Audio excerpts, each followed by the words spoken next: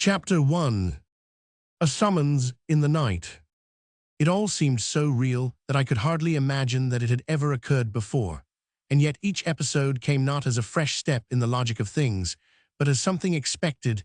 It is in such a wise that memory plays its pranks for good or ill, for pleasure or pain, for weal or woe. It is thus that life is bittersweet, and that which has been done becomes eternal. Again the light skiff, ceasing to shoot through the lazy water, as when the oars flashed and dripped, glided out of the fierce July sunlight into the cool shade of the great drooping willow branches. I, standing up in the swaying boat, she sitting still, and with deft fingers guarding herself from stray twigs, or the freedom of the resilience of moving boughs. Again, the water looked golden brown under the canopy of translucent green, and the grassy bank was of emerald hue. Again, we sat in the cool shade with the myriad noises of nature, both without and within our bower, merging into that drowsy hum in whose sufficing environment the great world with its disturbing trouble and its more disturbing joys can be effectually forgotten. Again, in that blissful solitude the young girl lost the convention of her prim narrow upbringing, and told me in a natural dreamy way of the loneliness of her new life. With an undertone of sadness, she made me feel how in that spacious home each one of the household was isolated by the personal magnificence of her father and herself, that their confidence had no altar and sympathy no shrine, and that there even her father's face was as distant as the old country life seemed now. Once more the wisdom of my manhood and the experience of my years laid themselves at the girl's feet. It was seemingly their own doing, for the individual I had no say in the matter, but only just obeyed imperative orders, and once again the flying seconds multiplied themselves endlessly, for it is in the arcana of dreams that existences merge and renew themselves, change, and yet keep the same, like the soul of a musician in a fugue, and so memory swooned again and again in sleep. It seems that there is never to be any perfect rest. Even in Eden the snake rears its head among the laden boughs of the tree of knowledge. The silence of the dreamless night is broken by the roar of the avalanche, the hissing of sudden floods, the clanging of the engine bell marking its sweep through a sleeping American town, the clanking of distant paddles over the sea. Whatever it is breaking the charm of my Eden. The canopy of greenery above us, starred with diamond points of light, seems to quiver in the ceaseless beat of paddles, and the restless bell seems as though it would never cease. All at once the gates of sleep were thrown wide open, and my waking ears took in the cause of the disturbing sounds. Waking existence is prosaic another, was somebody knocking and ringing at someone's street door. I was pretty well accustomed, in my German street chambers, to passing sounds. Usually, I did not concern myself sleeping or waking with the doings, however noisy, of my neighbors. But this noise was too continuous, too insistent, too imperative to be ignored.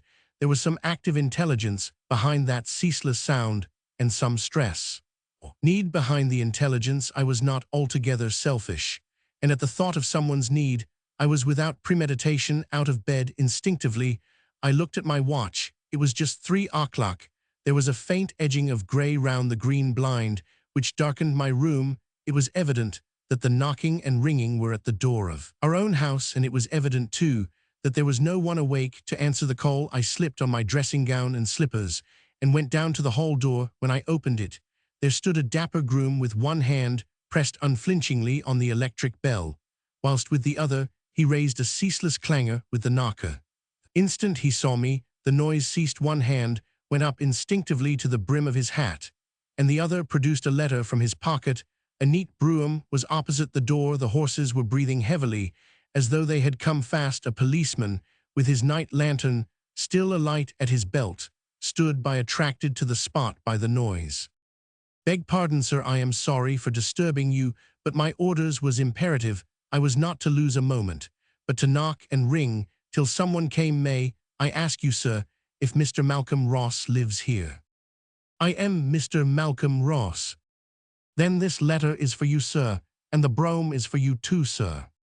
I took with a strange curiosity the letter which he handed to me. As a barrister, I had had, of course, odd experiences now and then, including sudden demands upon my time, but never anything like this. I stepped back into the hall, closing the door too, but leaving it ajar. Then I switched on the electric light. The letter was directed in a strange hand, a woman's. It began at once, without "Dear Sir" or any such address. You said you would like to help me if I needed it, and I believe you meant what you said. The time has come sooner than I expected. I am in dreadful trouble, and do not know where to turn or to whom to apply. An attempt has, I fear, been made to murder my father, though thank God he still lives, but he is quite unconscious. The doctors and police have been sent for, but there is no one here whom I can depend on. Come at once if you are able to, and forgive me if you can. I suppose I shall realize later what I have done in asking such a favor, but at present I cannot think. Come at once, Margaret Trelawney. Pain and exultation struggled in my mind as I read, but the mastering thought was that she was in trouble and had called on me. My dreaming of her then was not altogether without a cause. I called out to the groom, "Wait, I shall be with you in a minute." Then I flew upstairs. A very few minutes sufficed to wash and dress, and we were soon driving through the streets as fast as the horses could go. It was market morning, and when we got out on Piccadilly, there was an endless stream of carts coming from the west. But for the rest, the roadway was clear, and we went quickly. I had told the groom to come into the brougham with me so that he could tell me what had happened. As we went along, he sat awkwardly with his hat on his knees as he spoke.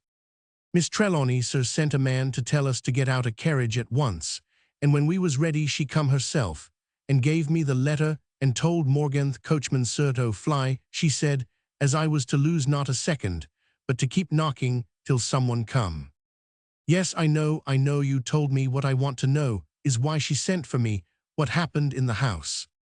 "I don't quite know myself, sir, except that master was found in his room senseless, with the sheets all bloody and a wound on his head. He couldn't be waked. Know how 'twas Miss Trelawney herself as found him." "How did she come to find him at such an hour?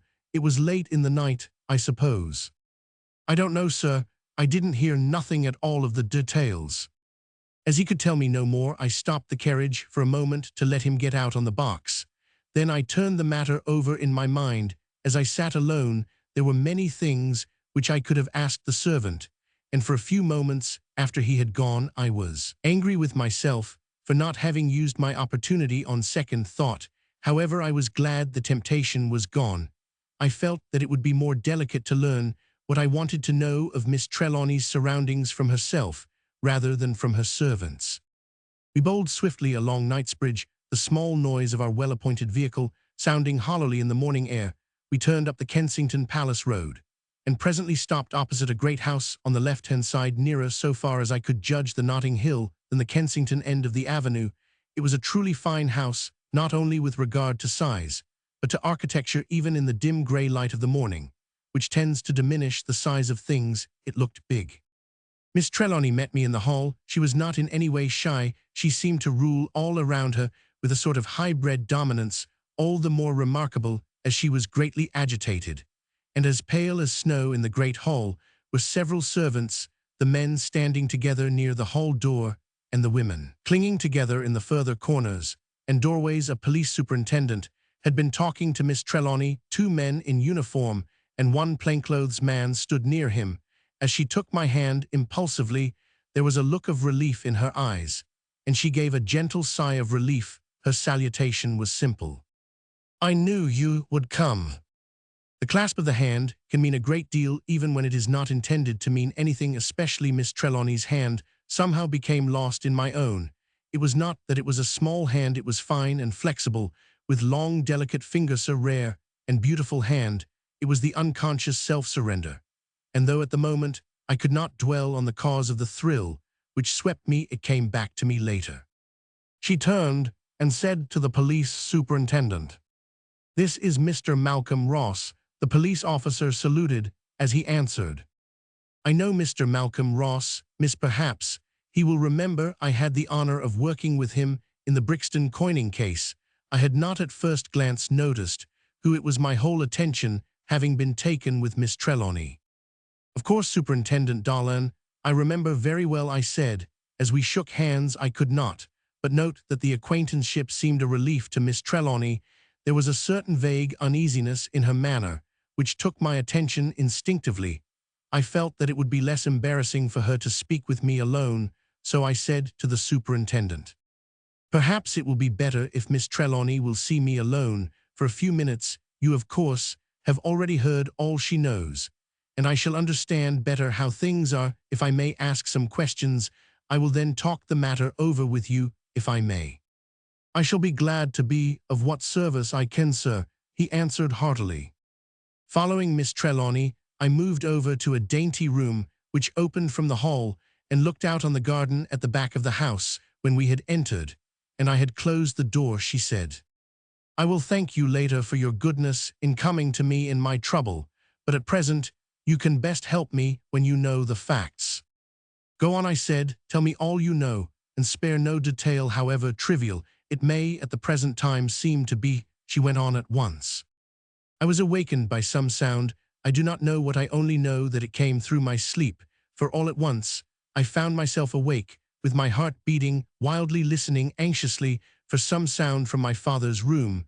My room is next father's, and I can often hear him moving about before I fall asleep. He works late at night, sometimes very late indeed, so that when I wake early, as I do occasionally, or in the grey of the dawn, I hear him still moving. I tried once to remonstrate with him about staying up so late, as it cannot be good for him, but I never ventured to repeat the experiment. You know how stern and cold he can be. At least you may remember what I told you about him, and when he is polite in this mood, he is dreadful. When he is angry, I can bear it much better, but when he is slow and deliberate, and the side of his mouth lifts up to show the sharp teeth, I think I feel well. I don't know how last night I got up softly and stole to the door, for I really feared to disturb him. There was not any noise of moving, and no kind of cry at all, but there was a queer kind of dragging sound, and a slow, heavy breathing. Oh, it was dreadful waiting there in the dark, and the silence, and fearing, I did not know what. At last I took my courage a due mains, and turning the handle as softly as I could, I opened the door a tiny bit. It was quite dark within. I could just see the outline of the windows, but in the darkness, the sound of breathing becoming more distinct was appalling.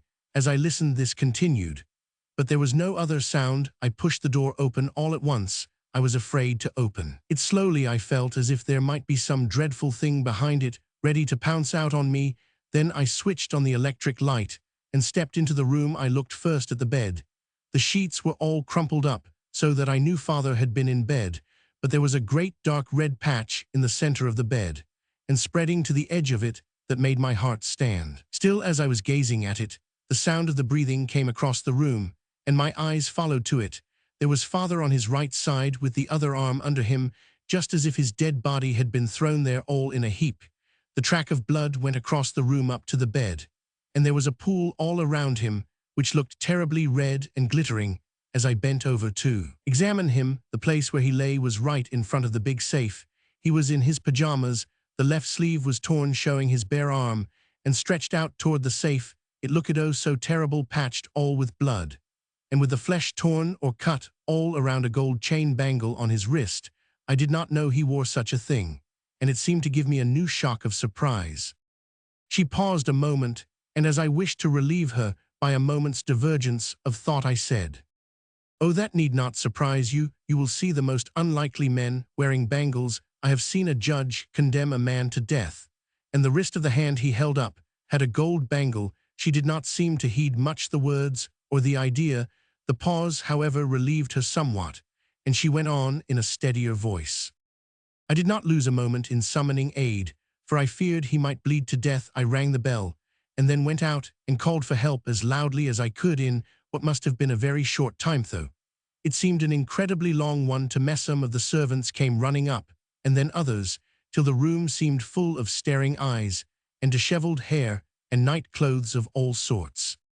We lifted father on a sofa, and the housekeeper, Mrs. Grant, who seemed to have her wits about her more than any of us, began to look where the flow of blood came from. In a few seconds, it became apparent that it came from the arm, which was bare. There was a deep wound, not clean-cut as with a knife, but like a jagged rent or tear close to the wrist, which seemed to have cut into the vein. Mrs. Grant tied a handkerchief round the cut and screwed it up tight with a silver paper cutter, and the flow of blood seemed to be checked at once. By this time I had come to my senses, such of them as remained, and I sent off one man for the doctor and another for the police. When they had gone, I felt that except for the servants, I was all alone in the house, and that I knew nothing of my father or anything else. And a great longing came to me to have someone with me who could help me. Then I thought of you and your kind offer in the boat under the willow tree, and without waiting to think, I told the men to get a carriage ready at once, and I scribbled a note and sent it on to you." She paused. I did not like to say just then anything of how I felt. I looked at her. I think she understood, for her eyes were raised to mine for a moment, and then fell, leaving her cheeks as red as peony roses. With a manifest effort she went on with her story. "The doctor was with us in an incredibly short time. The groom had met him letting himself into his house with his latchkey, and he came here running. He made a proper tourniquet for poor father's arm, and then went home to get some appliances. I dare say he will be back almost immediately. Then a policeman came and sent a message to the station, and very soon the superintendent was here. Then you came." There was a long pause, and I ventured to take her hand for an instant. Without a word more, we opened the door and joined the superintendent in the hall. He hurried up to us, saying as he came, "I have been examining everything myself, and have sent off a message to Scotland Yard. You see, Mr. Ross, there seemed so much that was odd about the case that I thought we had better have the best man of the Criminal Investigation Department that we could get, so I sent a note asking to have Sergeant Daw sent at once. You remember him, sir, in that American poisoning case at Hoxton?" "Oh yes," I said, "I remember him well in that and other cases, for I have benefited several times by his skill and acumen. He has a mind that works as truly as any that I know. When I have been for the defense and believed my man was innocent, I was glad to have him against us." "That is high praise, sir," said the superintendent, gratified. "I am glad you approve of my choice, that I did well in sending for him." I answered heartily, "Could not be better. I do not doubt that between you we shall get at the facts and what lies behind them."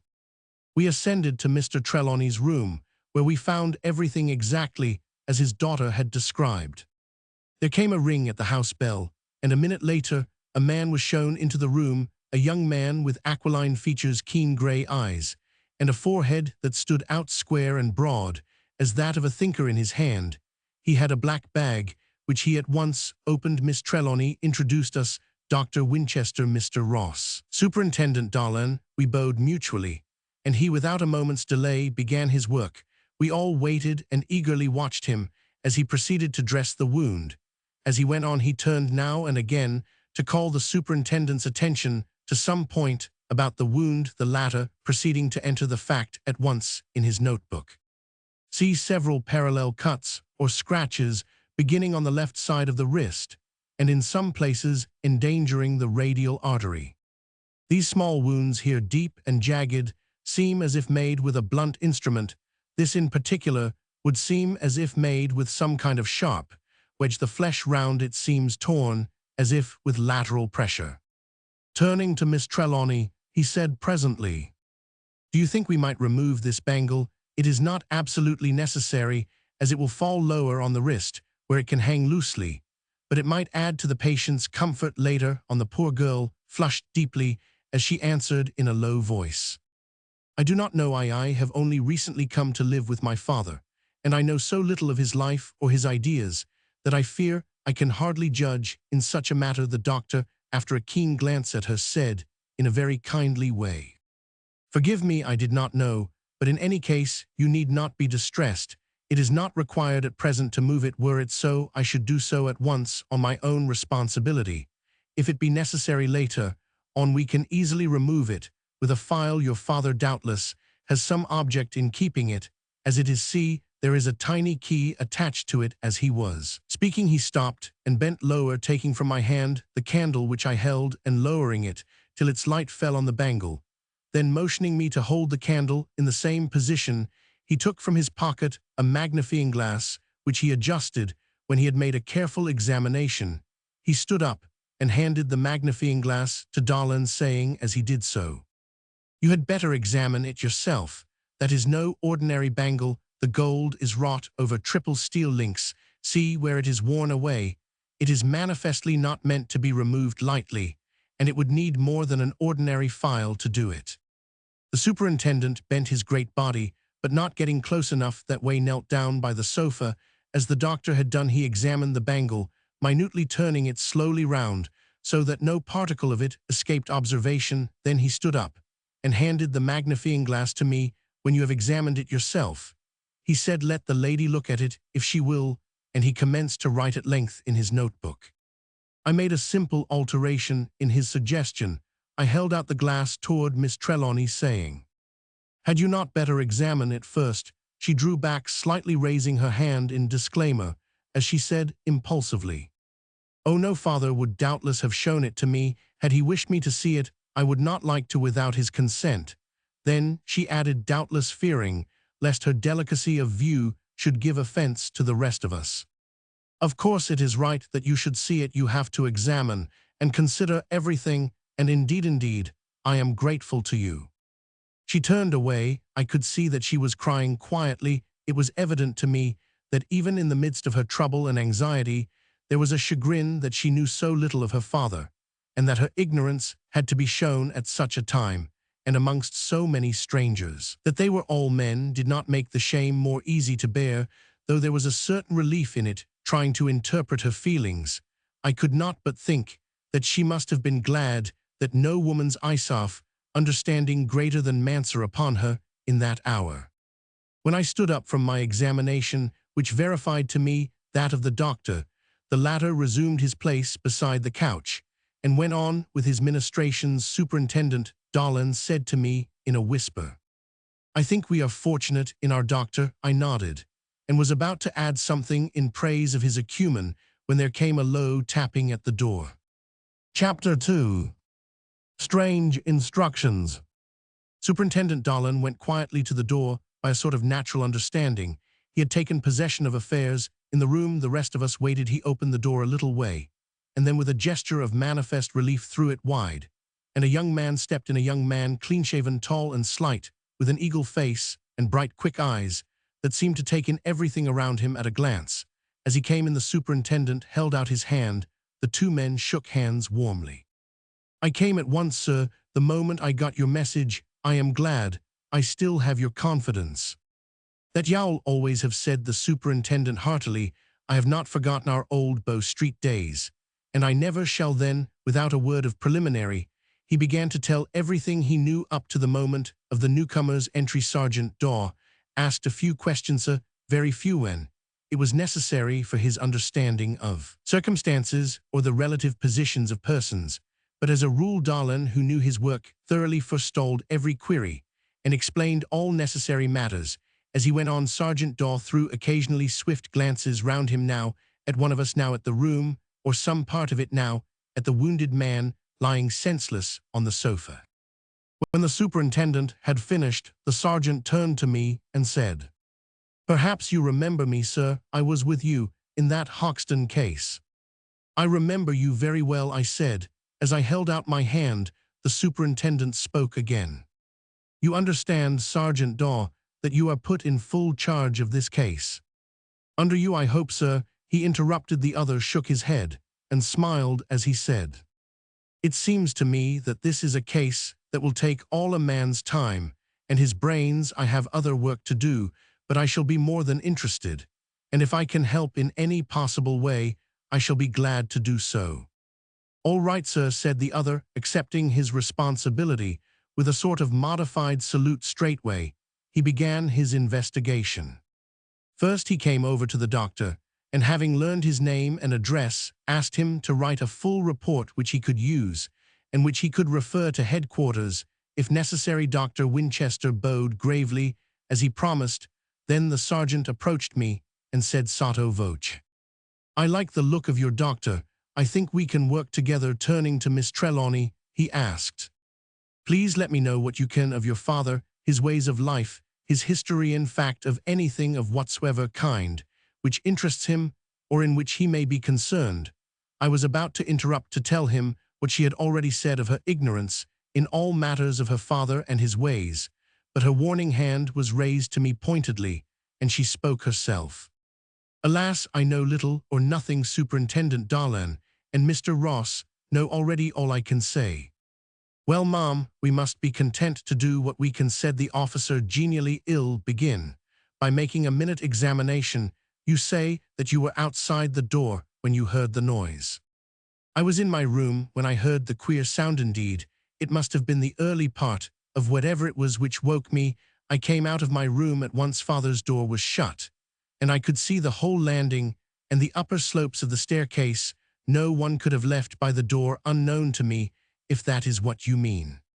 "That is just what I do mean, miss. If everyone who knows anything will tell me as well as that, we shall soon get to the bottom of this." He then went over to the bed, looked at it carefully, and asked, "Has the bed been touched?" "Not to my knowledge," said Miss Trelawney, "but I shall ask Mrs. Grant, the housekeeper," she added, as she rang the bell. Mrs. Grant answered it in person. "Come in," said Miss Trelawney. "These gentlemen want to know, Mrs. Grant, if the bed has been touched." "Not by me, ma'am." Then said Miss Trelawney, turning to Sergeant Daw, "It cannot have been touched by anyone. Either Mrs. Grant or I myself was here all the time, and I do not think any of the servants who came when I gave the alarm were near the bed at all. You see, father lay here, just under the great safe, and everyone crowded round him. We sent them all away in a very short time." Daw, with a motion of his hand, asked us all to stay at the other side of the room, whilst with a magnifying glass he examined the bed, taking care, as he moved each fold of the bedclothes, to replace it in exact position.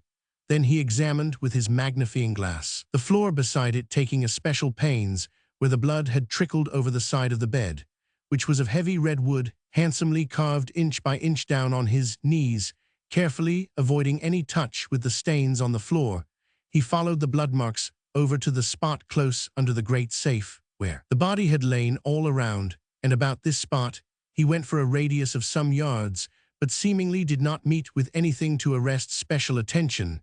Then he examined the front of the safe, round the lock, and along the bottom and top of the double doors, more especially at the places of their touching in front. Next he went to the windows, which were fastened down with the hasps.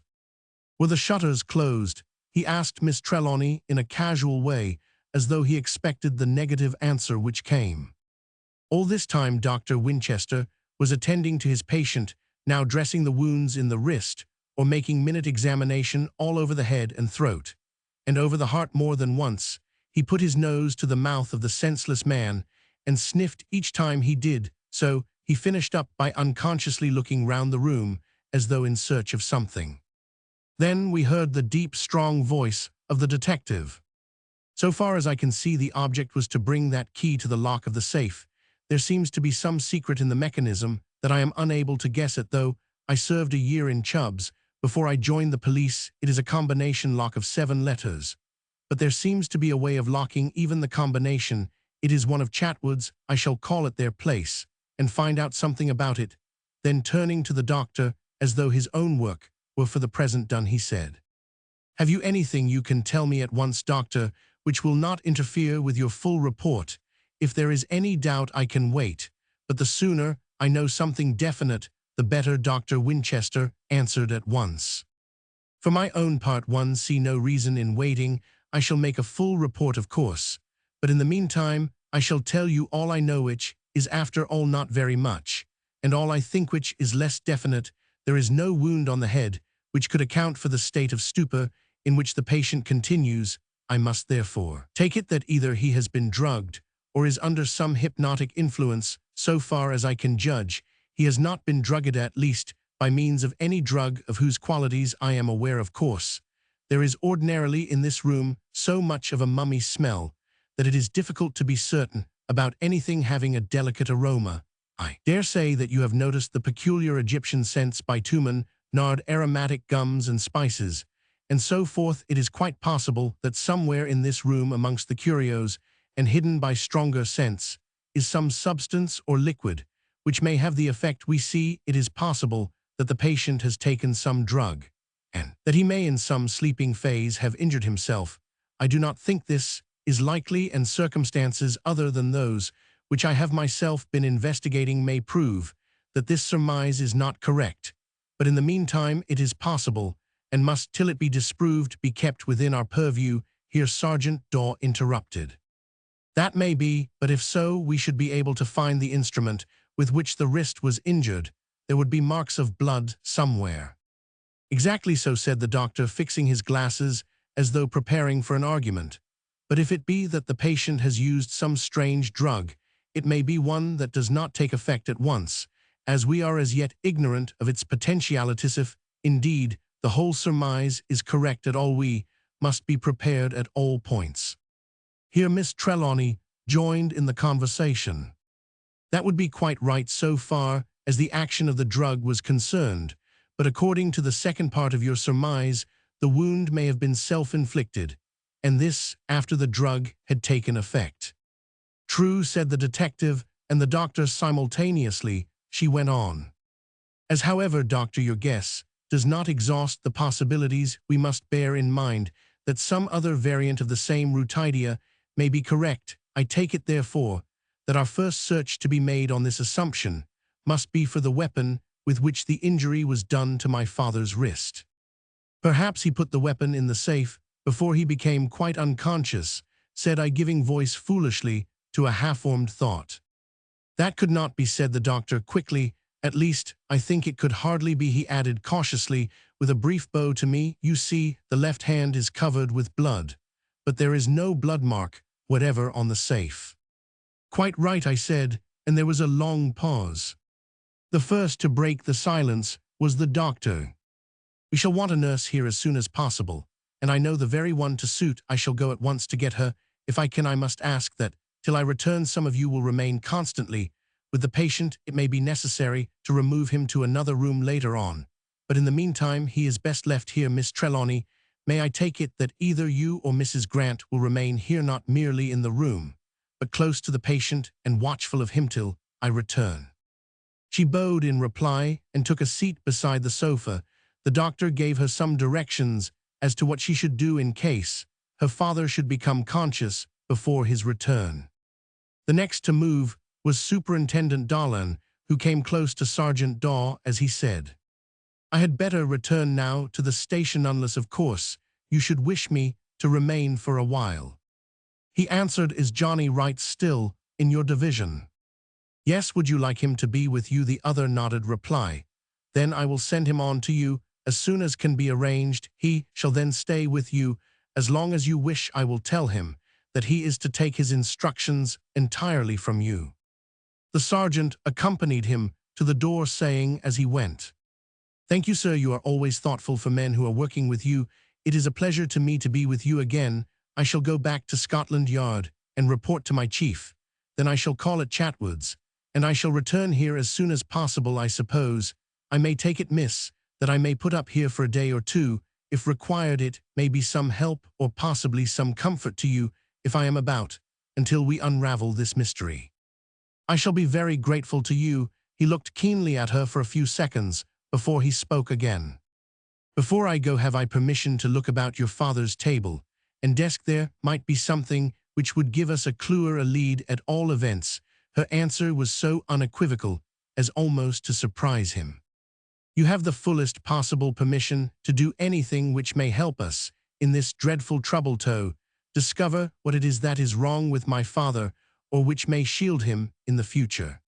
He began at once a systematic search of the dressing table, and after that of the writing table in the room. In one of the drawers, he found a letter sealed. This he brought at once across the room and handed to Miss Trelawney. A letter directed to me in my father's hand, she said, as she eagerly opened it. I watched her face as she began to read, but seeing at once that Sergeant Daw kept his keen eyes on her face, unflinchingly watching every flitting expression, I kept my eyes henceforth fixed on his. When Miss Trelawney had read her letter through, I had in my mind a conviction, which however I kept locked in my own heart amongst the suspicions in the mind of the detective, was one rather perhaps potential than definite of Miss Trelawney herself. For several minutes, Miss Trelawney held the letter in her hand with her eyes downcast, thinking.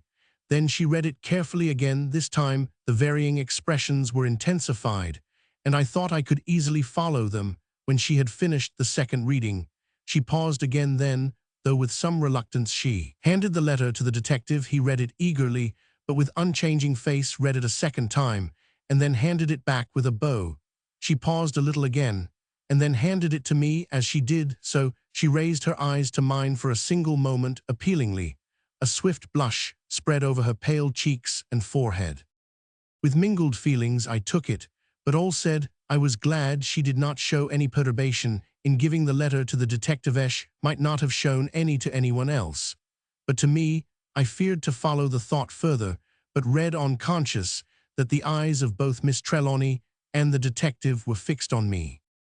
My dear daughter, I want you to take this letter as an instruction absolute and imperative, and admitting of no deviation whatever in case anything untoward or unexpected by you or by others should happen to me. If I should be suddenly and mysteriously stricken down either by sickness, accident, or attack, you must follow these directions implicitly. If I am not already in my bedroom when you are made cognizant of my state, I am to be brought there as quickly as possible. Even should I be dead, my body is to be brought there thenceforth, until I am either conscious and able to give instructions on my own account, or buried. I am never to be left alone, not for a single instant from nightfall to sunrise.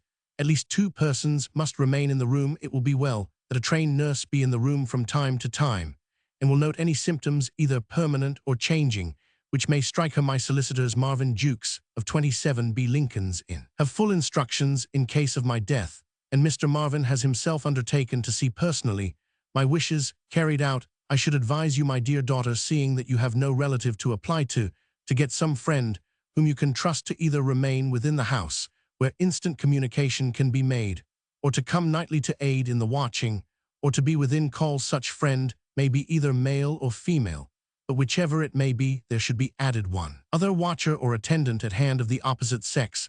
Understand that it is of the very essence of my wish that there should be awake and exercising themselves to my purposes, both masculine and feminine intelligences. Once more, my dear Margaret, let me impress on you the need for observation, and just reasoning to conclusions, howsoever strange. If I am taken ill or injured, this will be no ordinary occasion, and I wish to warn you so that your guarding may be complete. Nothing in my room, I speak of the curios, must be removed or displaced in any way or for any cause, whatever. I have a special reason and a special purpose in the placing of each, so that any moving of them would thwart my plans. Should you want money or counsel in anything, Mr. Marvin will carry out your wishes, to the which he has my full instructions. Abel Trelawney. I read the letter a second time before speaking, for I feared to betray myself. The choice of a friend might be a momentous occasion for me. I had already ground for hope that she had asked me to help her in the first throe of her trouble, but love makes its own doubtings, and I feared my thoughts seemed to whirl with lightning rapidity, and in a few seconds a whole process of reasoning became formulated. I must not volunteer to be the friend that the father advised his daughter to have to aid her in her vigil, and yet that one glance had a lesson which I must not ignore also. Did not she, when she wanted help, send to meet me a stranger, except for one meeting at a dance, and one brief afternoon of companionship on the river? Would it not humiliate her to make her ask me twice? Humiliate her? No, that pain I could at all events save her. It is not humiliation to refuse. So, as I handed her back the letter, I said, I know you will forgive me, Miss Trelawney, if I presume too much, but if you will permit me to aid in the watching, I shall be proud. Though the occasion is a sad one, I shall be so far happy to be allowed the privilege. Despite her manifest and painful effort at self-control, the red tide swept her face and neck. Even her eyes seemed suffused, and in stern contrast with her pale cheeks, when the tide had rolled back, she answered in a low voice, I shall be very grateful for your help. Then in an afterthought she added, but you must not let me be selfish in my need. I know you have many duties to engage you, and though I shall value your help highly, most highly, it would not be fair to monopolize your time. As to that, I answered at once, my time is yours. I can for today easily arrange my work, so that I can come here in the afternoon and stay till morning. After that, if the occasion still demands it, I can so arrange my work that I shall have more time still at my disposal. She was much moved. I could see the tears gather in her eyes, and she turned away her head. The detective spoke. I am glad you will be here, Mr. Ross. I shall be in the house myself, as Miss Trelawney will allow me, if my people in Scotland Yard will permit, That letter seems to put a different complexion on everything, though the mystery remains greater than ever. If you can wait here an hour or two, I shall go to headquarters, and then to the safe-makers. After that I shall return, and you can go away easier in your mind, for I shall be here." When he had gone, we too, Miss Trelawney and I remained in silence. At last she raised her eyes and looked at me for a moment. After that I would not have exchanged places with a king for a while. She busied herself round the extemporized bedside of her father. Then, asking me to be sure not to take my eyes off him till she returned, she hurried out. In a few minutes she came back with Mrs. Grant and 2 maids, and a couple of men who bore the entire frame and furniture of a light iron bed. This they proceeded to put together, and to make when the work was completed, and the servants had withdrawn. She said to me, "It will be well to be all ready when the doctor returns. He will surely want to have father put to bed, and a proper bed will be better for him than the sofa." She then got a chair close beside her father and sat down watching him. I went about the room taking accurate note of all I saw, and truly there were enough things in the room to evoke the curiosity of any Mainvan, though the attendant circumstances were less strange. The whole place, excepting those articles of furniture necessary to a well-furnished bedroom, was filled with magnificent curios, chiefly Egyptian. As the room was of immense size, there was opportunity for the placing of a large number of them, even if, as with these, they were of huge proportions. Whilst I was still investigating the room, there came the sound of wheels on the gravel outside the house. There was a ring at the hall door, and a few minutes later, after a preliminary tap at the door, and an answering come in, Dr. Winchester entered, followed by a young woman in the dark dress of a nurse. "I have been fortunate," he said. As he came in, I found her at once and free. "Miss Trelawney, this is Nurse Kennedy." Chapter 3. The Watchers. I was struck by the way the 2 young women looked at each other. I suppose I have been so much in the habit of weighing up in my own mind the personality of witnesses, and of forming judgment by their unconscious action and mode of bearing themselves, that the habit extends to my life outside as well as within the courthouse. At this moment of my life, anything that interested Miss Trelawney interested me, and as she had been struck by the newcomer, I instinctively weighed her up also by comparison of the who. I seemed somehow to gain a new knowledge of Miss Trelawney. Certainly, the 2 women made a good contrast. Miss Trelawney was of fine figure, dark, straight-featured. She had marvelous eyes, great, witty, open, and as black and soft as velvet, with a mysterious depth to look in them, was like gazing at a black mirror, such as Dr. D used in his wizard rites. I heard an old gentleman at the picnic, a great oriental traveler, describe the effect of her eyes as looking at night at the great distant lamps of a mosque. Through the open door, the eyebrows were typical, finely arched, and rich in long curling hair. They seemed like the proper architectural environment of the deep, splendid eyes. Her hair was black also, but was as fine as silk. Generally, black hair is a type of animal strength, and seems as if some strong expression of the forces of a strong nature, but in this case there could be no such thought. There were refinement and high breeding, and though there was no suggestion of weakness, any sense of power there was rather spiritual than animal. The whole harmony of her being seemed complete. Carriage, figure, hair, eyes, the mobile full mouth, whose scarlet lips and white teeth seemed to light up the lower part of the faces. The eyes did the upper, the wide sweep of the jaw from chin to ear, the long fine fingers, the hand, which seemed to move from the wrist, as though it had a sentience of its own. All these perfections went to make up a personality that dominated either by its grace, its sweetness, its beauty, or its charm. Nurse Kennedy, on the other hand, was rather under than over a woman's average height. She was firm and thick-set, with full limbs and broad, strong, capable hands. Her color was in the general effect that of an autumn leaf. The yellow-brown hair was thick and long, and the golden-brown eyes sparkled from the freckled, sunburnt skin. Her rosy cheeks gave a general idea of rich brown. The red lips and white teeth did not alter the color scheme, but only emphasized it. She had a snub nose, there was no possible doubt about it, but like such noses in general, it showed a nature generous, untiring, and full of good nature. Her broad white forehead, which even the freckles had spared, was full of forceful thought and reason.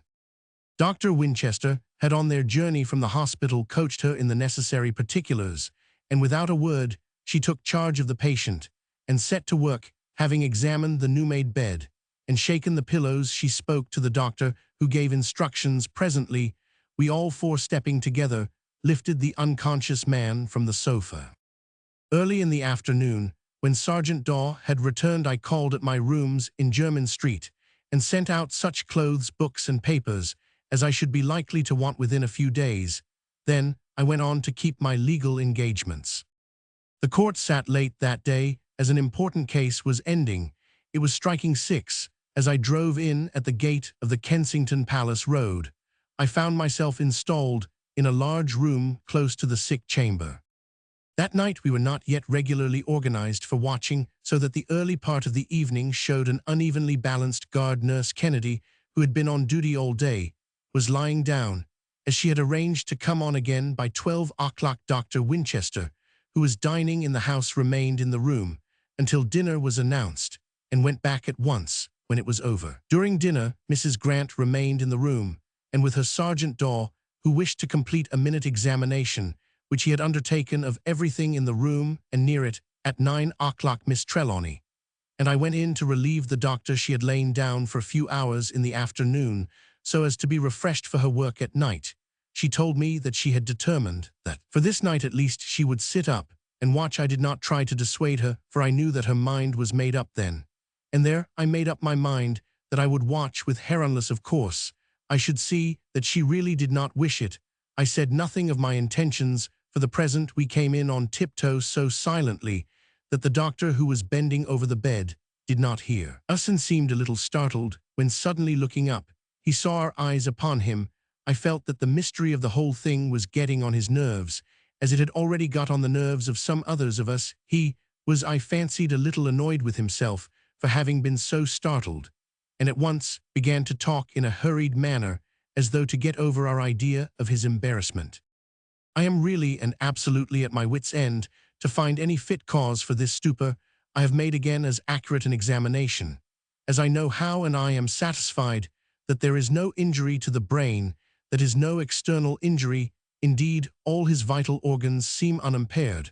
I have given him, as you know, food several times, and it has manifestly done him good. His breathing is strong and regular, and his pulse is slower and stronger than it was this morning. I cannot find evidence of any known drug, and his unconsciousness does not resemble any of the many cases of hypnotic sleep which I saw in the Charcot Hospital in Paris. And as to these wounds, laid his finger gently on the bandaged wrist, which lay outside the coverlet. As he spoke, I do not know what to make of them.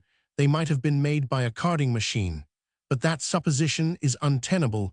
It is within the bounds of possibility that they might have been made by a wild animal, if it had taken care to sharpen its claws. That too is, I take it, impossible. By the way, have you any strange pets here in the house?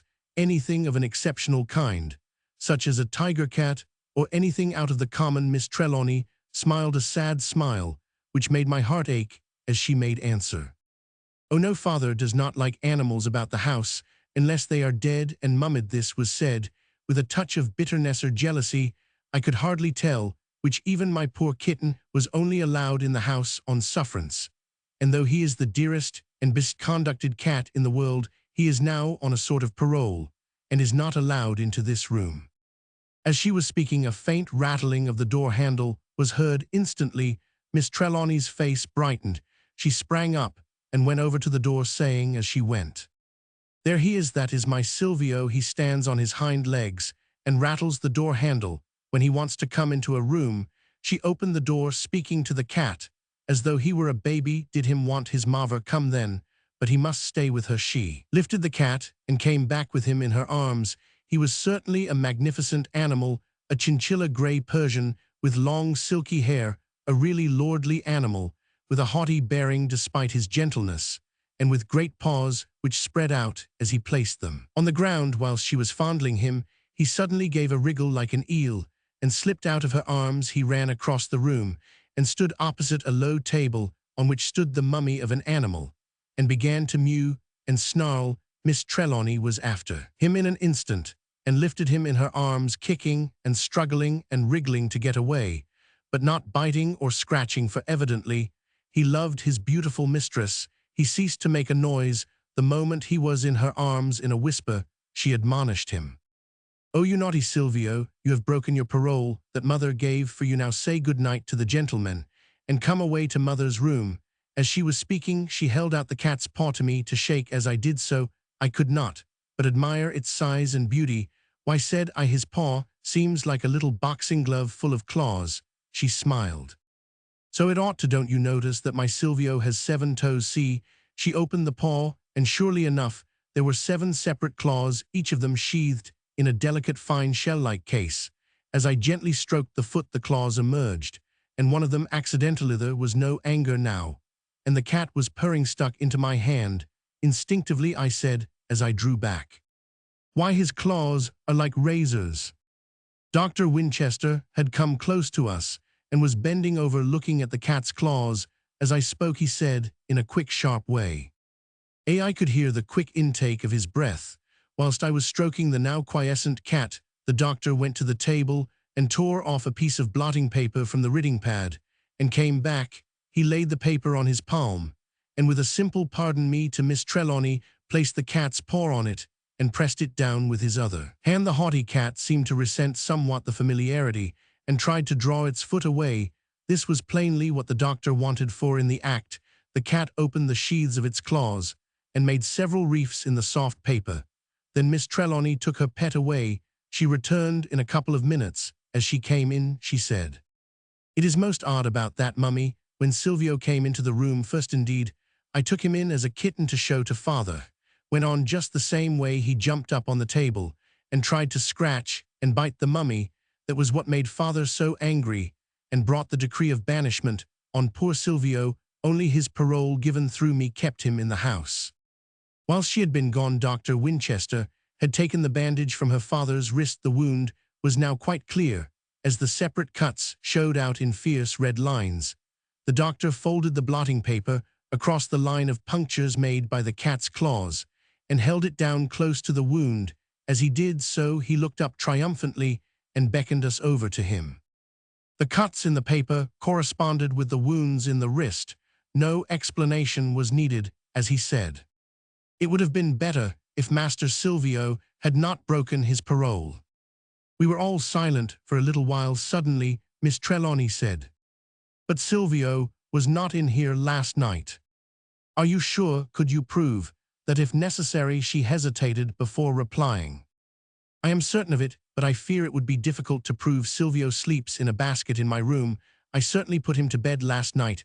I remember distinctly laying his little blanket over him and tucking him in. This morning I took him out of the basket myself. I certainly never noticed him in here, though of course that would not mean much, for I was too concerned about poor father and too much occupied with him to notice even Silvio."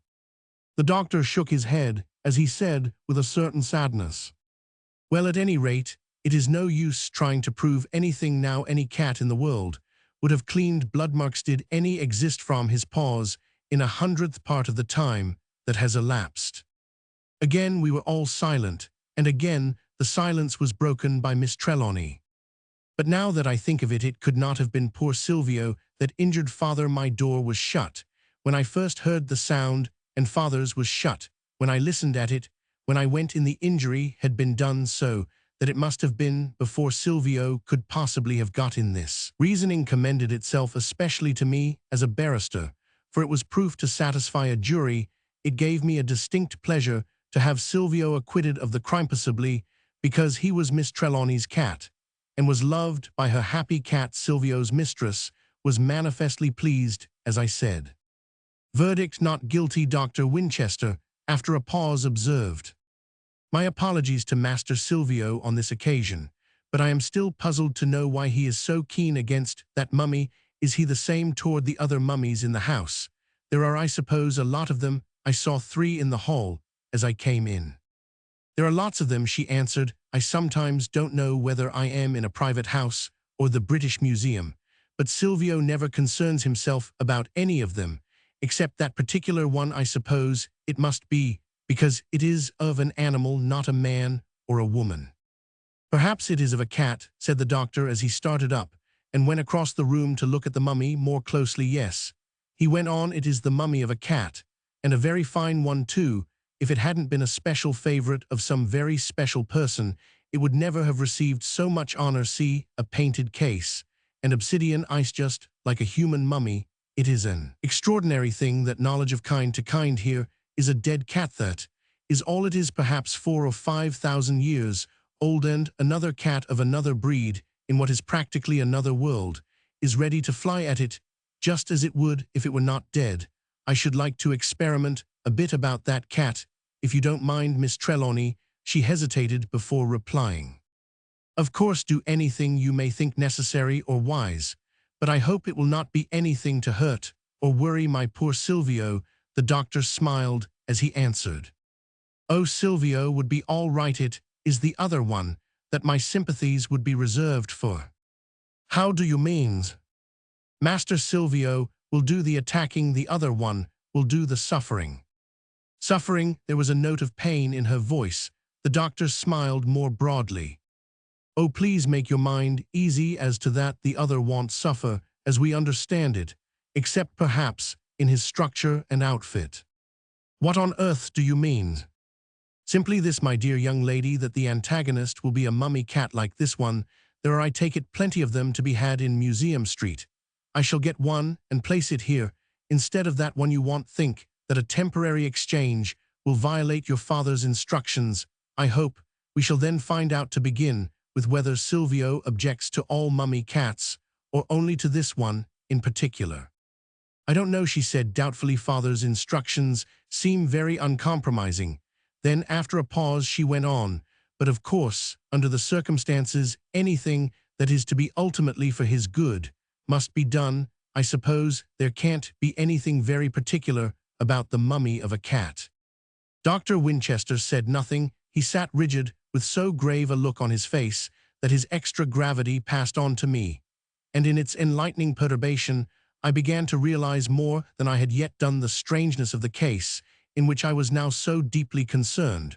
When once this thought had begun, there was no end to it. Indeed, it grew and blossomed and reproduced itself in 1,000 different ways. The room, and all in it, gave grounds for strange thoughts. There were so many ancient relics that unconsciously one was taken back to strange lands and strange times. There were so many mummies or mummy objects, round which there seemed to cling for ever the penetrating odors of bitumen and spices and gumsnard and circashes, balmy smells, that one was unable to forget the past. Of course, there was but little light in the room, and that carefully shaded, so that there was no glare anywhere, none of that direct light which can manifest itself as a power or an entity, and so make for companionship. The room was a large one, and lofty in proportion to its size. In its vastness was place for a multitude of things not often found in a bedchamber. In far corners of the room were shadows of uncanny shape. More than once, as I thought, the multitudinous presence of the dead and the past took such hold on me that I caught myself looking round fearfully, as though some strange personality or influence was present. Even the manifest presence of Dr. Winchester and Miss Trelawney could not altogether comfort or satisfy me at such moments. It was with a distinct sense of relief that I saw a new personality in the room in the shape of Nurse Kennedy. There was no doubt that that businesslike, self-reliant, capable young woman added an element of security to such wild imaginings as my own. She had a quality of common sense that seemed to pervade everything around her, as though it were some kind of emanation. Up to that moment, I had been building fancies around the sick man, so that finally all about him, including myself, had become involved in them, or enmeshed, or saturated, but now that she had come, he relapsed into his proper perspective as a patient. The room was a sick room, and the shadows lost their fearsome quality. The only thing which it could not altogether abrogate was the strange Egyptian smell. You may put a mummy in a glass case and hermetically seal it so that no corroding air can get within, but all the same it will exhale its odor. One might think that 4 or 5,000 years would exhaust the olfactory qualities of anything, but experience teaches us that these smells remain, and that their secrets are unknown to us today. They are as much mysteries as they were when the embalmers put the body in the bath of natron. All at once I sat up. I had become lost in an absorbing reverie. The Egyptian smell had seemed to get on my nervous and my memory and my very will. At that moment I had a thought which was like an inspiration. If I was influenced in such a manner by the smell, might it not be that the sick man, who lived half his life or more in the atmosphere, had gradually, and by slow but sure process, taken into his system something which had permeated him to such degree that it had a new power derived from quantity or strengther. I was becoming lost again. In a reverie this would not do. I must take such precaution that I could remain awake or free from such entrancing thought. I had had but half a night's sleep last night, and this night I must remain awake, without stating my intention, for I feared that I might add to the trouble and uneasiness of Miss Trelawney. I went downstairs, and out of the house. I soon found a chemist's shop, and came away with a respirator. When I got back, it was 10 o'clock. The doctor was going for the night. The nurse came with him to the door of the sick room, taking her last instructions. Miss Trelawney sat still beside the bed. Sergeant Daw, who had entered as the doctor went out, was some little distance off. When Nurse Kennedy joined us, we arranged that she should sit up till 2 o'clock, when Miss Trelawney would relieve her. Thus, in accordance with Mr. Trelawney's instructions, there would always be a man and a woman in the room, and each one of us would overlap so that at no time would a new set of watchers come on duty without someone to tell of what if anything had occurred. I lay down on a sofa in my own room, having arranged that one of the servants should call me a little before 12. In a few moments I was asleep. When I was waked, it took me several seconds to get back my thoughts so as to recognize my own identity and surroundings. The short sleep had, however, done me good, and I could look on things around me in a more practical light than I had been able to do earlier in the evening. I bathed my face, and thus refreshed went into the sick room. I moved very softly. The nurse was sitting by the bed quiet and alert. The detective sat in an armchair across the room in deep shadow. He did not move when I crossed until I got close to him, when he said, in a dull whisper, "It is all right. I have not been asleep. An unnecessary thing to say. I thought it always is, unless it be untrue in spirit." When I told him that his watch was over, that he might go to bed till I should call him at 6 o'clock, he seemed relieved and went with alacrity at the door. He turned, and coming back to me said in a whisper, "I sleep lightly, and I shall have my pistols with me. I won't feel so heavy-headed when I get out of this mummy smell." He too, then, had shared my experience of drowsiness. I asked the nurse if she wanted anything. I noticed that she had a vinaigrette in her lap. Doubtless, she too had felt some of the influence which had so affected me. She said that she had all she required, but that if she should want anything she would at once let me know. I wished to keep her from noticing my respirator, so I went to the chair in the shadow where her back was toward me. Here I quietly put it on and made myself comfortable. For what seemed a long time I sat and thought it was a wild medley of thoughts, as might have been expected from the experiences of the previous day and night. Again, I found myself thinking of the Egyptian smell, and I remember that I felt a delicious satisfaction that I did not experience it as I had done. The respirator was doing its work.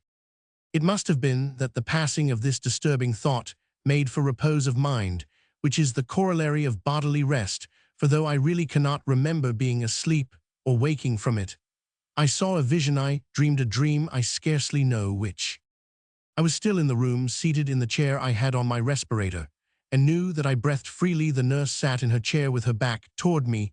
She sat quite still. The sick man lay as still as the dead. It was rather like the picture of a scene than the reality. All was still and silent, and the stillness and silence were continuous. Outside, in the distance, I could hear the sounds of a city, the occasional roll of wheels, the shout of a reveler, the faraway echo of whistles, and the rumbling of trains. The light was very, very low. The reflection of it, under the green-shaded lamp, was a dim relief to the darkness. Rather than light, the green silk fringe of the lamp had merely the color of an emerald seen in the moonlight.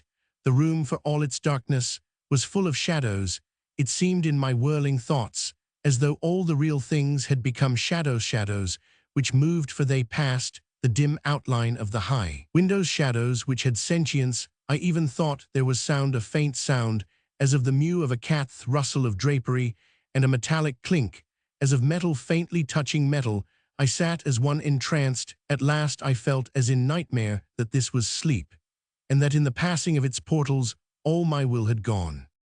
All at once my senses were full awake. A shriek rang in my ears. The room was filled suddenly with a blaze of light. There was the sound of pistol shots. On too. and a haze of white smoke in the room. When my waking eyes regained their power, I could have shrieked with horror myself at what I saw before me. Chapter 4. The Second Attempt. The sight which met my eyes had the horror of a dream within a dream with the certainty of reality. Added, the room was as I had seen it last, except that the shadowy look had gone in the glare of the many lights, and every article in it stood stark and solidly real. By the empty bed sat Nurse Kennedy, as my eyes had last seen her sitting, bolt upright in the armchair beside the bed. She had placed a pillow behind her so that her back might be erect, but her neck was fixed, as that of one in a cataleptic trance. She was to all intents and purposes turned into stone. There was no special expression on her face, no fear, no horror, nothing such as might be expected of one in such a condition. Her open eyes showed neither wonder nor interest. She was simply a negative existence, warm, breathing, placid, but absolutely unconscious of the world. Around her the bedclothes were disarranged, as though the patient had been drawn from under them. Without throwing them back, the corner of the upper sheet hung upon the floor close. By it lay one of the bandages with which the doctor had dressed the wounded wrist. Another and another lay further along the floor, as though forming a clue to where the sick man now lay. This was almost exactly where he had been found on the previous night, under the great safe. Again, the left arm lay toward the safe, but there had been a new outrage. An attempt had been made to sever the arm. Close to the bangle which held the tiny key, a heavy cookery knife, one of the leaf-shaped knives which the Gurkhas and others of the hill tribes of India use with such effect, had been taken from its place on the wall, and with it the attempt had been made. It was manifest that just at the moment of striking, the blow had been arrested, for only the point of the knife, and not the edge of the blade, had struck the flesh, as it was the outer side of the arm had been cut to the bone, and the blood was pouring out. In addition, the former wound in front of the arm had been cut or torn about terribly. One of the cuts seemed to jet out blood, as if with each pulsation of the heart. By the side of her father knelt Miss Trelawney, her white nightdress stained with the blood, in which she knelt in the middle of the room. Sergeant Daw, in his shirt and trousers and stocking feet, was putting fresh cartridges into his revolver in a dazed, mechanical kind of way. His eyes were red and heavy, and he seemed only half awake and less than half conscious of what was going on around him. Several servants, bearing lights of various kinds, were clustered round the door. As I rose from my chair and came forward, Miss Trelawney raised her eyes toward me. When she saw me, she shrieked and started to her feet, pointing towards me. Never shall I forget the strange picture she made with her white drapery, all smeared with blood, which as she rose from the pool ran in streaks toward her bare feet. I believed that I had only been asleep, that whatever influence had worked on Mr. Trelawney and Nurse Kennedy, and, in less degree, on Sergeant Daw, had not touched me. The respirator had been of some service, though it had not kept off the tragedy whose dire evidences were before me. I can understand now. I could understand even then the fright added to that which had gone before, which my appearance must have evoked. I had still on the respirator, which covered mouth and nose. My hair had been tossed in my sleep, coming suddenly forward, thus enwrapped and disheveled in that horrified crowd.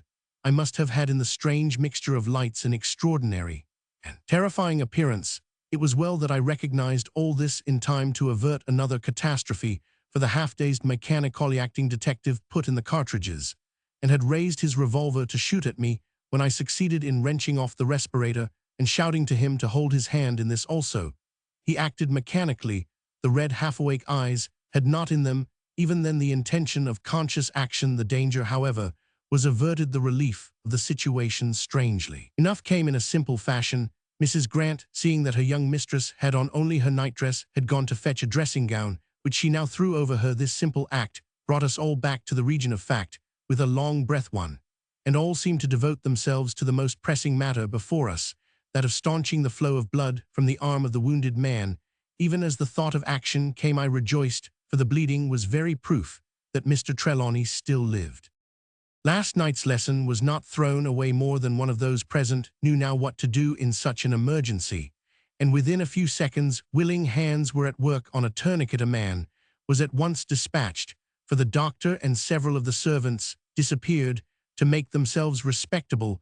We lifted Mr. Trelawney on to the sofa where he had lain yesterday, and having done what we could for him, turned our attention to the nurse. In all the turmoil she had not stirred. She sat there, as before, erect and rigid, breathing softly and naturally, and with a placid smile, as it was manifestly of no use to attempt anything with her till the doctor had come. We began to think of the general situation. Mrs. Grant had by this time taken her mistress away and changed her clothes, for she was back presently in a dressing gown and slippers, and with the traces of blood removed from her hands.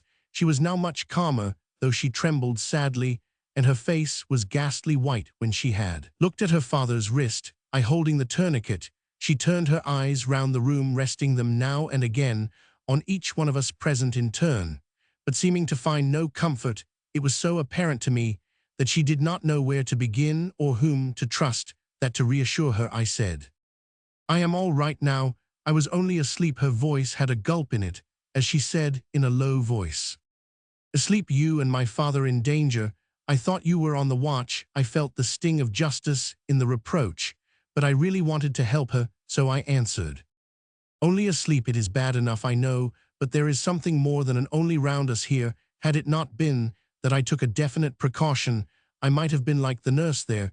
She turned her eyes swiftly on the weird figure, sitting grimly upright, like a painted statue, and then her face softened with the action of habitual courtesy. She said, "Forgive me, I did not mean to be rude, but I am in such distress and fear that I hardly know what I am saying. Oh, it is dreadful. I fear for fresh trouble and horror and mystery every moment." This cut me to the very heart, and out of the heart's fullness I spoke. "Don't give me a thought. I don't deserve it. I was on guard, and yet I slept. All that I can say is that I didn't mean to, and I tried to avoid it. But it was over me before I knew it. Anyhow, it is done now, and can't be undone. Probably someday we may understand it all, but now let us try to get at some idea of what has happened. Tell me what you remember." The effort to recollect seemed to stimulate her. She became calmer as she spoke. "I was asleep, and woke suddenly with the same horrible feeling on me that father was in great and immediate danger. I jumped up and ran just as I was into his room. It was nearly pitch dark, but as I opened the door, there was light enough to see father's nightdress as he lay on the floor under the safe, just as on that first awful night. Then I think I must have gone mad for a moment." She stopped and shuddered. My eyes lit on Sergeant Daw, still fiddling in an aimless way with the revolver, mindful of my work. "With the tourniquet," I said calmly. "Now tell us, Sergeant Daw, what did you fire at?" The policeman seemed to pull himself together with the habit of obedience. Looking around at the servants remaining in the room, he said, with that air of importance, which I take it is the regulation attitude of an official of the law before strangers, "Don't you think, sir, that we can allow the servants to go away? We can then better go into the matter." I nodded approval. The servants took the hint and withdrew, though unwillingly, the last one closing the door behind him. Then the detective went on. "I think I had better tell you my impressions, sir, rather than recount my actions. That is, so far as I remember them." There was a mortified deference now in his manner, which probably arose from his consciousness of the awkward position in which he found himself. "I went to sleep half-dressed as I am now, with a revolver under my pillow. It was the last thing I remember thinking of. I do not know how long I slept. I had turned off the electric light, and it was quite dark. I thought I heard a scream, but I can't be sure, for I felt thick-headed, as a man does when he is called too soon after an extra long stretch of work. Not that such was the case this time. Anyhow, my thoughts flew to the pistol. I took it out and ran on to the landing. Then I heard a sort of scream, or rather a call for help, and ran into this room. The room was dark, for the lamp beside the nurse was out, and the only light was that from the landing coming through the open door. Miss Trelawney was kneeling on the floor beside her father, and was screaming. I thought I saw something move between me and the window, so without thinking, and being half dazed and only half awake, I shot at it. It moved a little more to the right between the windows, and I shot again. Then you came up out of the big chair with all that muffling on your face. It seemed to me, being, as I say, half dazed and half awake, I know, so you will take this into account, as if it had been you, being in the same direction as the thing I had fired at. And so I was about to fire again, when you pulled off the wrap here. I asked him. I was cross-examining now, and felt at home. You say you thought I was the thing you fired at. What thing? The man scratched his head. but made no reply. "Come, sir," I said. "What thing? What was it like?" The answer came in a low voice. "I don't know, sir. I thought there was something, but what it was, or what it was like, I haven't the faintest notion. I suppose it was because I had been thinking of the pistol before I went to sleep, and because when I came in here, I was half dazed and only half awake, which I hope you will. In future, sir, always remember." He clung to that formula of excuse as though it were his sheet anchor. I did not want to antagonize the man. On the contrary, I wanted to have him with us. Besides, I had on me at that time myself the shadow of my own default. So I said as kindly as I knew how, "Quite right, Sergeant. Your impulse was correct, though of course in the half-somnolent condition in which you were, and perhaps partly affected by the same influence you hate for, it may be which made me sleep, and which has put the nurse in that cataleptic trance. It could not be expected that you would pause to weigh matters, but now whilst the matter is fresh, let me see exactly where you stood, and where I sat. We shall be able to trace the course of your bullets." The prospect of action and the exercise of his habitual skill seemed to brace him at once. He seemed a different man as he set about his work. I asked Mrs. Grant to hold the tourniquet, and went and stood where he had stood, and looked where in the darkness he had pointed. I could not but notice the mechanical exactness of his mind as when he showed me where he had stood, or drew, as a matter of course, the revolver from his pistol pocket, and pointed with it. The chair from which I had risen still stood in its place. Then I asked him to point with his hand only as I wished to move in the track of his shot. Just behind my chair, and a little back of it, stood a high buhl cabinet. The glass door was shattered. I asked, "Was this the direction of your first shot, or your second?" The answer came promptly, "The second. The first was over there."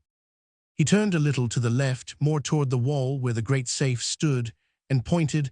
I followed the direction of his hand, and came to the low table whereon rested, amongst other curios, the mummy of the cat, which had raised Silvio's ire. I got a candle, and easily found the mark of the bullet. It had broken a little glass vase, and a totzer of black basalt, exquisitely engraved with hieroglyphics, the graven lines being filled with some faint green cement, and the whole thing being polished to an equal surface.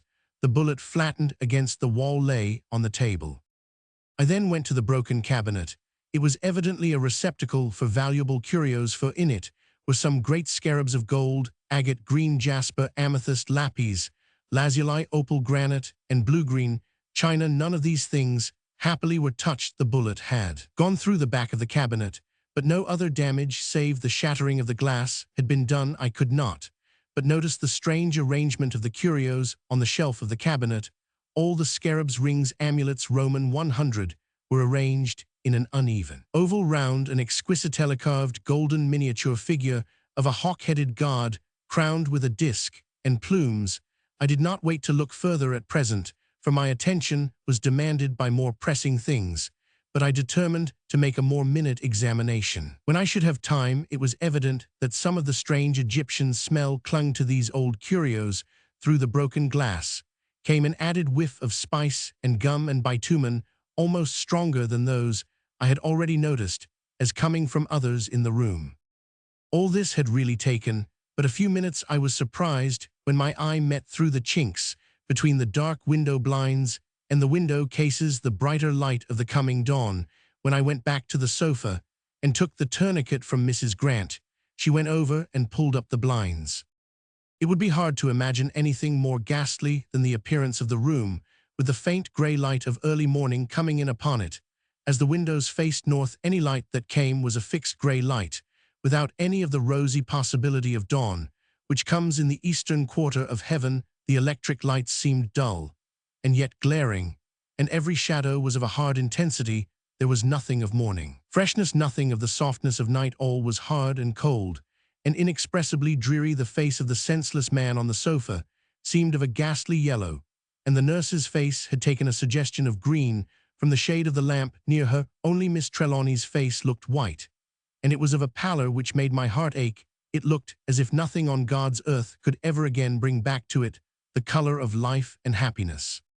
It was a relief to us all when Dr. Winchester came in breathless with running. He only asked one question: Can anyone tell me anything of how this wound was gotten? On seeing the headshake which went round us under his glance, he said no more, but applied himself to his surgical work. For an instant, he looked up at the nurse sitting so still, but then bent himself to his task, a grave frown. Contracting his brows, it was not till the arteries were tied, and the wounds completely dressed, that he spoke again, except, of course, when he had asked for anything to be handed to him, or to be done for him. When Mr. Trelawney's wounds had been thoroughly cared for, he said to Miss Trelawney, "What about Nurse Kennedy?" She answered at once, "I really do not know. I found her, when I came into the room at 2:30, sitting exactly as she does now. We have not moved her or changed her position. She has not wakened, since even Sergeant Dawes' pistol shots did not disturb her." "Pistol shots? Have you then discovered any cause for this new outrage?" The rest were silent, so I answered, "We have discovered nothing. I was in the room watching with the nurse earlier in the evening. I fancied that the mummy smells were making me drowsy, so I went out and got a respirator. I had it on when I came on duty, but it did not keep me from going to sleep. I awoke to see the room full of people, that is, Miss Trelawney and Sergeant Daw being only half awake and still stupefied by the same scent or influence which had affected us, fancied that he saw something moving through the shadowy darkness of the room, and fired twice. When I rose out of my chair with my face swathed in the respirator, he took me for the cause of the trouble. Naturally enough, he was about to fire again, when I was fortunately in time to manifest my identity. Mr. Trelawney was lying beside the safe just as he was found last night, and was bleeding profusely from the new wound in his wrist. We lifted him on the sofa and made a tourniquet. That is literally and absolutely all that any of us know. As yet we have not touched the knife, which you see lies close by the pool of blood. Look," I said, going over and lifting it. "The point is red with the blood which has dried." Dr. Winchester stood quite still a few minutes before speaking. "Then the doings of this night are quite as mysterious as those of last night?" "Quite," I answered. He said nothing in reply, but turning to Miss Trelawney said, "We had better take Nurse Kennedy into another room, I suppose. There is nothing to prevent it." "Nothing, please, Mrs. Grant. See that Nurse Kennedy's room is ready, and ask 2 of the men to come and carry her in." Mrs. Grant went out immediately, and in a few minutes came back saying, "The room is quite ready, and the men are here by her direction." 2 footmen came into the room, and lifting up the rigid body of Nurse Kennedy, under the supervision of the doctor, carried her out of the room. Miss Trelawney remained with me in the sick chamber, and Mrs. Grant went with the doctor into the nurse's room. When we were alone, Miss Trelawney came over to me, and taking both my hands in hers said, "I hope you won't remember what I said. I did not mean it." And I was distraught. I did not make reply, but I held her hands and kissed them. There are different ways of kissing a lady's hands.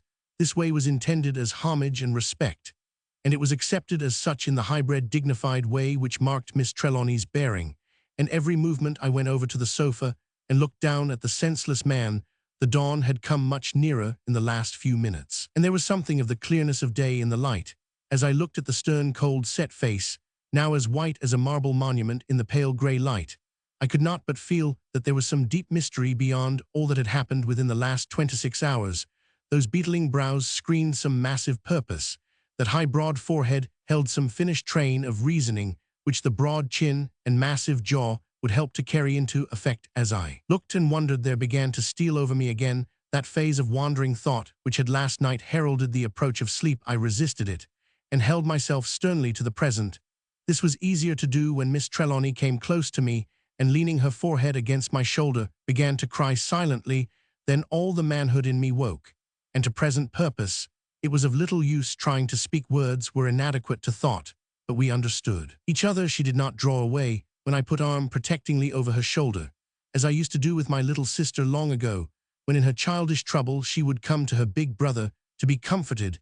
That very act or attitude of protection made me more resolute in my purpose, and seemed to clear my brain of idle, dreamy wandering in thought with an instinct of greater protection. However, I took away my arm as I heard the doctor's footstep outside the door. When Dr. Winchester came in, he looked intently at the patient. Before speaking, his brows were set, and his mouth was a thin, hard line. Presently he said, There is much in common between the sleep of your father and Nurse Kennedy. Whatever influence has brought it about has probably worked the same way in both cases. In Kennedy's case, the coma is less marked. I cannot but feel, however, that with her we may be able to do more and more quickly than with this patient. As our hands are not tied, I have placed her in a draft, and already she shows some signs, though very faint ones, of ordinary unconsciousness. The rigidity of her limbs is less, and her skin seems more sensitive, perhaps I should say less insensitive to pain. How is it then, I asked, that Mr. Trelawney is still in this state of insensibility, and yet so far as we know his body has not had such rigidity at all? That I cannot answer. The problem is one which we may solve in a few hours, or it may need a few days, but it will be a useful lesson in diagnosis to us all, and perhaps to many and many others after us.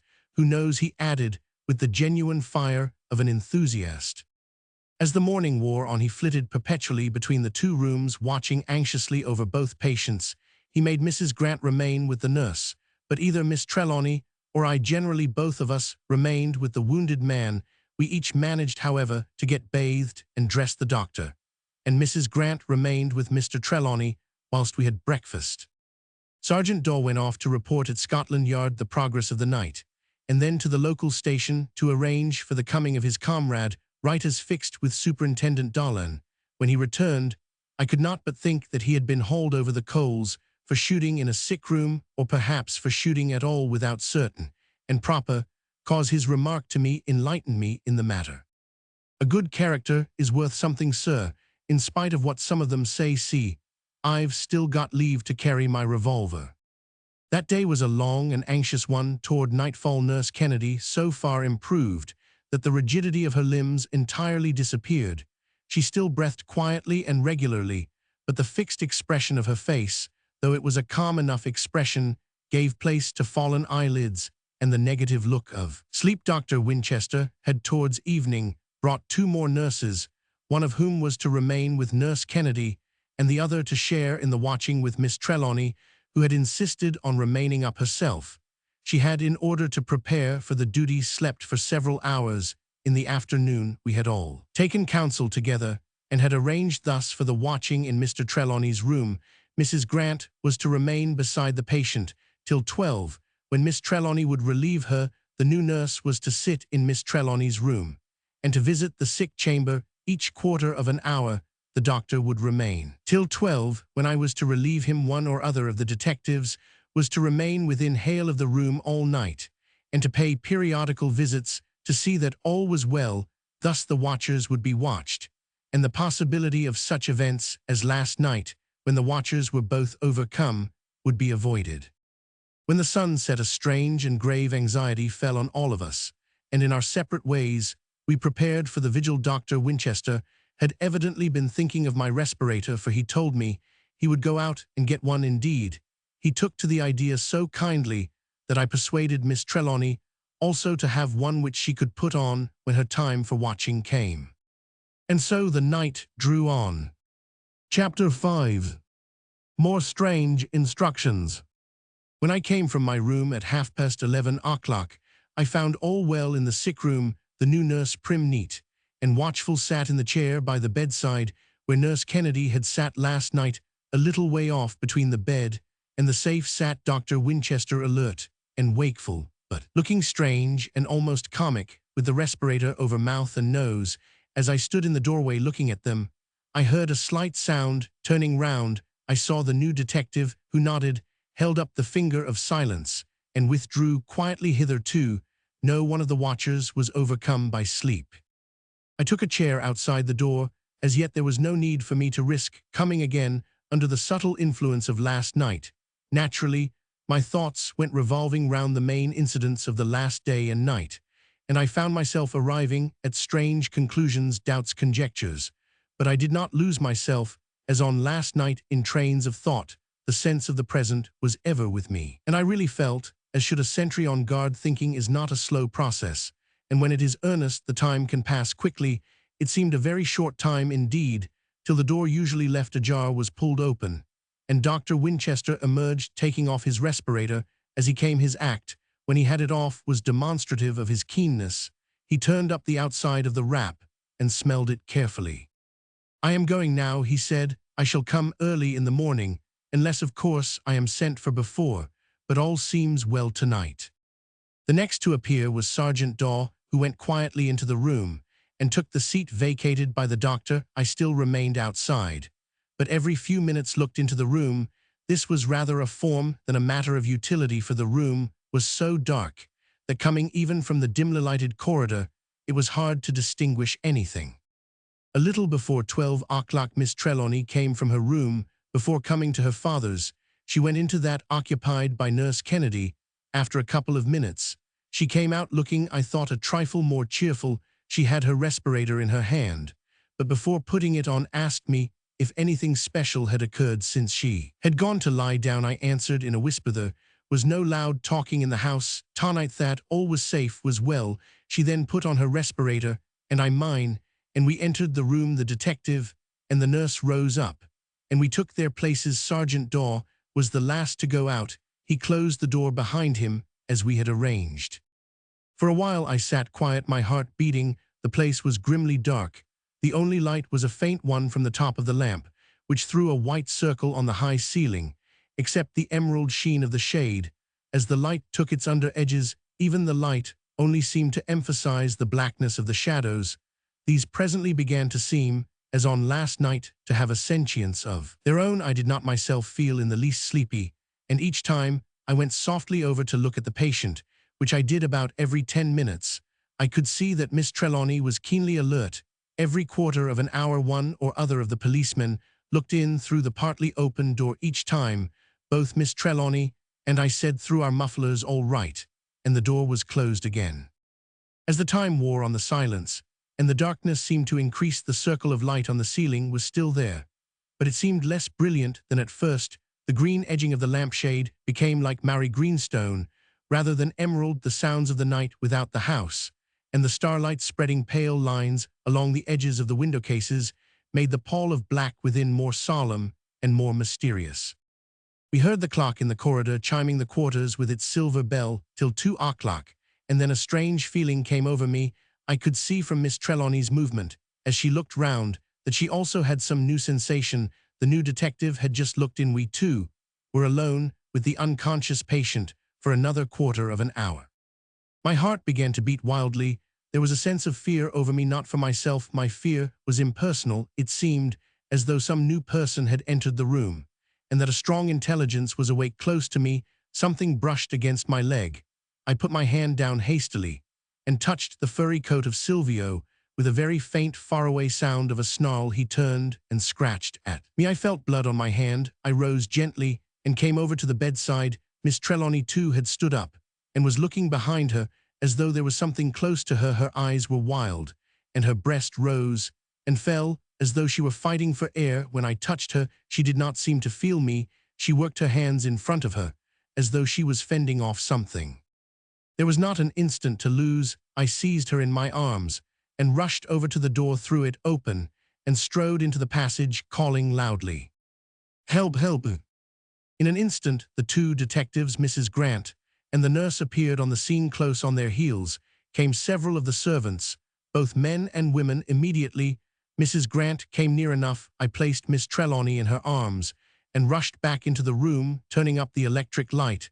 As soon as I could lay my hand on it, Sergeant Daw and the nurse followed me.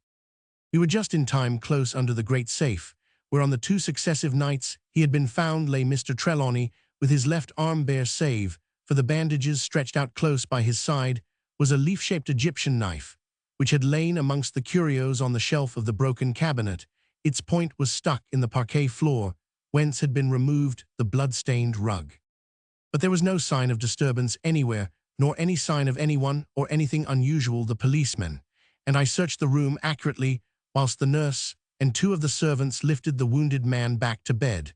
But no sign or clue could we get. Very soon Miss Trelawney returned to the room. She was pale, but collected. When she came close to me, she said in a low voice, "I felt myself fainting. I did not know why, but I was afraid." The only other shock I had was when Miss Trelawney cried out to me, as I placed my hand on the bed, to lean over and look carefully at her father. You are wounded, look, your hand is bloody, there is blood on the sheets. I had in the excitement quite forgotten Silvio's scratch. As I looked at it, the recollection came back to me, but before I could say a word, Miss Trelawney had caught hold of my hand and lifted it up. When she saw the parallel lines of the cuts, she cried out again. It is the same wound as father's. Then she laid my hand down gently but quickly, and said to me and to Sergeant Daw, "Come to my room, Silvio is there in his basket." We followed her, and found Silvio sitting in his basket awake. He was licking his paws, the detective said. "He is there sure enough, but why licking his paws?" Margaret Miss Trelawney gave a moan as she bent over and took one of the forepaws in her hand, but the cat seemed to resent it, and snarled at that. Mrs. Grant came into the room. When she saw that we were looking at the cat, she said, "The nurse tells me that Silvio was asleep on Nurse Kennedy's bed ever since you went to your father's room, until a while ago he came there, just after you had gone to master's room. Nurse says that Nurse Kennedy is moaning and muttering in her sleep, as though she had a nightmare. I think we should send for Dr. Winchester." "Do so at once, please," said Miss Trelawney, and we went back to the room. For a while Miss Trelawney stood looking at her father with her brows wrinkled. Then turning to me, as though her mind were made up, she said, "Don't you think we should have a consultation on father? Of course, I have every confidence in Dr. Winchester. He seems an immensely clever young man, but he is a young man, and there must be men who have devoted themselves to this branch of science. Such a man would have more knowledge and more experience, and his knowledge and experience might help to throw light on poor father's case. As it is, Dr. Winchester seems to be quite in the dark. Oh, I don't know what to do. It is all so terrible here." She broke down a little and cried, and I tried to comfort her. Dr. Winchester arrived quickly. His first thought was for his patient, but when he found him without further harm, he visited Nurse Kennedy. When he saw her, a hopeful look came into his eyes. Taking a towel, he dipped a corner of it in cold water and flicked on the face. The skin colored, and she stirred slightly. He said to the new nurse, Sister Doris, he called her. "She is all right. She will wake in a few hours at latest. She may be dizzy and distraught at first, or perhaps hysterical. If so, you know how to treat her." "Yes, sir," answered Sister Doris demurely, and we went back to Mr. Trelawney's room as soon as we had entered Mrs. Grant, and the nurse went out, so that only Dr. Winchester, Miss Trelawney, and myself remained in the room. When the door had been closed, Dr. Winchester asked me as to what had occurred. I told him fully, giving exactly every detail so far as I could remember. Throughout my narrative, which did not take long, however, he kept asking me questions as to who had been present, and the order in which each one had come into the room. He asked other things, but nothing of any importance. These were all that took my attention or remained in my memory. When our conversation was finished, he said, in a very decided way indeed, to Miss Trelawney, "I think, Miss Trelawney, that we had better have a consultation on this case." She answered at once, seemingly a little to his surprise, "I am glad you have mentioned it. I quite agree. Who would you suggest?" "Have you any choice yourself?" he asked. "Anyone to whom your father is known? Has he ever consulted anyone?" "Not to my knowledge, but I hope you will choose whoever you think would be best. My dear father should have all the help that can be had, and I shall be deeply obliged by your choosing. Who is the best man in London, anywhere else in such a case?" "There are several good men, but they are scattered all over the world. Somehow the brain specialist is born, not made, though a lot of hard work goes to the completing of him and fitting him for his work. He comes from no country. The most daring investigator up to the present is Chiuni, the Japanese, but he is rather a surgical experimentalist than a practitioner. Then there is Zammerfist of Uppsala and Fenelon of the University of Paris and Morfessy of Naples. These, of course, are in addition to our own men, Morrison of Aberdeen and Richardson of Birmingham. But before them all I would put Freer of King's College. Of all that I have named, he best unites theory and practice. He has no hobbies that have been discovered at all events, and his experience is immense. It is the regret of all of us who admire him that the nerve so firm and the hand so dexterous must yield to time. For my own part, one would rather have Freer than anyone living." Then said Miss Trelawney decisively, "Let us have Dr. Freer. By the way, is he doctor or Misteras early, as we can get him in the morning?" A weight seemed removed from him, and he spoke with greater ease and geniality than he had yet shown. "He is Sir James Freer. I shall go to him myself, as early as it is possible to see him, and shall ask him to come here at once." Then turning to me, he said, "You had better let me dress your hand." "It is nothing," I said. "Nevertheless, it should be seen to a scratch from any animal might turn out dangerous. There is nothing like being safe." I submitted forthwith. He began to dress my hand. He examined, with a magnifying glass, the several parallel wounds, and compared them with the slip of blotting paper marked with Silvio's claws, which he took from his pocketbook. He put back the paper, simply remarking, "It's a pity that Silvio slips in and out just when he shouldn't." The morning wore slowly on. By 10 o'clock Nurse Kennedy had so far recovered that she was able to sit up and talk intelligibly, but she was still hazy in her thoughts, and could not remember anything that had happened on the previous night after her taking her place by the sickbed. As yet she seemed neither to know nor care what had happened. It was nearly 11 o'clock when Dr. Winchester returned with Sir James Freer. Somehow I felt my heart sink. When from the landing I saw them in the hall below, I knew that Miss Trelawney was to have the pain of telling yet another stranger of her ignorance of her father's life. Sir James Freer was a man who commanded attention, followed by respect. He knew so thoroughly what he wanted himself that he placed at once on one side all wishes and ideas of less definite persons. The mere flash of his piercing eyes, or the set of his resolute mouth, or the lowering of his great eyebrows seemed to compel immediate and willing obedience to his wishes. Somehow, when we had all been introduced, and he was well amongst us, all sense of mystery seemed to melt away. It was with a hopeful spirit that I saw him pass into the sick-room with Dr. Winchester. They remained in the room a long time. Once they sent for the nurse, the new one, Sister Doris, but she did not remain long again. They both went into Nurse Kennedy's room. He sent out the nurse attendant on her. Dr. Winchester told me afterward that Nurse Kennedy, though she was ignorant of later matters, gave full and satisfactory answers to all Dr. Freer's questions relating to her patient up to the time she became unconscious. Then they went to the study, where they remained so long, and their voices, raised in heated discussion, seemed in such determined opposition that I began to feel uneasy. As for Miss Trelawney, she was almost in a state of collapse from nervousness. Before they joined us, poor girl, she had had a sadly anxious time of it, and her nervous strength had almost broken down. They came out at last. Sir James first, his grave face looking as unenlightening as that of the Sphinx. Dr. Winchester followed him closely. His face was pale, but with that kind of pallor which looked like a reaction.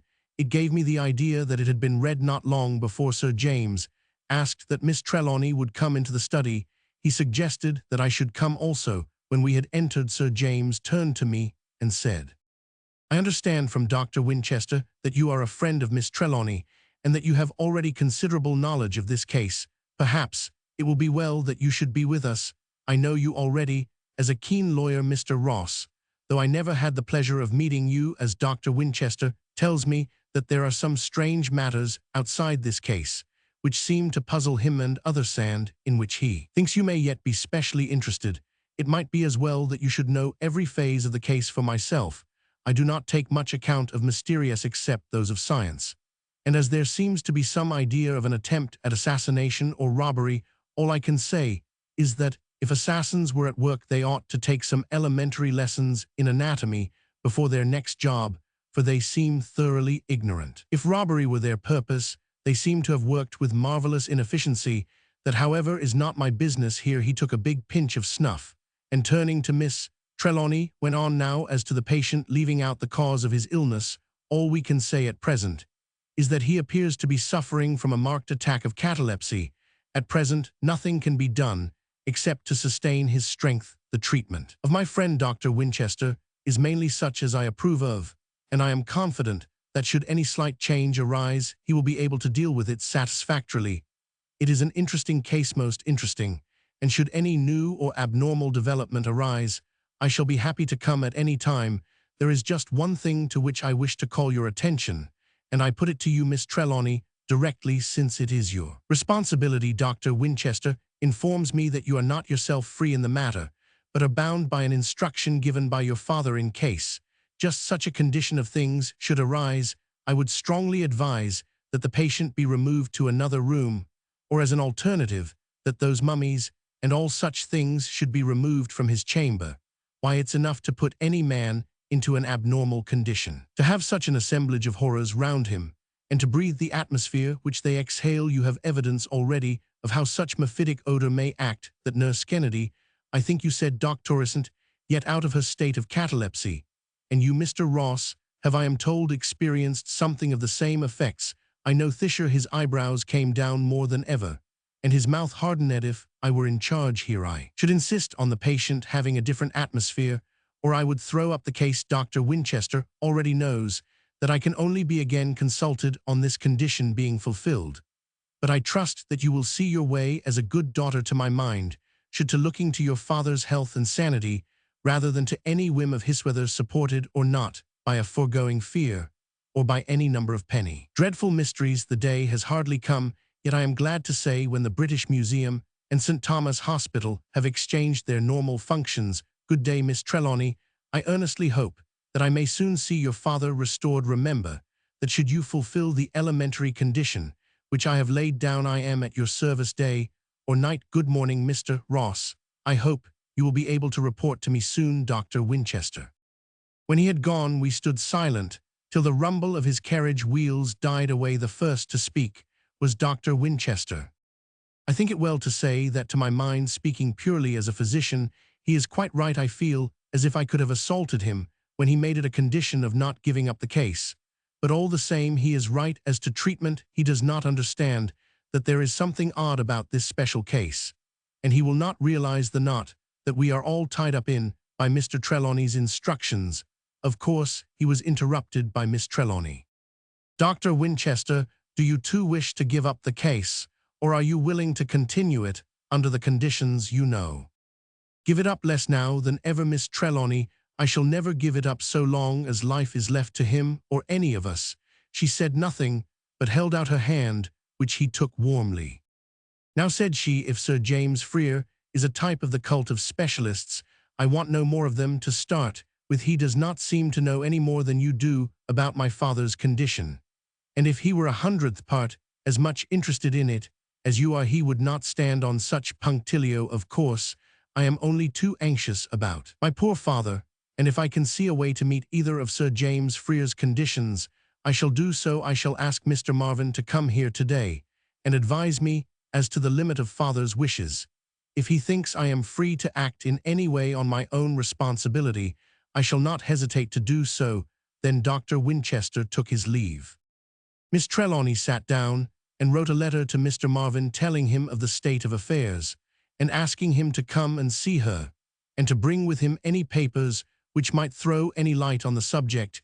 She sent the letter off with a carriage to bring back the solicitor. We waited with what patience we could for his coming.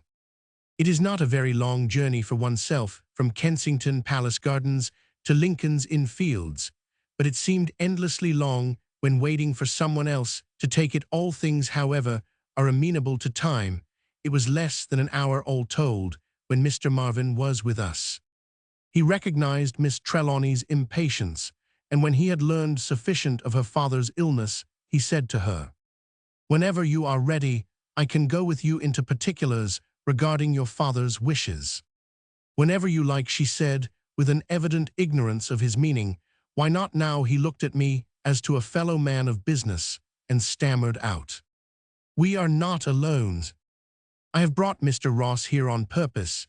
She answered, "He knows so much at present that I want him to know more." The solicitor was a little disconcerted, a thing which those knowing him only in courts would hardly have believed. He answered, however, with some hesitation, "But my dear young lady, your father's wishes, confidence between father and child." Here she interrupted him. There was a tinge of red in her pale cheeks as she did so.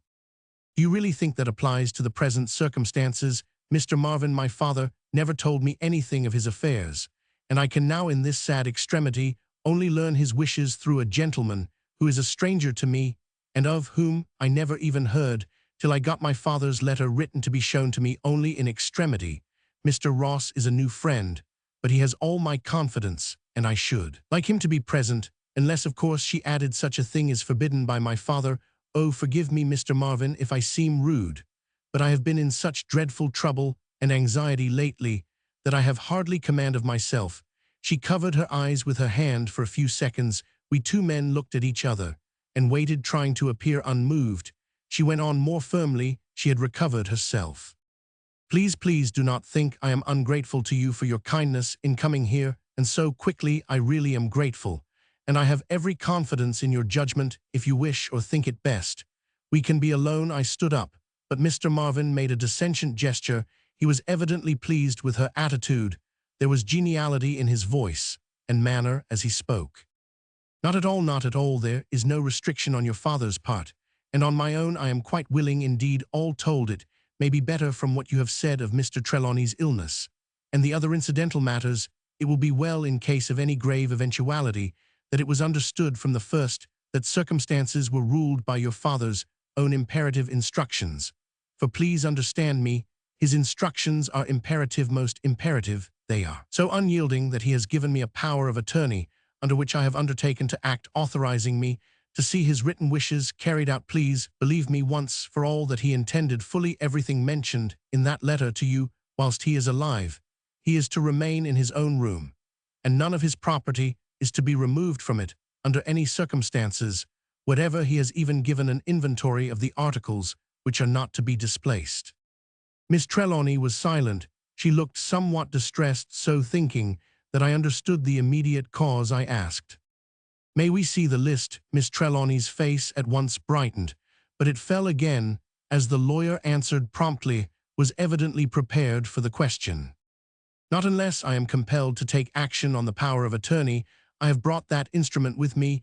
You will recognize Mr. Ross said this with a sort of business conviction which I had noticed in his professional work, as he handed me the deed. How strongly it is worded, and how the grantor made his wishes apparent in such a way as to leave no loophole.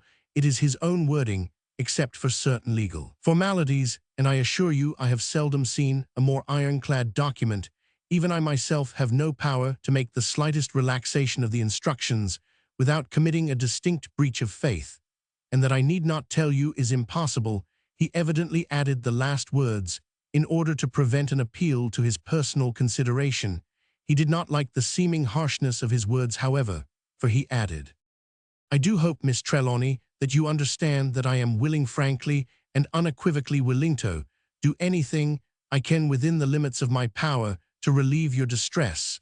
But your father had in all his doings some purpose of his own, which he did not disclose to me. So far as I can see, there is not a word of his instructions that he had not thought over fully. Whatever idea he had in his mind was the idea of a lifetime. He had studied it in every possible phase, and was prepared to guard it at every point. Now I fear I have distressed you, and I am truly sorry for it, for I see you have much too much to bear already. But I have no alternative. If you want to consult me at any time about anything, I promise you I will come without a moment's delay, at any hour of the day or night. There is my private address," he scribbled in his pocketbook as he spoke, "and under it the address of my club, where I am generally to be found in the evening." He tore out the paper and handed it to her. She thanked him. He shook hands with her and with me and withdrew. As soon as the hall door was shut on him, Mrs. Grant tapped at the door and came in. There was such a look of distress in her face that Miss Trelawney stood up deadly white and asked her, "What is it, Mrs. Grant? What is it? Any new trouble?" "I grieve to say, miss, that the servants, all but two, have given notice and want to leave the house today. They have talked the matter over among themselves. The butler has spoken for the rest. He says as how they are willing to forgo their wages, and even to pay their legal obligations instead of notice, but that go today they must." "What reason do they give?" "None, miss. They say as how they're sorry, but that they've nothing to say." I asked Jane, the upper housemaid, miss, who is not with the rest, but stops on, and she tells me confidential that they've got some notion in their silly heads that the house is haunted. We ought to have laughed, but we didn't. I could not look in Miss Trelawney's face and laugh. The pain and horror there showed no sudden paroxysm of fear. There was a fixed idea of which this was a confirmation for myself. It seemed as if my brain had found a voice, but the voice was not complete. There was some other thought darker and deeper which lay behind it, whose voice had not sounded as yet. Chapter 6. Suspicions. The first to get full self-command was Miss Trelawney. There was a haughty dignity in her bearing as she said, "Very well, Mrs. Grant, let them go pay them up to today, and a month's wages. They have hitherto been very good servants, and the occasion of their leaving is not an ordinary one. We must not expect much faithfulness from anyone who is beset with fears. Those who remain are to have in future double wages, and please send these to me presently when I send word." Mrs. Grant bristled with smothered indignation. All the housekeeper in her was outraged by such generous treatment of servants who had combined to give notice. "They don't deserve it, miss them to go on so after the way they have been treated here. Never in my life have I seen servants so well treated or anyone so good to them and gracious to them as you have been. They might be in the household of a king for treatment, and now just as there is trouble to go and act like this. It's abominable, that's what it is." Miss Trelawney was very gentle with her and smothered her ruffled dignity so that presently she went away with in her manner a lesser measure of hostility to the undeserving in quite a different frame of mind. She returned presently to ask if her mistress would like her to engage a full staff of other servants, or at any rate try to do so, "For you know, ma'am," she went on, "when once a scare has been established in the servants' hall, it's well nigh impossible to get rid of it. Servants may come, but they go away just as quick. There's no holding them. They simply won't stay, or even if they work out their month's notice, they lead you that life that you wish every hour of the day that you hadn't kept them. The women are bad enough, the huzzes, but the men are worse." There was neither anxiety nor indignation in Miss Trelawney's voice or manner as she said, "I think, Mrs. Grant, we had better try to do with those we have whilst my dear father is ill. We shall not be having any company, so that there will be only 3 now in the house to attend to. If those servants who are willing to stay are not enough, I should only get sufficient to help them to do the work. It will not, I should think, be difficult to get a few maids, perhaps some that you know already, and please bear in mind that those whom you get, and who are suitable and will stay, are henceforth to have the same wages as those who are remaining. Of course, Mrs. Grant, you well enough understand that though I do not group you in any way with the servants, the rule of double salary applies to you too." As she spoke, she extended her long, fine-shaped hand, which the other took, and then raising it to her lips, kissed it impressively with the freedom of an elder woman to a younger. I could not but admire the generosity of her treatment of her servants. In my mind, I endorsed Mrs. Grant's sotto voce remark as she left the room. No wonder the house is like a king's house when the mistress is a princess. A princess, that was it. The idea seemed to satisfy my mind, and to bring back in a wave of light the first moment when she swept across my vision at the ball in Belgrave Square. A queenly figure, tall and slim, bending, swaying, undulating as the lily or the lotus, clad in a flowing gown of some filmy black material, shot with gold for ornament in her hair. She wore an old Egyptian jewel, a tiny crystal disc set between rising plumes carved in lapis lazuli. On her wrist was a broad bangle or bracelet of antique work, in the shape of a pair of spreading wings wrought in gold with the feathers made of colored gems. For all her gracious bearing toward me when our hostess introduced me, I was then afraid of her. It was only when later at the picnic on the river I had come to realize her sweet and gentle that my awe changed to something else. For a while she sat making some notes or memoranda, then putting them away, she sent for the faithful servants. I thought that she had better have this interview alone, and so left her. When I came back, there were traces of tears in her eyes. The next phase in which I had a part was even more disturbing and infinitely more painful. Late in the afternoon, Sergeant Daw came into the study where I was sitting. After closing the door carefully and looking all round the room to make certain that we were alone, he came close to me. "What is it?" I asked him. "I see you wish to speak to me privately." "Quite so, sir. May I speak in absolute confidence?" "Of course you may, in anything that is for the good of Miss Trelawney, and of course, Mr. Trelawney, you may be perfectly frank. I take it that we both want to serve them to the best of our powers." He hesitated before replying. "Of course you know that I have my duty to do, and I think you know me well enough to know that I will do it. I am a policeman, a detective. and it is my duty to find out the facts of any case I am put on without fear or favor to anyone. I would rather speak to you alone in confidence, if I may, without reference to any duty of anyone to anyone, except mine to Scotland Yard." Of course," I answered mechanically, my heart sinking. I did not know why. Be quite frank with me. I assure you of my confidence. "Thank you, sir. I take it that what I say is not to pass beyond not to anyone, not to Miss Trelawney herself, or even to Mr. Trelawney when he becomes well again." "Certainly, if you make it a condition," I said a little more stiffly. The man recognized the change in my voice or manner, and said apologetically, "Excuse me, sir, but I am going outside my duty in speaking to you at all on the subject. I know you, however, of old, and I feel that I can trust you. Not your word, sir, that is all right, but your discretion." I bowed. "Go on," I said. He began at once. "I have gone over this case, sir, till my brain begins to reel, but I can't find any ordinary solution of it. At the time of each attempt, no one has seemingly come into the house, and certainly no one has got out. What does it strike you is the inference?" "That the the something was in the house already," I answered, smiling in spite of myself. "That's just what I think," he said, with a manifest sigh of relief. "Very well, who can be that someone?" "Someone or something was what I said," I answered. "Let us make it someone. Mr. Ross, the cat, though he might have scratched or bit, never pulled the old gentleman out of bed, and tried to get the bangle with the key off his arm. Such things are all very well in books, where your amateur detectives who know everything before it's done can fit them into theories, but in Scotland Yard, where the men aren't all idiots either, we generally find that when crime is done or attempted, it's people, not things, that are at the bottom of it." "Then make it people, by all means, Sergeant." "We were speaking of someone, sir." "Quite right, someone be it. Did it ever strike you, sir, that on each of the 3 separate occasions where outrage was effected or attempted, there was one person who was the first to be present and to give the alarm?" "Let me see, Miss Trelawney, I believe gave the alarm on the first occasion. I was present myself, if fast asleep on the second.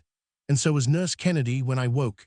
There were several people in the room. You were one of them. I understand that on that occasion also Miss Trelawney was before you. At the last attempt I was in the room. When Miss Trelawney fainted, I carried her out, and went back. In returning I was first, and I think you were close behind me."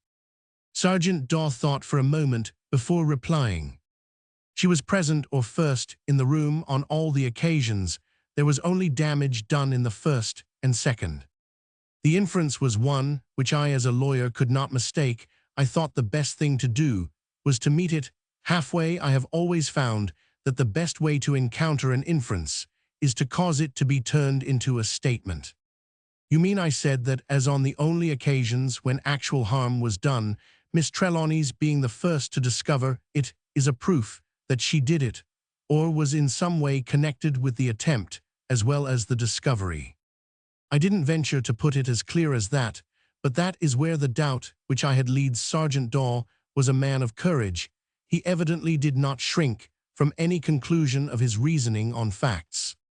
We were both silent for a while. Fears began crowding in on my own mind, not doubts of Miss Trelawney or of any act of hers, but fears lest such acts should be misunderstood. There was evidently a mystery somewhere, and if no solution to it could be found, the doubt would be cast on someone. In such cases, the guesses of the majority are bound to follow the line of least resistance, and if it could be proved that any personal gain to anyone could follow Mr. Trelawney's death, should such ensue, it might prove a difficult task for anyone to prove innocence in the face of suspicious facts. I found myself instinctively taking that deferential course, which, until the plan of battle of the prosecution is unfolded, is so safe an attitude for the defense. It would never do for me at this stage to combat any theories which a detective might form. I could best help Miss Trelawney by listening and understanding. When the time should come for the dissipation and obliteration of the theories, I should be quite willing to use all my militant ardor and all the weapons at my command. "You will, of course, do your duty, I know," I said, "and without fear. What course do you intend to take?" "I don't know as yet, sir. You see, up to now it isn't with me even a suspicion. If anyone else told me that that sweet young lady had a hand in such a matter, I would think him a fool. But I am bound to follow my own conclusions. I know well that just as unlikely persons have been proved guilty when a whole courtal, except the prosecution who knew the facts, and the judge who had taught his mind to wait would have sworn to innocence. I wouldn't for all the world wrong such a young lady more especial, when she has such a cruel weight to bear, and you will be sure that I won't say a word that'll prompt anyone else to make such a charge. That's why I speak to you in confidence, man, to man you are skilled in proofs. That is your profession, mine only gets so far as suspicions, and what we call our own proofs, which are nothing but ex parte evidence. After all, you know Miss Trelawney better than I do, and though I watch round the sick room, and go where I like about the house, and in and out of it, I haven't the same opportunities as you have of knowing the lady, and what her life is, or her means are, or of anything else which might give me a clue to her actions. If I were to try to find out from her, it would at once arouse her suspicions. Then if she were guilty, all possibility of ultimate proof would go, for she would easily find a way to baffle discovery. But if she be innocent, as I hope she is, it would be doing a cruel wrong to accuse her. I have thought the matter over according to my lights before I spoke to you. And if I have taken a liberty, sir, I am truly sorry. No liberty in the world, Daw, I said warmly, for the man's courage and honesty and consideration compelled respect. I am glad you have spoken to me so frankly. We both want to find out the truth. And there is so much about this case that is strangely so strange as to go beyond all experiences, that to aim at truth is our only chance of making anything clear in the long run, no matter what our views are or what object we wish to achieve ultimately. The sergeant looked pleased as he went on. I thought, therefore, that if you had it once in your mind that somebody else held to such a possibility, you would by degrees get proof, or at any rate such ideas, as would convince yourself either for or against it. Then we would come to some conclusion, or at any rate, we should so exhaust all other possibilities that the most likely one would remain as the nearest thing to proof or strong suspicion that we could get after that we should have to. Just at this moment, the door opened, and Miss Trelawney entered the room. The moment she saw us, she drew back quickly, saying, "Oh, I beg pardon, I did not know you were here," and engaged by the time I had stood up. She was about to go back. "Do come in," I said, "Sergeant Daw and I were only talking matters over." Whilst she was hesitating, Mrs. Grant appeared, saying, as she entered the room, "Dr. Winchester is come, miss, and is asking for you." I obeyed. Miss Trelawney's look together. We left the room. When the doctor had made his examination, he told us that there was seemingly no change. He added that nevertheless he would like to stay in the house that night if he might. Miss Trelawney looked glad and sent word to Mrs. Grant to get a room ready for him later in the day. When he and I happened to be alone together, he said suddenly, "I have arranged to stay here tonight because I want to have a talk with you, and as I wish it to be quite private, I thought the least suspicious way would be to have a cigar together late in the evening. When Miss Trelawney is watching her father, we still kept to our arrangement that either the sick man's daughter or I should be on watch all night. We were to share the duty at the early hours of the morning. I was anxious about this, for I knew from our conversation that the detective would watch in secret himself, and would be particularly alert about that time. The day passed uneventfully.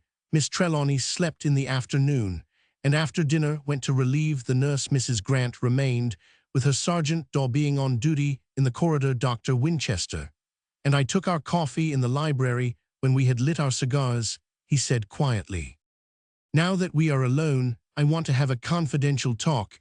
We are tired, of course, for the present at all events." "Quite so," I said, my heart sinking as I thought of my conversation with Sergeant Daw in the morning, and of the disturbing and harrowing fears which it had left in my mind. He went on, "This case is enough to try the sanity of all of us concerned in it. The more I think of it, the madder I seem to get, and the two lines, each continually strengthened, seem to pull harder in opposite directions." "What two lines?" He looked at me keenly for a moment before replying. Dr. Winchester's look at such moments was apt to be disconcerting. It would have been so to me had I had a personal part other than my interest in Miss Trelawney in the matter. As it was, however, I stood it unruffled. I was now an attorney in the case, an amicus curiae. In one sense, in another, retained for the defense the mere thought that in this clever man's mind were two lines equally strong and opposite, was in itself so consoling as to neutralize my anxiety as to a new attack. As he began to speak, the doctor's face wore an inscrutable smile. This, however, gave place to a stern gravity as he proceeded. Two lines fact and fancy. In the first, there is this whole thing attacks, attempts at robbery and murder, stupefyings, organized catalepsy, which points to either criminal hypnotism and thought suggestion or some simple form of poisoning unclassified. Yet in our toxicology, in the other, there is some influence at work, which is not classified in any book, that I know outside the pages of romance. I never felt in my life so strongly the truth of Hamlet's words. There are more things in heaven and earth than are dreamt of in your philosophy. Let us take the fact side first. Here we have a man in his home, amidst his own household, plenty of servants of different classes in the house, which forbids the possibility of an organized attempt made from the servants' hall. He is wealthy, learned, clever. From his physiognomy, there is no doubting that he is a man of iron will and determined purpose. His daughter, his only child, I take it a young girl, bright and cleveress, sleeping in the very next room to his. There is seemingly no possible reason for expecting any attack or disturbance of any kind, and no reasonable opportunity for any outsider to effect it. And yet we have an attack made, a brutal and remorseless attack made in the middle of the night. Discovery is made, quickly made, with that rapidity which in criminal cases generally is found to be not accidental, but of premeditated intent. The attacker or attackers are manifestly disturbed before the completion of their work, whatever their ultimate intent may have been, and yet there is no possible sign of their escape, no clue, no disturbance of anything, no open door or window, no sound, nothing whatever to show who had done the deed, or even that a deed has been done, except the victim and his surroundings incidental to the deed.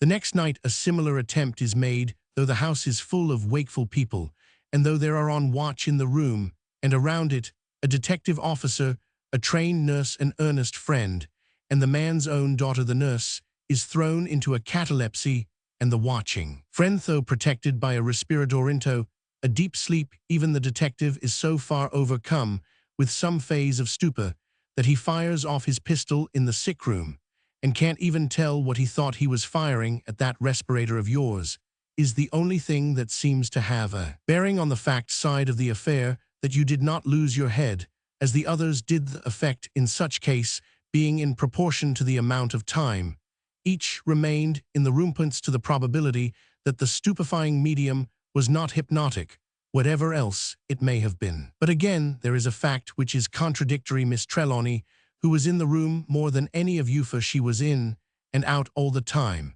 and did her share of permanent watching, also did not seem to be affected at all. This would show that the influence, whatever it is, does not affect generally, unless, of course, it was that she was in some way inured to it. If it should turn out that it be some strange exhalation from some of those Egyptian curios that might account for it, only we are then face to face with the fact that Mr. Trelawney, who was most of all in the room, who in fact lived more than half his life in it, was affected worst of all. What kind of influence could it be which would account for all these different and contradictory effects? No, the more I think of this form of the dilemma, the more I am bewildered. Why, even if it were that the attack, the physical attack on Mr. Trelawney, had been made by someone residing in the house, and not within the sphere of suspicion, the oddness of the stupefyings would still remain a mystery. It is not easy to put anyone into a catalepsy, indeed, so far as is known, yet in science there is no way to achieve such an object at will. The crux of the whole matter is Miss Trelawney, who seems to be subject to none of the influences, or possibly of the variants of the same influence at work through all. She goes unscathed, except for that one slight semifaint. It is most strange. I listened with a sinking heart, for though his manner was not illuminative of distrust, his argument was disturbing. Although it was not so direct as the suspicion of the detective, it seemed to single out Miss Trelawney as different from all others concerned. And in a mystery, to be alone is to be suspected ultimately, if not immediately. I thought it better not to say anything in such a case. Silence is indeed golden, and if I said nothing now, I might have less to defend or explain or take back later. I was therefore secretly glad that his form of putting his argument did not require any answer from Meffa. The present, at all events, Dr. Winchester did not seem to expect any answer, a fact which, when I recognized it, gave me pleasure. I hardly knew why he paused for a while, sitting with his chin in his hand, his eyes staring at vacancy, whilst his brows were fixed. His cigar was held limp between his fingers. He had apparently forgotten it. In an even voice, as though commencing exactly where he had left off, he resumed his argument. The other horn of the dilemma is a different affair altogether, and if we once enter on it, we must leave everything in the shape of science and experience behind us. I confess that it has its fascinations for me, though at every new thought I find myself romancing in a way that makes me pull up suddenly and look facts resolutely in the face. I sometimes wonder whether the influence or emanation from the sickroom at times affects me as it did the other detective. For instance, of course, it may be that if it is anything chemical, any drug, for example, in vaporeal form, its effects may be cumulative.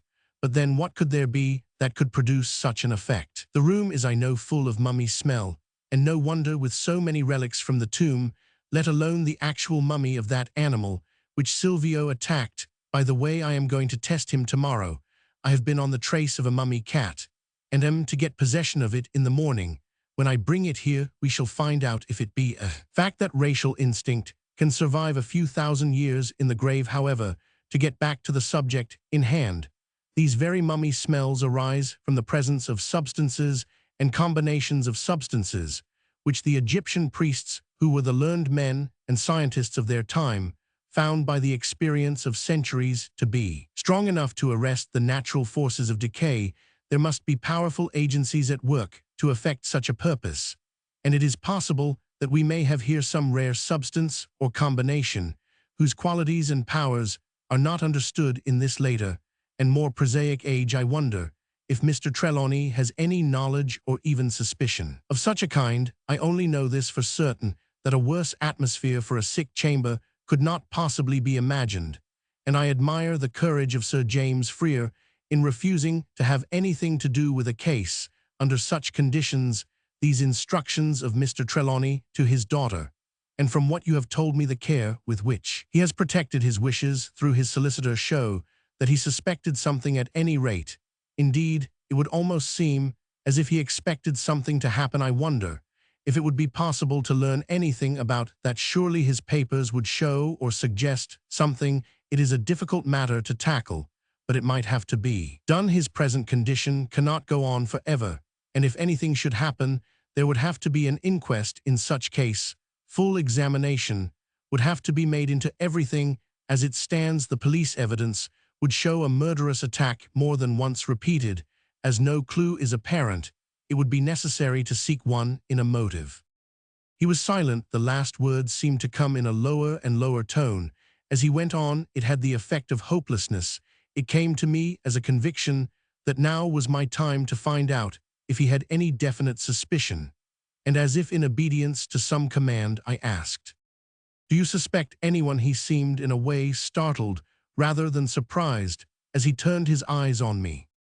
"Suspect anyone? Anything, you mean? I certainly suspect that there is some influence, but at present my suspicion is held within such limit. Later on, if there be any sufficiently definite conclusion to my reasoning or my thinking, for there are not proper data for reasoning, I may suspect at present. However." He stopped suddenly and looked at the door. There was a faint sound as the handle turned. My own heart seemed to stand still. There was over me some grim, vague apprehension. The interruption in the morning, when I was talking with the detective, came back upon me with a rush. The door opened, and Miss Trelawney entered the room. When she saw us, she started back, and a deep flush swept her face. For a few seconds she paused. At such a time, a few succeeding seconds seemed to lengthen in geometrical progression. The strain upon me, and as I could easily see on the doctor, also relaxed as she spoke. "Oh, forgive me, I did not know that you were engaged. I was looking for you, Dr. Winchester, to ask you if I might go to bed tonight with safety. As you will be here, I feel so tired and worn out that I fear I may break down. And tonight I would certainly not be of any use," Dr. Winchester answered heartily. Do go to bed by all means, and get a good night's sleep, God knows. You want it. I am more than glad you have made the suggestion, for I feared, when I saw you tonight, that I might have you on my hands, a patient next." She gave a sigh of relief, and the tired look seemed to melt from her face.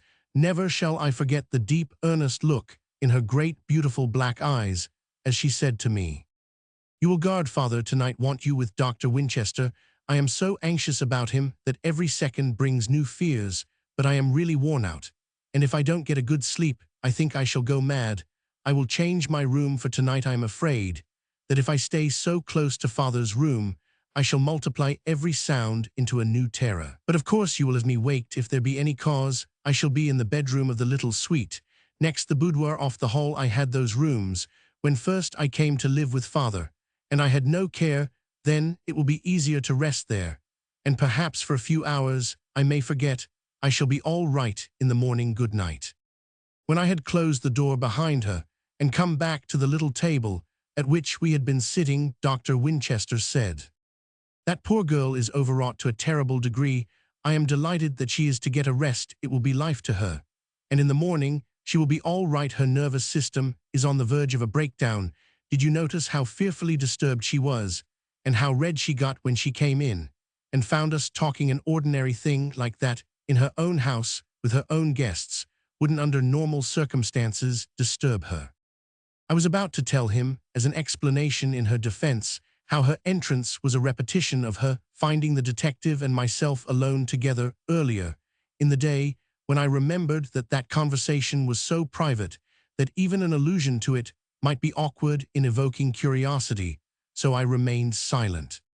We stood up to go to the sick room, but as we took our way through the dimly lighted corridor, I could not help thinking again and again, an agony, and for many a day after, how strange it was that she had interrupted me on 2 such occasions when touching on such a theme. There was certainly some strange web of accidents in whose meshes we were all involved. Chapter 7. The Traveller's Loss. That night everything went well, knowing that Miss Trelawney herself was not on guard, Dr. Winchester and I doubled our vigilance. The nurses and Mrs. Grant kept watch, and the detectives made their visit each quarter of an hour. All night the patient remained in his trance. He looked healthy, and his chest rose and fell with the easy breathing of a child, but he never stirred. Only for his breathing he might have been of marble, Dr. Winchester and I wore our respirators, and irksome they were on that intolerably hot night between midnight and 3 o'clock.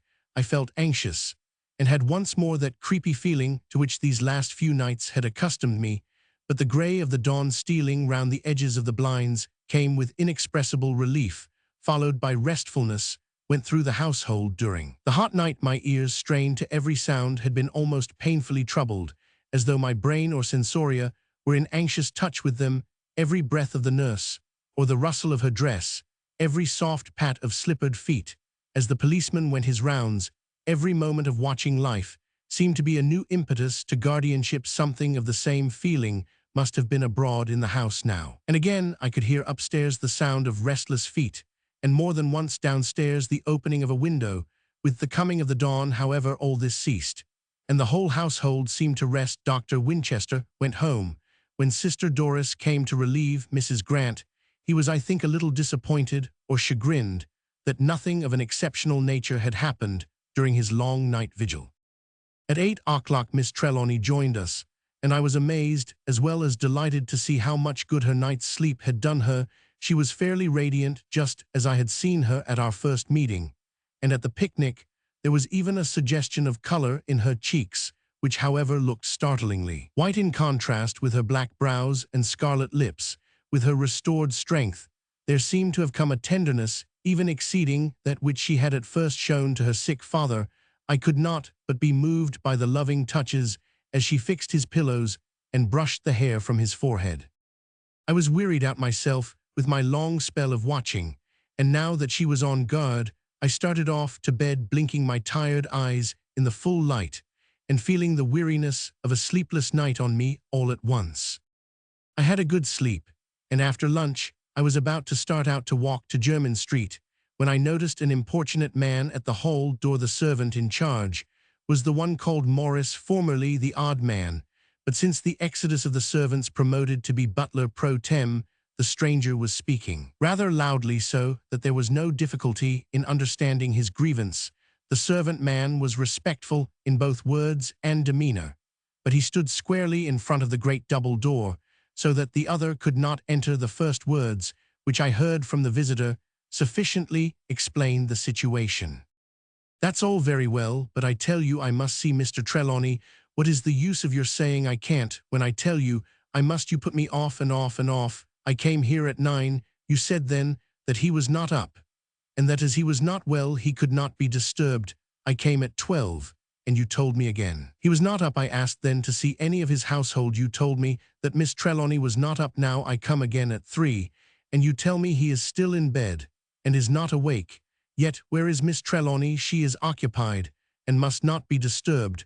Well, she must be disturbed, or someone must. I am here about Mr. Trelawney's special business, and I have come from a place where servants always begin by saying no isn't good enough for me this time. I've had 3 years of it waiting outside doors and tents, when it took longer to get in than it did into the tombs, and then you would think too the men inside were as dead as the mummies. I've had about enough of it, I tell you, and when I come home and find the door of the man I've been working for barred in just the same way, and with the same old answers, it stirs me up the wrong way. Did Mr. Trelawney leave orders that he would not see me when I should come?" He paused and excitedly mopped his forehead. The servant answered very respectfully, "I am very sorry, sir, if in doing my duty I have given any offense, but I have my orders and must obey them. If you would like to leave any message, I will give it to Miss Trelawney, and if you will leave your address, she can communicate with you if she wishes." The answer came in such a way that it was easy to see that the speaker was a kind-hearted man, and a just one. "My good fellow, I have no fault to find with you personally, and I am sorry if I have hurt your feelings.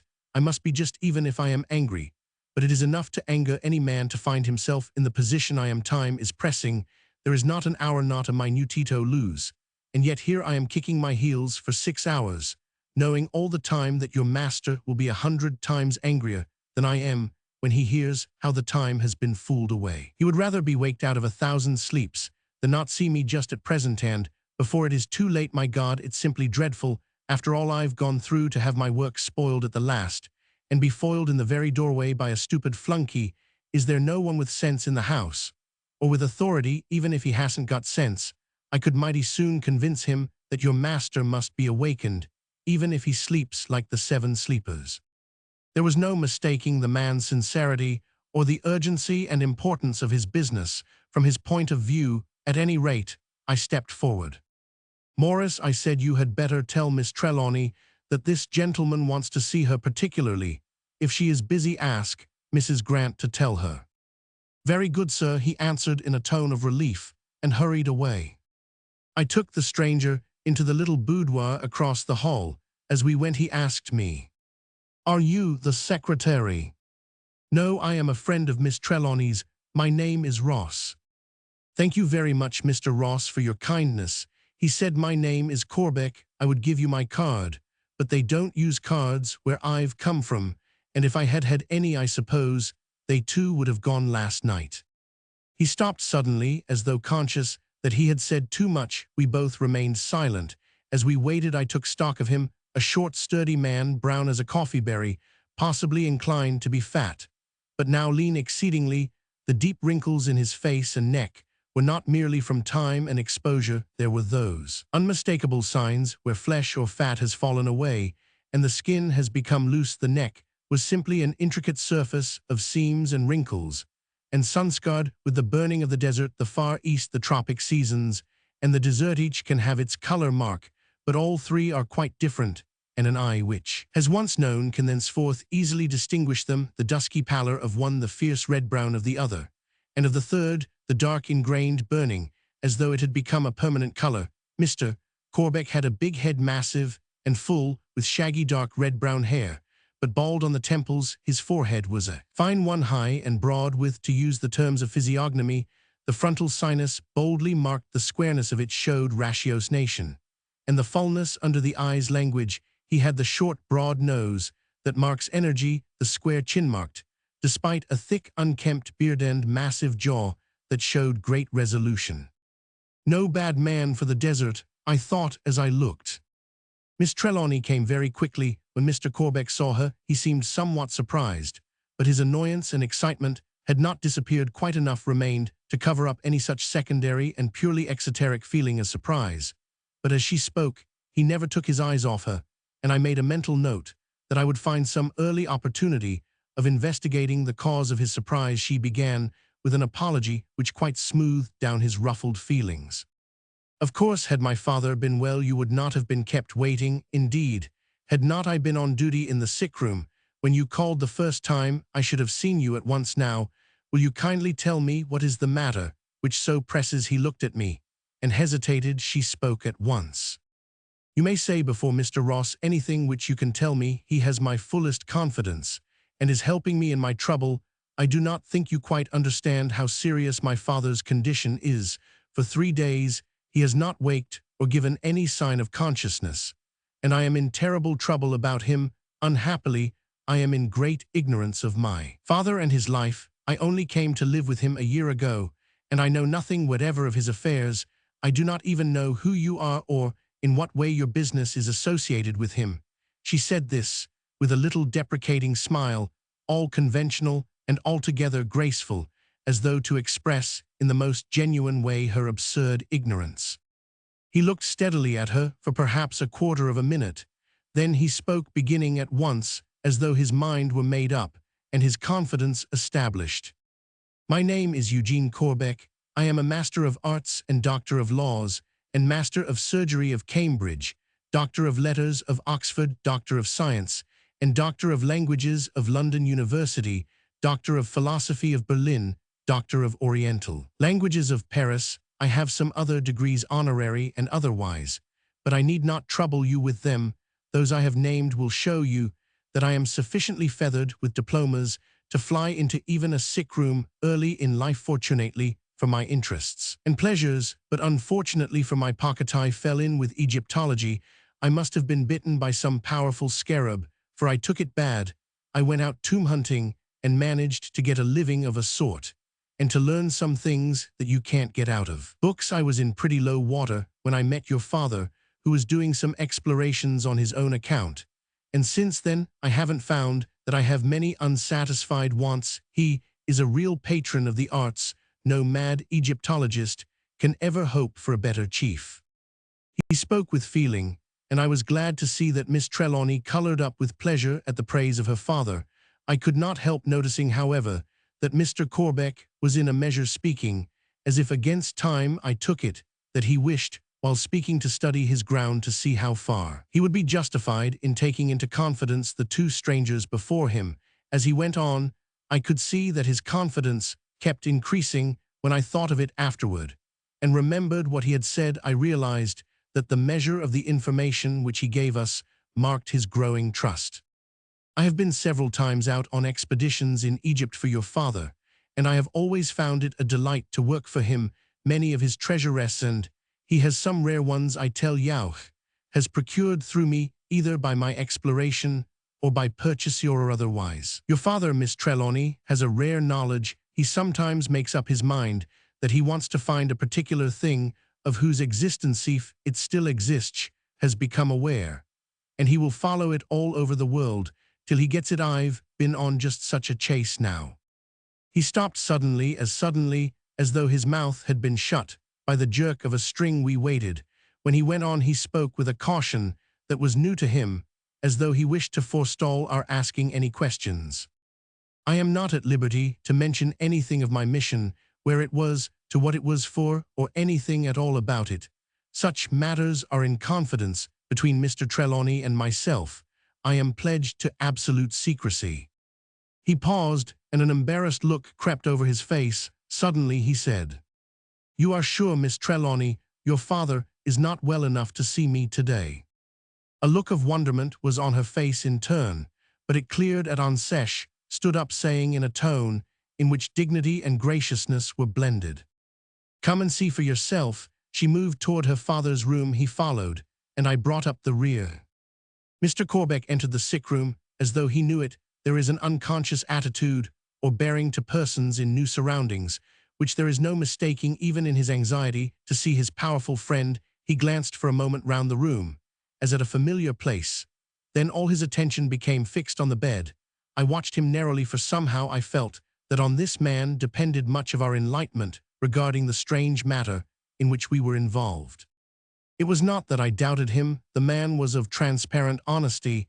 It was this very quality which we had to dread. He was of that courageous fixed trueness to his undertaking, that if he should deem it his duty to guard a secret, he would do it to the last. The case before us was at least an unusual one, and it would consequently require more liberal recognition of bounds of the duty of secrecy than would hold under ordinary conditions. To us, ignorance was helplessness. If we could learn anything of the past, we might at least form some idea of the conditions antecedent to the attack, and might so achieve some means of helping the patient to recovery. There were curios which might be removed. My thoughts were beginning to whirl once again. I pulled myself up sharply and watched. There was a look of infinite pity on the sun-stained, rugged face as he gazed at his friend lying so helpless. The sternness of Mr. Trelawney's face had not relaxed in sleep, but somehow it made the helplessness more marked. It would not have troubled one to see a weak or an ordinary face under such conditions, but this purposeful, masterful man lying before us, wrapped in impenetrable sleep, had all the pathos of a great ruin. The sight was not a new one to us, but I could see that Miss Trelawney, like myself, was moved afresh by it. In the presence of the stranger, Mr. Corbeck's face grew stern. All the pity died away, and in its stead came a grim, hard look, which boded ill for whoever had been the cause of this mighty downfall. This look, in turn, gave place to one of decision. The volcanic energy of the man was working to some definite purpose. He glanced around at us, and as his eyes lighted on Nurse Kennedy, his eyebrows went up a trifle. She noted the look, and glanced interrogatively at Miss Trelawney, who flashed back reply with a glance. She went quietly from the room, closing the door behind her. Mr. Corbeck looked first at me with a strong man's natural impulse to learn from a man rather than a woman, then at Miss Trelawney with a remembrance of the duty of courtesy, and said, "Tell me all about it, how it began." And when Miss Trelawney looked at me appealingly, and forthwith I told him all that I knew, he seemed to make no motion during the whole time, but insensibly the bronze face became steel. When at the end I told him of Mr. Marvin's visit and of the power of attorney, his look began to brighten, and when seeing his interest in the matter, I went more into detail as to its terms. He spoke. "Good, now I know where my duty lies." With a sinking heart, I heard him. Such a phrase, coming at such a time, seemed to close the door to my hopes of enlightenment. "What do you mean?" I asked, feeling that my question was a feeble one. His answer emphasized my fears. "Trelawney knows what he is doing. He had some definite purpose in all that he did, and we must not thwart him. He evidently expected something to happen and guarded himself at all points." "Not at all points," I said impulsively. "There must have been a weak spot somewhere, or he wouldn't be lying here like that." Somehow his impassiveness surprised me. I had expected that he would find a valid argument in my phrase, but it did not move him, at least not in the way I thought. Something like a smile flickered over his swarthy face as he answered me. "This is not the end. Trelawney did not guard himself to no purpose. Doubtless he expected this too, or at any rate the possibility of it." "Do you know what he expected, or from what source?" The questioner was Miss Trelawney. The answer came at once. "No, I know nothing of either. I can guess." He stopped suddenly. Guess what? The suppressed excitement in the girl's voice was akin to anguish. The steely look came over the swarthy face again, but there was tenderness and courtesy in both voice and manner as he replied, "Believe me, I would do anything I honestly could to relieve your anxiety, but in this I have a higher duty." "What duty?"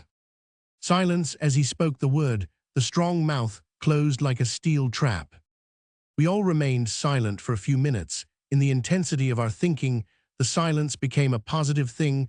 The small sounds of life within and without the house seemed intrusive. The first to break, it was Miss Trelawney. I had seen an idea hope flash in her eyes, but she steadied herself before speaking. "What was the urgent subject?" on which you wanted to see me, knowing that my father was not available. The pause showed her mastery of her thoughts.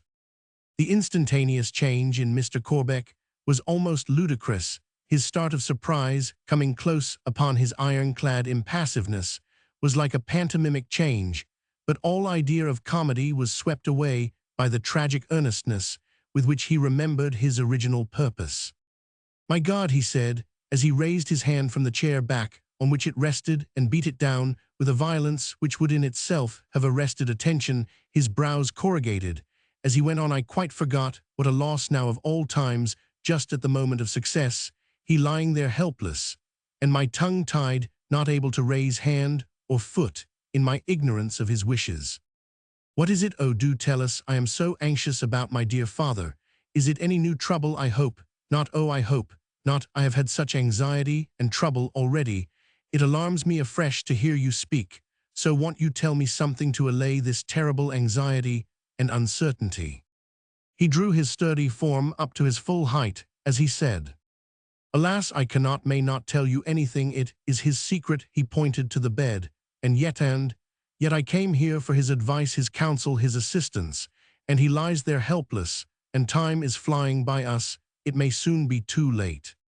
What is it? What is it?" broke in Miss Trelawney, in a sort of passion of anxiety, her face drawn with pain. "Oh, speak.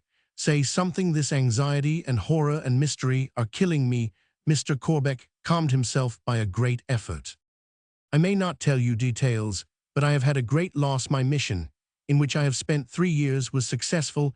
I discovered all that I sought and more, and brought them home with me safely, treasures priceless in themselves, but doubly precious to him by whose wishes and instructions I sought them. I arrived in London only last night, and when I woke this morning my precious charge was stolen. In some mysterious way not a soul in London knew that I was arriving. No one but myself knew what was in the shabby portmanteau that I carried. My room had but one door, and that I locked and bolted. The room was high in the house, 5 stories up, so that no entrance could have been obtained by the window. Indeed, I had closed the window myself, and shut the hasp, for I wished to be secure in every way. This morning the hasp was untouched, and yet my portmanteau was empty. The lamps were gone. There it is, out. I went to Egypt to search for a set of antique lamps, which Mr. Trelawney wished to trace with incredible labor, and through many dangers I followed them. I brought them safe home. And now," he turned away much moved, even his iron nature was breaking down under the sense of loss. Miss Trelawney stepped over and laid her hand on his arm. I looked at her in amazement. All the passion and pain which had so moved her seemed to have taken the form of resolution. Her form was erect, her eyes blazed, energy was manifest in every nerve and fiber of her being. Even her voice was full of nervous power. As she spoke, it was apparent that she was a marvelously strong woman, and that her strength could answer when called upon. "We must act at once. My father's wishes must be carried out, if it is possible to us. Mr. Ross, you are a lawyer. We have actually in the house a man whom you consider one of the best detectives in London. Surely we can do something. We can begin at once." Mr. Corbeck took new life from her enthusiasm. "Good, you are your father's daughter," was all he said, but his admiration for her energy was manifested by the impulsive way in which he took her hand. I moved over to the door. I was going to bring Sergeant Daw, and from her look of approval I knew that Miss Trelawney understood. I was at the door when Mr. Corbeck called me back. "One moment," he said, "before we bring a stranger on the scene. It must be borne in mind that he is not to know what you know now, that the lamps were the objects of a prolonged and difficult and dangerous search. All I can tell him, all that he must know from any source, is that some of my property has been stolen. I must describe some of the lamps, especially one, for it is of gold, and my fear is lest the thief, ignorant of its historic worth, may, in order to cover up his crime, have it melted. I would willingly pay 10, 20, 100, 1,000 times its intrinsic value, rather than have it destroyed. I shall tell him only what is necessary, so please let me answer any questions he may ask, unless, of course, I ask you or refer to either of you for the answer." We both nodded acquiescence. Then a thought struck me, and I said, "By the way, if it be necessary to keep this matter quiet, it will be better to have it, if possible, a private job for the detective. If once a thing gets to Scotland Yard, it is out of our power to keep it quiet, and further secrecy may be impossible, I shall sound Sergeant Daw before he comes up. If I say nothing, it will mean that he accepts the task, and will deal with it privately. Mr. Corbeck answered at once. Secrecy is everything. The one thing I dread is that the lamps, or some of them, may be destroyed at once. To my intense astonishment, Miss Trelawney spoke out at once, but quietly, in a decided voice. They will not be destroyed, nor any of them. Mr. Corbeck actually smiled in amazement. How on earth do you know? He asked. Her answer was still more incomprehensible. I don't know how I know it, but know it I do. I feel it all through me, as though it were a conviction which has been with me all my life. Chapter 8. The Finding of the Lamps. Sergeant Daw at first made some demur, but finally agreed to advise privately on a matter which might be suggested to him. He added that I was to remember that he only undertook to advise, for if action were required, he might have to refer the matter to headquarters. With this understanding, I left him in the study, and brought Miss Trelawney and Mr. Corbeck to him. Nurse Kennedy resumed her place at the bedside before we left the room. I could not but admire the cautious, cool-headed precision with which the traveler stated his case. He did not seem to conceal anything, and yet he gave the least possible description of the objects missing. He did not enlarge on the mystery of the case. He seemed to look on it as an ordinary hotel theft, knowing, as I did, that his one object was to recover the articles before their identity could be obliterated. I could see the rare intellectual skill with which he gave the necessary matter, and held back all else, though without seeming to do so. Truly thought I, this man has learned the lesson of the Eastern bazaars, and with Western intellect has improved upon his masters. He quite conveyed his idea to the detective, who, after thinking the matter over for a few moments, said, "Part or scale, that is the question." "What does that mean?" asked the other, keenly alert. "An old thieves' phrase from Birmingham. I thought that in these days of slang, everyone knew that in old times at Bram, which had a lot of small metal industries, the gold and silversmiths used to buy metal from almost anyone who came along, and as metal in small quantities could generally be had cheap when they didn't ask where it came from, it got to be accustomed to ask only one thing: whether the customer wanted the goods melted, in which case the buyer made the price, and the melting pot was always on the fire. If it was to be preserved in its present state at the buyer's option, it went into the scale and fetched standard price for old metal. There is a good deal of such work done still, and in other places than Brum. When we're looking for stolen watches, we often come across the works, and it's not possible to identify wheels and springs out of a heap. But it's not often that we come across cases that are wanted now. In the present instance, much will depend on whether the thief is a good man. That's what they call a man who knows his work. A first-class crook will know whether a thing is of more value than merely the metal in it, and in such case he would put it with someone who could place it later on in America or France, perhaps. By the way, do you think anyone but yourself could identify your lamps? No one but myself. Are there others like them? Not that I know of, answered Mr. Corbeck, though there may be others that resemble them in many particulars. The detective paused before asking again, would any other skilled person at the British Museum, for instance, or a dealer, or a collector like Mr. Trelawney, know the artistic value of the lamps? Certainly anyone with a head on his shoulders would see at a glance that the things were valuable. The detective's face brightened. Then there is a chance, if your door was locked and the window shut, the goods were not stolen by the chance of a chambermaid or a boots coming along. Whoever did the job went after it special, and he ain't going to part with his swag without his price. This must be a case of notice to the pawnbrokers. There's one good thing about it anyhow, that the hue and cry needn't be given. We needn't tell Scotland Yard. Unless you like, we can work the thing privately. If you wish to keep the thing dark, as you told me at the first, that is our chance. Mr. Corbeck, after a pause, said quietly, I suppose you couldn't hazard a suggestion as to how the robbery was effected? The policeman smiled the smile of knowledge and experience. In a very simple way, I have no doubt, sir. That is how all these mysterious crimes turn out in the long run. The criminal knows his work and all the tricks of it, and he is always on the watch for chances. Moreover, he knows by experience what these chances are likely to be, and how they usually come. The other person is only careful he doesn't know all the tricks and pits that may be made for him, and by some little oversight or other he falls into the trap. When we know all about this case, you will wonder that you did not see the method of it all along. This seemed to annoy Mr. Corbeck a little. There was decided heat in his manner as he answered.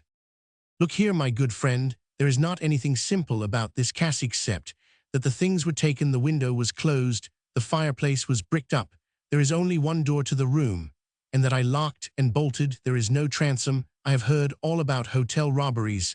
Through the transom, I never left my room in the night. I looked at the things before going to bed, and I went to look at them again when I woke up. If you can rig up any kind of simple robbery out of these facts, you are a clever man. That's all I say, clever enough to go right away and get my things back." Miss Trelawney laid her hand upon his arm in a soothing way and said quietly, "Do not distress yourself unnecessarily. I am sure they will turn up." Sergeant Daw turned to her so quickly that I could not help remembering vividly his suspicions of her already formed, as he said, "May I ask, miss, on what you base that opinion?" I dreaded to hear her answer given to ears already awake to suspicion, but it came to me as a new pain or shock all the same. "I cannot tell you how I know, but I am sure of it." The detective looked at her for some seconds in silence, and then threw a quick glance at me. Presently he had a little more conversation with Mr. Corbeck as to his own movements, the details of the hotel and the room, and the means of identifying the goods. Then he went away to commence his inquiries, Mr. Corbeck impressing on him the necessity for secrecy lest the thief should get wind of his danger, and destroy the lamps. Mr. Corbeck promised, when going away, to attend to various matters of his own business, to return early in the evening, and to stay in the house. All that day Miss Trelawney was in better spirits, and looked in better strength than she had yet been, despite the new shock and annoyance of the theft, which must ultimately bring so much disappointment to her father. We spent most of the day looking over the curio treasures of Mr. Trelawney. From what I had heard from Mr. Corbeck, I began to have some idea of the vastness of his enterprise in the world of Egyptian research, and with this light everything around me began to have a new interest.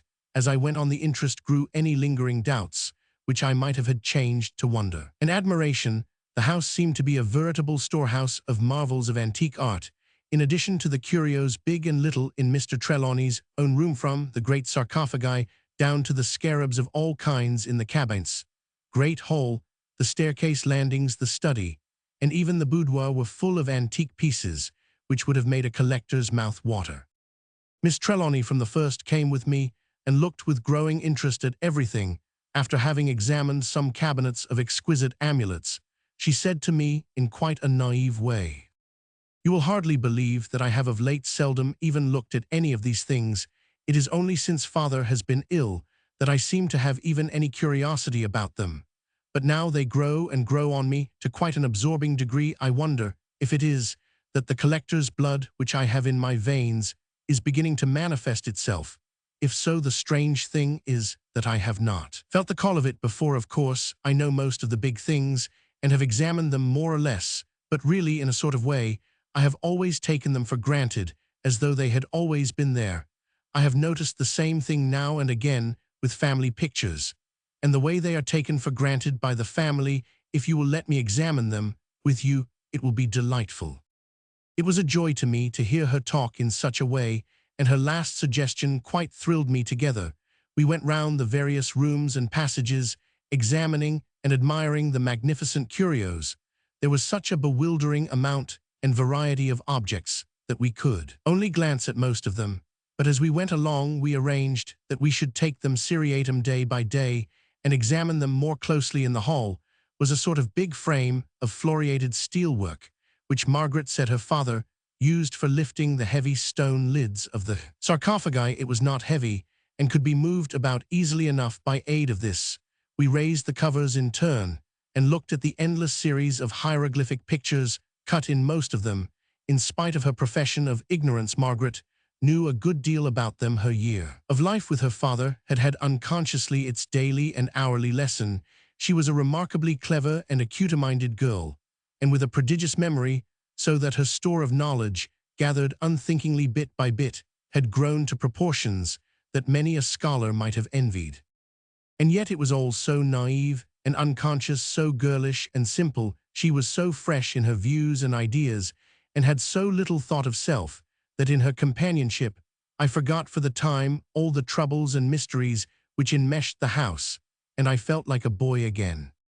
The most interesting of the sarcophagi were undoubtedly the three in Mr. Trelawney's room. Of these two were of dark stone, one of porphyry, and the other of a sort of ironstone. These were wrought with some hieroglyphs, but the third was strikingly different. It was of some yellow-brown substance, of the dominating color effect of Mexican onyx, which it resembled in many ways, excepting that the natural pattern of its convolutions was less marked here, and there were patches almost transparent, certainly translucent.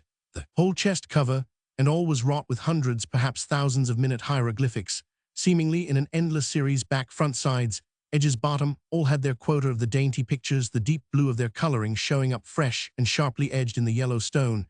It was very long, nearly 9 feet, and perhaps a yard wide. The sides undulated, so that there was no hard line. Even the corners took such excellent curves that they pleased the eye truly. I said this must have been made for a giant. Or for a giantess, said Margaret. This sarcophagus stood near to one of the windows. It was in one respect different from all the other sarcophagi in the place. All the others in the house, of whatever material, granite, porphyry, ironstone, basalt, slate, or wood, were quite simple in form. Within some of them were plain of interior surface, others were engraved in whole or part with hieroglyphics, but each and all of them had no protuberances or uneven surface anywhere. They might have been used for baths. Indeed, they resembled in many ways Roman baths of stone or marble. Which I had seen inside. This, however, was a raised space outlined like a human figure. I asked Margaret if she could explain it in any way. For answer she said, "Father never wished to speak about this. It attracted my attention from the first, but when I asked him about it, he said, 'I shall tell you all about it some day, little girl, if I live. But not yet. The story is not yet told, as I hope to tell it to you some day, perhaps soon. I shall know all, and then we shall go over it together. And a mighty interesting story. You will find it from first to last. Once afterward, I said rather lightly, 'I am afraid, is that story of the sarcophagus told yet, Father?' He shook his head and looked at me gravely as he said, 'Not yet, little girl, but it will be if I live. If I live.' His repeating that phrase about his living rather frightened me. I never ventured to ask him again. Somehow this thrilled me. I could not exactly say how or why, but it seemed like a gleam of light at last. There are, I think, moments when the mind accepts something as true, though it can account for neither the course of the thought nor, if there be more than one thought, the connection between them. Hitherto we had been in such outer darkness regarding Mr. Trelawney and the strange visitation which had fallen on him, that anything which afforded a clue, even of the faintest and most shadowy kind, had at the outset the enlightening satisfaction of a certainty. Here were two lights of our puzzle. The first, that Mr. Trelawney associated with this particular curio a doubt of his own living. The second, that he had some purpose or expectation with regard to it, which he would not disclose even to his daughter till complete. Again, it was to be borne in mind that this sarcophagus differed internally from all the others. What meant that odd raised place? I said nothing to Miss Trelawney, for I feared lest I should either frighten her or buoy her up with future hopes. But I made up my mind that I would take an early opportunity for further investigation. Close beside the sarcophagus was a low table of green stone with red veins in it like bloodstone. The feet were fashioned like the paws of a jackal, and round each leg was twined a full-throated snake, wrought exquisitely in pure gold. On it rested a strange and very beautiful coffer or casket of stone of a peculiar shape. It was something like a small coffin, except that the longer sides, instead of being cut off square like the upper or level part, were continued to a point. Thus, it was an irregular septahedron, there being 2 planes on each of the 2 sides, one end and a top and bottom. The stone of one piece of which it was wrought was such as I had never seen before. At the base, it was of a full green, the color of emerald. Without, of course, its gleam, it was not by any means dull, however, either in color or substance, and was of infinite hardness and fineness of texture. The surface was almost that of a jewel. The color grew lighter, as it rose with gradations so fine as to be imperceptible, changing to a fine yellow, almost of the color of Mandarin china. It was quite unlike anything I had ever seen, and did not resemble any stone or gem that I knew. I took it to be some unique mother stone or matrix of some gem. It was wrought all over, except in a few spots, with fine hieroglyphics, exquisitely done and colored with the same blue-green cement or pigment that appeared on the sarcophagus. In length, it was about 2.5 feet in breadth, about half this, and was nearly a foot high. The vacant spaces were irregularly distributed about the top, running to the pointed end. These places seemed less opaque than the rest of the stone. I tried to lift up the lid so that I might see if they were translucent, but it was securely fixed. It fitted so exactly that the whole coffer seemed like a single piece of stone, mysteriously hollowed from within. On the sides and edges were some odd-looking protuberances, wrought just as finely as any other portion of the coffer, which had been sculptured by manifest design in the cutting of the stone. They had queer-shaped holes or hollows, different in each, and like the rest, were covered with the hieroglyphic figures cut finely and filled in with the same blue-green cement. On the other side of the great sarcophagus stood another small table of alabaster, exquisitely chased with symbolic figures of gods, and the signs of the zodiac. On this table stood a case of about a foot square, composed of slabs of rock crystal, set in a skeleton of bands of red gold, beautifully engraved with hieroglyphics, and colored with a blue-green, very much the tint of the figures on the sarcophagus, and the coffer. The whole work was quite modern. But if the case was modern, what it held was not. Within, on a cushion of cloth of gold as fine as silk, and with the peculiar softness of old gold, rested a mummy hand so perfect that it startled one to see it. A woman's hand, fine and long, with slim tapering fingers, and nearly as perfect as when it was given to the embalmer thousands of years before. In the embalming it had lost nothing of its beautiful shape. Even the wrist seemed to maintain its pliability. As the gentle curve lay on the cushion, the skin was of a rich creamy or old ivory color, a dusky fair skin, which suggested heat, but heat in shadow. The great peculiarity of it as a hand was that it had in all 7 fingers, there being 2 middle and 2 index fingers. The upper end of the wrist was jagged, as though it had been broken off, and was stained with a red-brown stain. On the cushion near the hand was a small scarab, exquisitely wrought of emerald. That is another of Father's mysteries. When I asked him about it, he said that it was perhaps the most valuable thing he had, except one. When I asked him what that one was, he refused to tell me, and forbade me to ask him anything concerning it. I will tell you, he said, all about it too, in good time, if I live. If I live. The phrase again, these 3 things grouped together, the sarcophagus, the coffer, and the hand, seemed to make a trilogy of mystery indeed. At this time, Miss Trelawney was sent for on some domestic matter. I looked at the other curios in the room, but they did not seem to have anything like the same charm for me now that she was away. Later on in the day, I was sent for to the boudoir, where she was consulting with Mrs. Grant as to the lodgment of Mr. Corbeck. They were in doubt as to whether he should have a room close to Mr. Trelawney's or quite away from it, and had thought it well to ask my advice on the subject. I came to the conclusion that he had better not be too near. For the first, at all events, he could easily be moved closer, if necessary. When Mrs. Grant had gone, I asked Miss Trelawney how it came that the furniture of this room, the boudoir in which we were, was so different from the other rooms of the house. Father's forethought, she answered.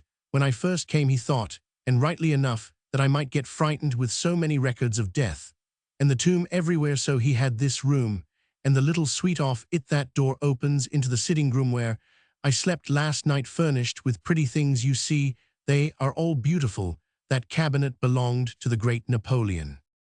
There is nothing Egyptian in these rooms at all. Then I asked, rather to show interest in what she had said than anything else, for the furnishing of the room was apparent. What a lovely cabinet! May I look at it?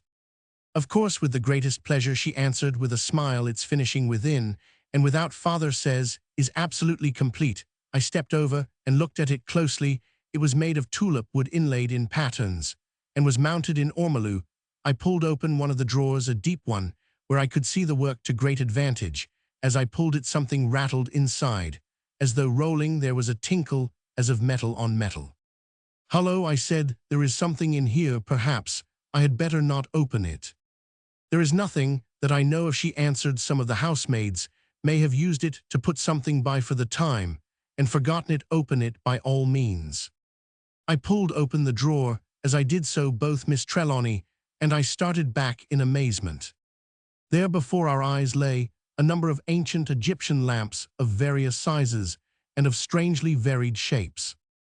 We leaned over them and looked closely. My own heart was beating like a tremor, and I could see by the heaving of Margaret's bosom that she was strangely excited. Whilst we looked afraid to touch, and almost afraid to think, there was a ring at the front door immediately afterwards. Mr. Corbeck, followed by Sergeant Daw, came into the hall. The door of the boudoir was open, and when they saw us, Mr. Corbeck came running in, followed more slowly by the detective. There was a sort of chastened joy in his face and manner as he said impulsively, "Rejoice with me, my dear Miss Trelawney. My luggage has come, and all my things are intact." Then his face fell as he added, "Except the lamps that were worth all the rest 1,000 times." He stopped, struck by the strange pallor of her face. Then his eyes, following her look and mine, lit on the cluster of lamps in the drawer. He gave a sort of cry of surprise and joy as he bent over and touched them. My lamps, then they are safe, safe, safe. But how in the name of God of all the gods did they come here?" We all stood silent. The detective made a deep sound of intaking breath. I looked at him, and as he caught my glance, he turned his eyes on Miss Trelawney, whose back was toward him. There was in them the same look of suspicion which had been there when he had spoken to me of her being the first to find her father on the occasions of the attacks. Chapter 9. The Need of Knowledge. Mr. Corbeck seemed to go almost off his head at the recovery of the lamps. He took them up one by one and looked them all over tenderly, as though they were things that he loved in his delight and excitement.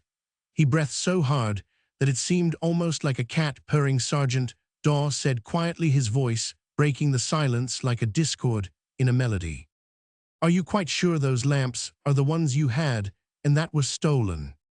His answer was in an indignant tone, "Sure, of course I am sure. There isn't another set of lamps like these in the world." So far as you know, the detective's words were smooth enough, but his manner was so exasperating that I was sure he had some motive in it, so I waited in silence. He went on, "Of course there may be some in the British Museum, or Mr. Trelawney may have had these already. There's nothing new under the sun, you know, Mr. Corbeck. Not even in Egypt. These may be the originals, and yours may have been the copies. Are there any points by which you can identify these as yours?" Mr. Corbeck was really angry by this time. He forgot his reserve, and in his indignation poured forth a torrent of almost incoherent but enlightening broken sentences. "Identify copies of them. British Museum. Rot, perhaps they keep a set in Scotland Yard for teaching idiot policemen Egyptology. Do I know them when I have carried them about my body in the desert for 3 months, and lay awake night after night to watch them, when I have looked them over with a magnifying glass hour after hour, till my eyes ached, till every tiny blotch and chip and dinge became as familiar to me as his chart to a captain, as familiar as they doubtless have been all the time to every thick-headed area prowler within the bounds of mortality. See here, young man, look at these." He ranged the lamps in a row on the top of the cabinet. "Did you ever see a set of lamps of these shapes off any one of these shapes? Look at these dominant figures on them. Did you ever see so complete a set of 'em in Scotland Yard, even in Bow Street? Look, one on each. The 7 forms of Hathor. Look at that figure of the car of a princess of the 2 Egypts, standing between Ra and Osiris in the boat of the dead, with the eye of sleep, supported on legs bending before her, and Harmaches rising in the north. Will you find that in the British Museum or Bow Street, or perhaps your studies in the Gizeh Museum, or the Fitzwilliam, or Paris, or Leyden, or Berlin, have shown you that the episode is common in hieroglyphics, and that this is only a copy? Perhaps you can tell me what that figure of Ta Seker Osar holding the Tet, wrapped in the scepter of papyrus, means. Did you ever see it before, even in the British Museum, or Gizeh, or Scotland Yard?"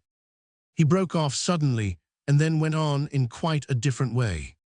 "Look here, it seems to me that the thick-headed idiot is myself. I beg your pardon, old fellow, for my rudeness. I quite lost my temper at the suggestion that I do not know these lamps. You don't mind, do you? The detective answered heartily. Lord Sir, not Roman one. I like to see folks angry when I am dealing with them, whether they are on my side or the other. It is when people are angry that you learn the truth from them. I keep cool. That is my trade. Do you know, you have told me more about those lamps in the past 2 minutes than when you filled me up with details of how to identify them. Mr. Corbeck grunted. He was not pleased at having given himself away all at once. He turned to me and said in his natural way, "Now tell me how you got them back." I was so surprised that I said without thinking, "We didn't get them back." The traveler laughed openly. "What on earth do you mean?" he asked. "You didn't get them back? Why, there they are before your eyes. We found you looking at them when we came in. By this time, I had recovered my surprise and had my wits about me. "Why, that's just it," I said. "We had only come across them by accident that very moment." Mr. Corbeck drew back and looked hard at Miss Trelawney and myself, turning his eyes from one to the other as he asked, "Do you mean to tell me that no one brought them here, that you found them in that drawer, that, so to speak, no one at all brought them back?" "I suppose someone must have brought them here. They couldn't have come of their own accord. But who it was, or when, or how, neither of us knows. We shall have to make inquiry and see if any of the servants know anything of it." We all stood silent for several seconds. It seemed a long time. The first to speak was the detective, who said, in an unconscious way, "Well, I am damned. I beg your pardon, miss." Then his mouth shut like a steel trap. We called up the servants one by one and asked them if they knew anything of some articles placed in a drawer in the boudoir, but none of them could throw any light on the circumstance. We did not tell them what the articles were or let them see them. Mr. Corbeck packed the lamps in cotton wool and placed them in a tin box. This, I may mention incidentally, was then brought up to the detective's room, where one of the men stood guard over them with a revolver the whole night. Next day, we got a small safe into the house and placed them in it. There were 2 different keys. One of them I kept myself, the other I placed in my drawer in the safe deposit vault. We were all determined that the lamps should not be lost again. About an hour after we had found the lamps, Dr. Winchester arrived. He had a large parcel with him, which when unwrapped proved to be the mummy of a cat. With Miss Trelawney's permission, he placed this in the boudoir, and Silvio was brought close to it, to the surprise of us all, however, except perhaps Dr. Winchester. He did not manifest the least annoyance. He took no notice of it whatever. He stood on the table close beside it, purring loudly. Then, following out his plan, the doctor brought him into Mr. Trelawney's room. We all following Dr. Winchester. Was excited, Miss Trelawney anxious.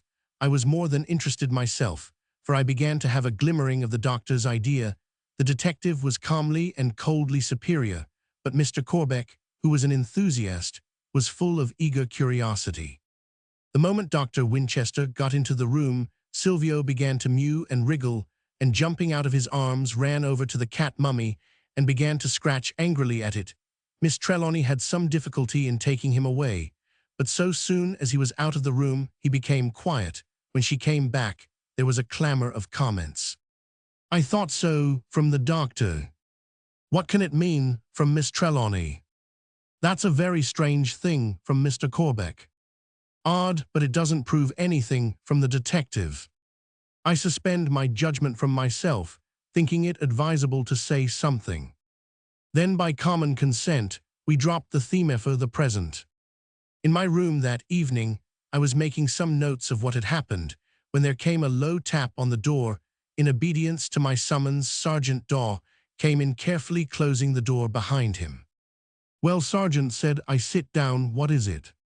"I wanted to speak to you, sir, about those lamps." I nodded and waited. He went on. "You know that that room where they were found opens directly into the room where Miss Trelawney slept last night?" "Yes." "During the night, a window somewhere in that part of the house was opened and shut again. I heard it and took a look round, but I could see no sign of anything." "Yes, I know that. I said I heard a window moved myself." "Does nothing strike you as strange about it, sir?"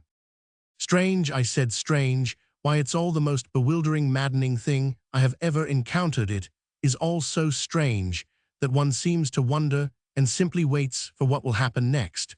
But what do you mean by strain? The detective paused, as if choosing his words to begin, and then said deliberately, "You see, I am not one who believes in magic and such things. I am for facts all the time, and I always find in the long run that there is a reason and a cause for everything. This new gentleman says these things were stolen out of his room in the hotel. The lamps, I take it from some things he has said, really belong to Mr. Trelawney, his daughter. The lady of the house having left the room she usually occupies sleeps that night on the ground floor. A window is heard to open and shut during the night, when we who have been during the day trying to find a clue to the robbery come to the house. We find the stolen goods in a room close to where she slept and opening out of it." He stopped. I felt that same sense of pain and apprehension which I had experienced when he had spoken to me before, creeping, or rather rushing over me again. I had to face the matter out, however. My relations with her, and the feeling toward her, which I now knew full well, meant a very deep love and devotion, demanded so much. I said, as calmly as I could, for I knew the keen eyes of the skillful investigator were on me. "And the inference?" he answered with the cool audacity of conviction. "The inference to me is that there was no robbery at all. The goods were taken by someone to this house, where they were received through a window on the ground floor. They were placed in the cabinet ready to be discovered when the proper time should come." Somehow I felt relieved. The assumption was too monstrous. I did not want, however, my relief to be apparent, so I answered as gravely as I could. "And who do you suppose brought them to the house?" "I keep my mind open as to that. Possibly Mr. Corbeck himself. The matter might be too risky to trust to a third party." "Then the natural extension of your inference is that Mr. Corbeck is a liar and a fraud, and that he is in conspiracy with Miss Trelawney to deceive someone or other about those lamps." "Those are harsh words, Mr. Ross. They're so plain-spoken that they bring a man up standing and make new doubts for him. But I have to go where my reason points. It may be that there is another party than Miss Trelawney in it. Indeed, if it hadn't been for the other matter that set me thinking and bred doubts of its own about her, I wouldn't dream of mixing her up in this. But I am safe on Corbeck. Whoever else is in it, he is. The things couldn't have been taken without his connivance. If what he says is true, if it isn't, well, he is a liar anyhow. I would think it a bad job to have him stay in the house with so many valuables, only that it will give me and my mate a chance of watching him well. Keep a pretty good lookout too. I tell you, he's up in my room now guarding those lamps. But Johnny Wright is there too. I go on before he comes off, so there won't be much chance of another housebreaking. Of course, Mr. Ross, all this too is between you and me." "Quite so. You may depend on my silence," I said, and he went away to keep a close eye on the Egyptologist. It seemed as though all my painful experiences were to go in pairs, and that the sequence of the previous day was to be repeated, for before long I had another private visit from Dr. Winchester, who had now paid his nightly visit to his patient, and was on his way home. He took the seat which I proffered and began at once. "This is a strange affair altogether. Miss Trelawney has just been telling me about the stolen lamps, and of the finding of them in the Napoleon cabinet. It would seem to be another complication of the mystery. And yet, do you know, it is a relief to me. I have exhausted all human and natural possibilities of the case, and am beginning to fall back on superhuman and supernatural possibilities. Here are such strange things that if I am not going mad, I think we must have a solution before long. I wonder if I might ask some questions and some help from Mr. Corbeck, without making further complications and embarrassing us. He seems to know an amazing amount regarding Egypt and all relating to it. Perhaps he wouldn't mind translating a little bit of hieroglyphic. It is child's play to him. What do you think?" When I had thought the matter over a few seconds, I spoke. We wanted all the help we could get. For myself, I had perfect confidence in both men, and any comparing notes or mutual assistance might bring good results. Such could hardly bring evil. By all means, I should ask him. He seems an extraordinarily learned man in Egyptology, and he seems to me a good fellow as well as an enthusiast. By the way, it will be necessary to be a little guarded as to whom you speak regarding any information which he may give you." "Of course," he answered. "Indeed, I should not dream of saying anything to anybody excepting yourself. we have to remember that, when Mr. Trelawney recovers, he may not like to think that we have been chattering unduly over his affairs. Look here, I said, why not stay for a while, and I shall ask him to come and have a pipe with us. We can then talk over things. He acquiesced, so I went to the room where Mr. Corbeck was, and brought him back with me. I thought the detectives were pleased at his going. On the way to my room, he said, I don't half like leaving those things there. With only those men to guard them, they're a deal sight too precious to be left to the police. From which it would appear that suspicion was not confined to Sergeant Dall. Mr. Corbeck and Dr. Winchester, after a quick glance at each other, became at once on most friendly terms. The traveller professed his willingness to be of any assistance which he could provided. He added that it was anything about which he was free to speak. This was not very promising, but Dr. Winchester began at once. I want you, if you will, to translate some hieroglyphic for me. Certainly, with the greatest pleasure, so far as I can, for I may tell you that hieroglyphic writing is not quite mastered, yet though we are getting at it, what is the inscription? There are two, he answered, one of them I shall bring here. He went out and returned in a minute with the mummy cat, which he had that evening introduced to Silvio. The scholar took it, and after a short examination said, There is nothing especial in this. It is an appeal to Bast, the Lady of Bubastes, to give her good bread and milk. In the Elysian fields there may be more inside, and if you will care to unroll it, I will do my best. I do not think, however, that there is anything special from the method of wrapping. I should say it is from the Delta, and of a late period when such mummy work was common and cheap. What is the other inscription you wish me to see? The inscription on the mummy cat in Mr. Trelawney's room. Mr. Corbeck's face fell. No, he said, I cannot do that. I am, for the present at all events, practically bound to secrecy regarding any of the things in Mr. Trelawney's room. Dr. Winchester's comment and my own were made at the same moment. I said only the one word checkmate, from which I think he may have gathered that I guessed more of his idea and purpose than perhaps I had intentionally conveyed to him. He murmured, Practically bound to secrecy. Mr. Corbeck at once took up the challenge conveyed. Do not misunderstand me. I am not bound by any definite pledge of secrecy, but I am bound in honor to respect Mr. Trelawney's confidence given to me. I may tell you in a very large measure regarding many of the objects in his room. He has a definite purpose in view, and it would not be either right or becoming for me, his trusted friend and confidant, to forestall that purpose. Mr. Trelawney, you may know, or rather, you do not know, or you would not have so construed my remark. He's a scholar, a very great scholar. He has worked for years toward a certain end. For this, he has spared no labor, no expense, no personal danger or self-denial. He is on the line of a result which will place him amongst the foremost discoverers or investigators of his age. And now, just at the time when any hour might bring him success, he is stricken down. He stopped, seemingly overcome with emotion. After a time, he recovered himself and went on. Again, do not misunderstand me. As to another point, I have said that Mr. Trelawney has made much confidence with me, but I do not mean to lead you to believe that I know all his plans or his aims or objects. I know the period which he has been studying, and the definite historical individual whose life he has been investigating, and whose records he has been following up one by one with infinite patience. But beyond this, I know nothing. That he has some aim or object in the completion of this knowledge, I am convinced. What it is I may guess, but I must say nothing. Please to remember, gentlemen, that I have voluntarily accepted the position of recipient of a partial confidence.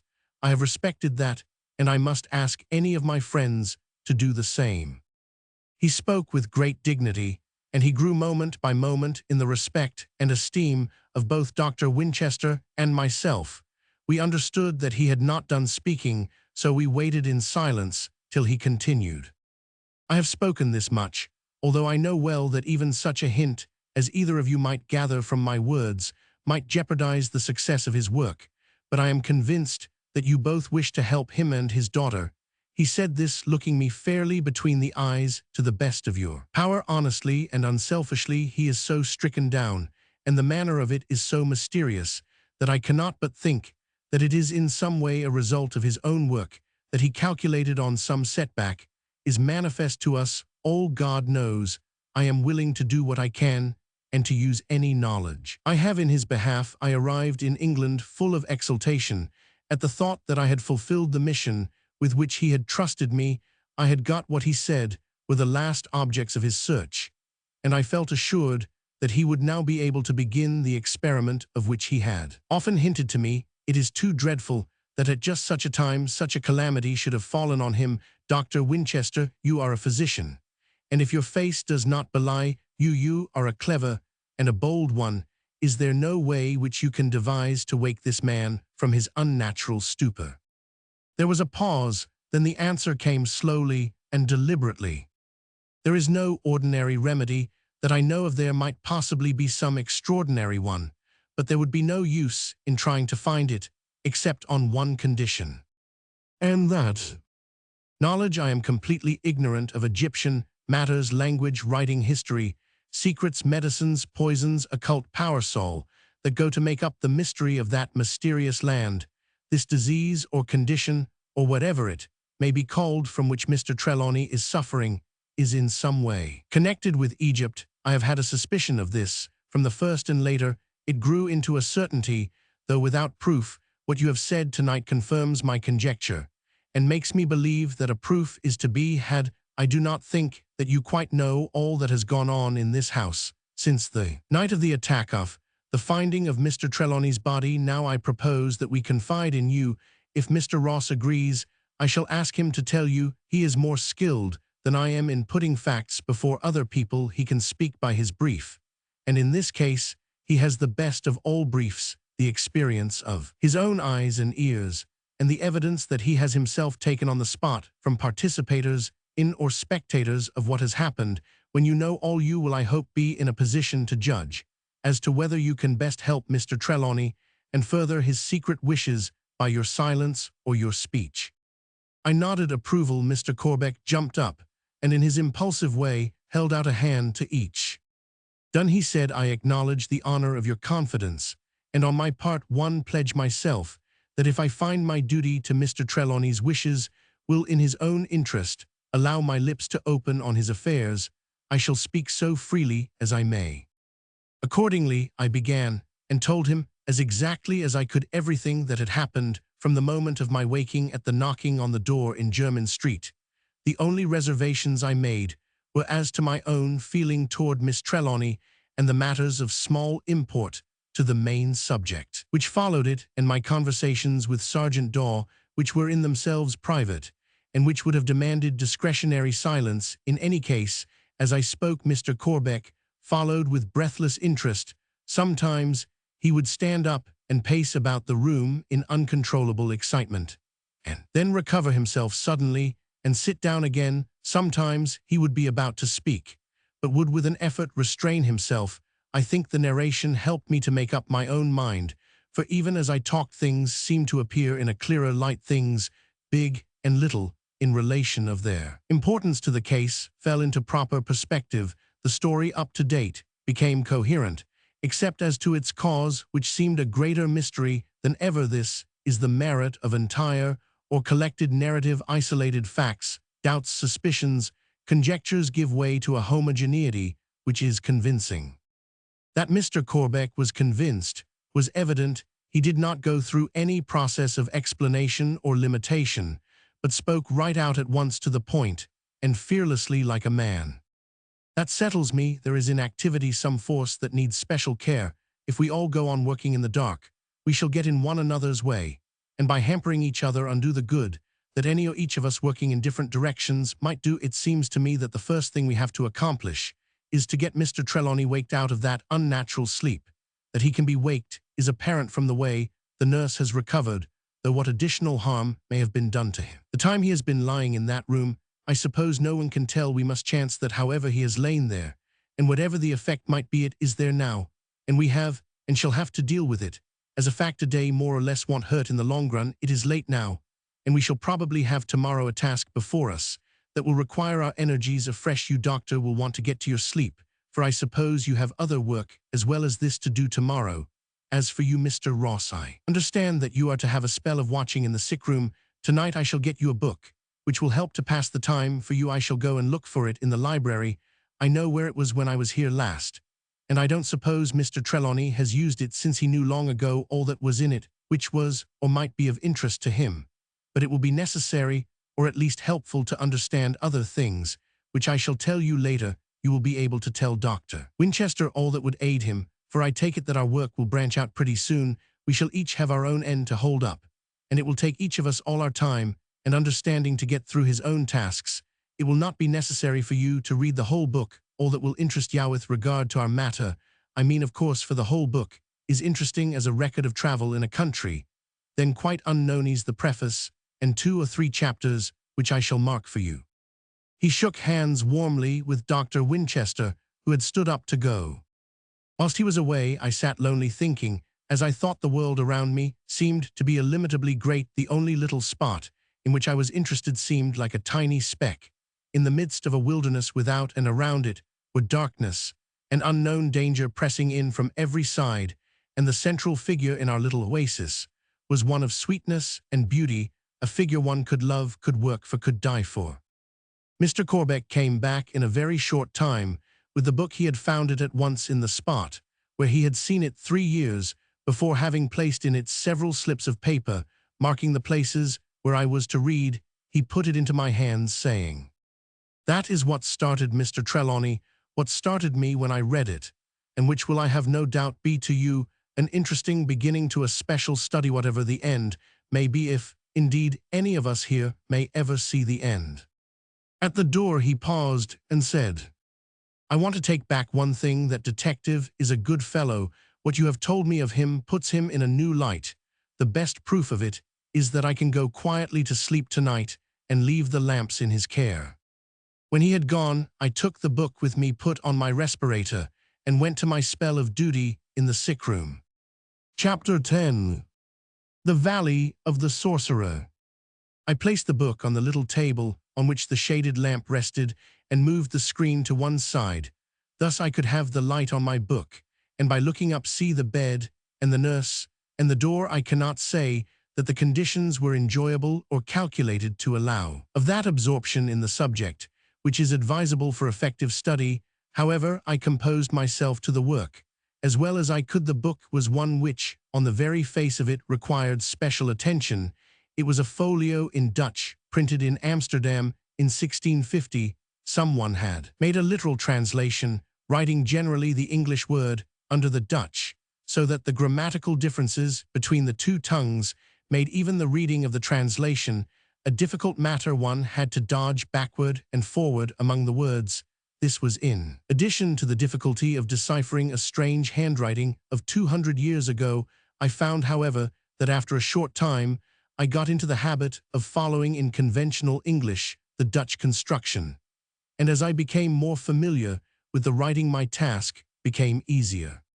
At first, the circumstances of the room and the fear lest Miss Trelawney should return unexpectedly and find me reading the book disturbed me somewhat, for we had arranged amongst us, before Dr. Winchester had gone home, that she was not to be brought into the range of the coming investigation.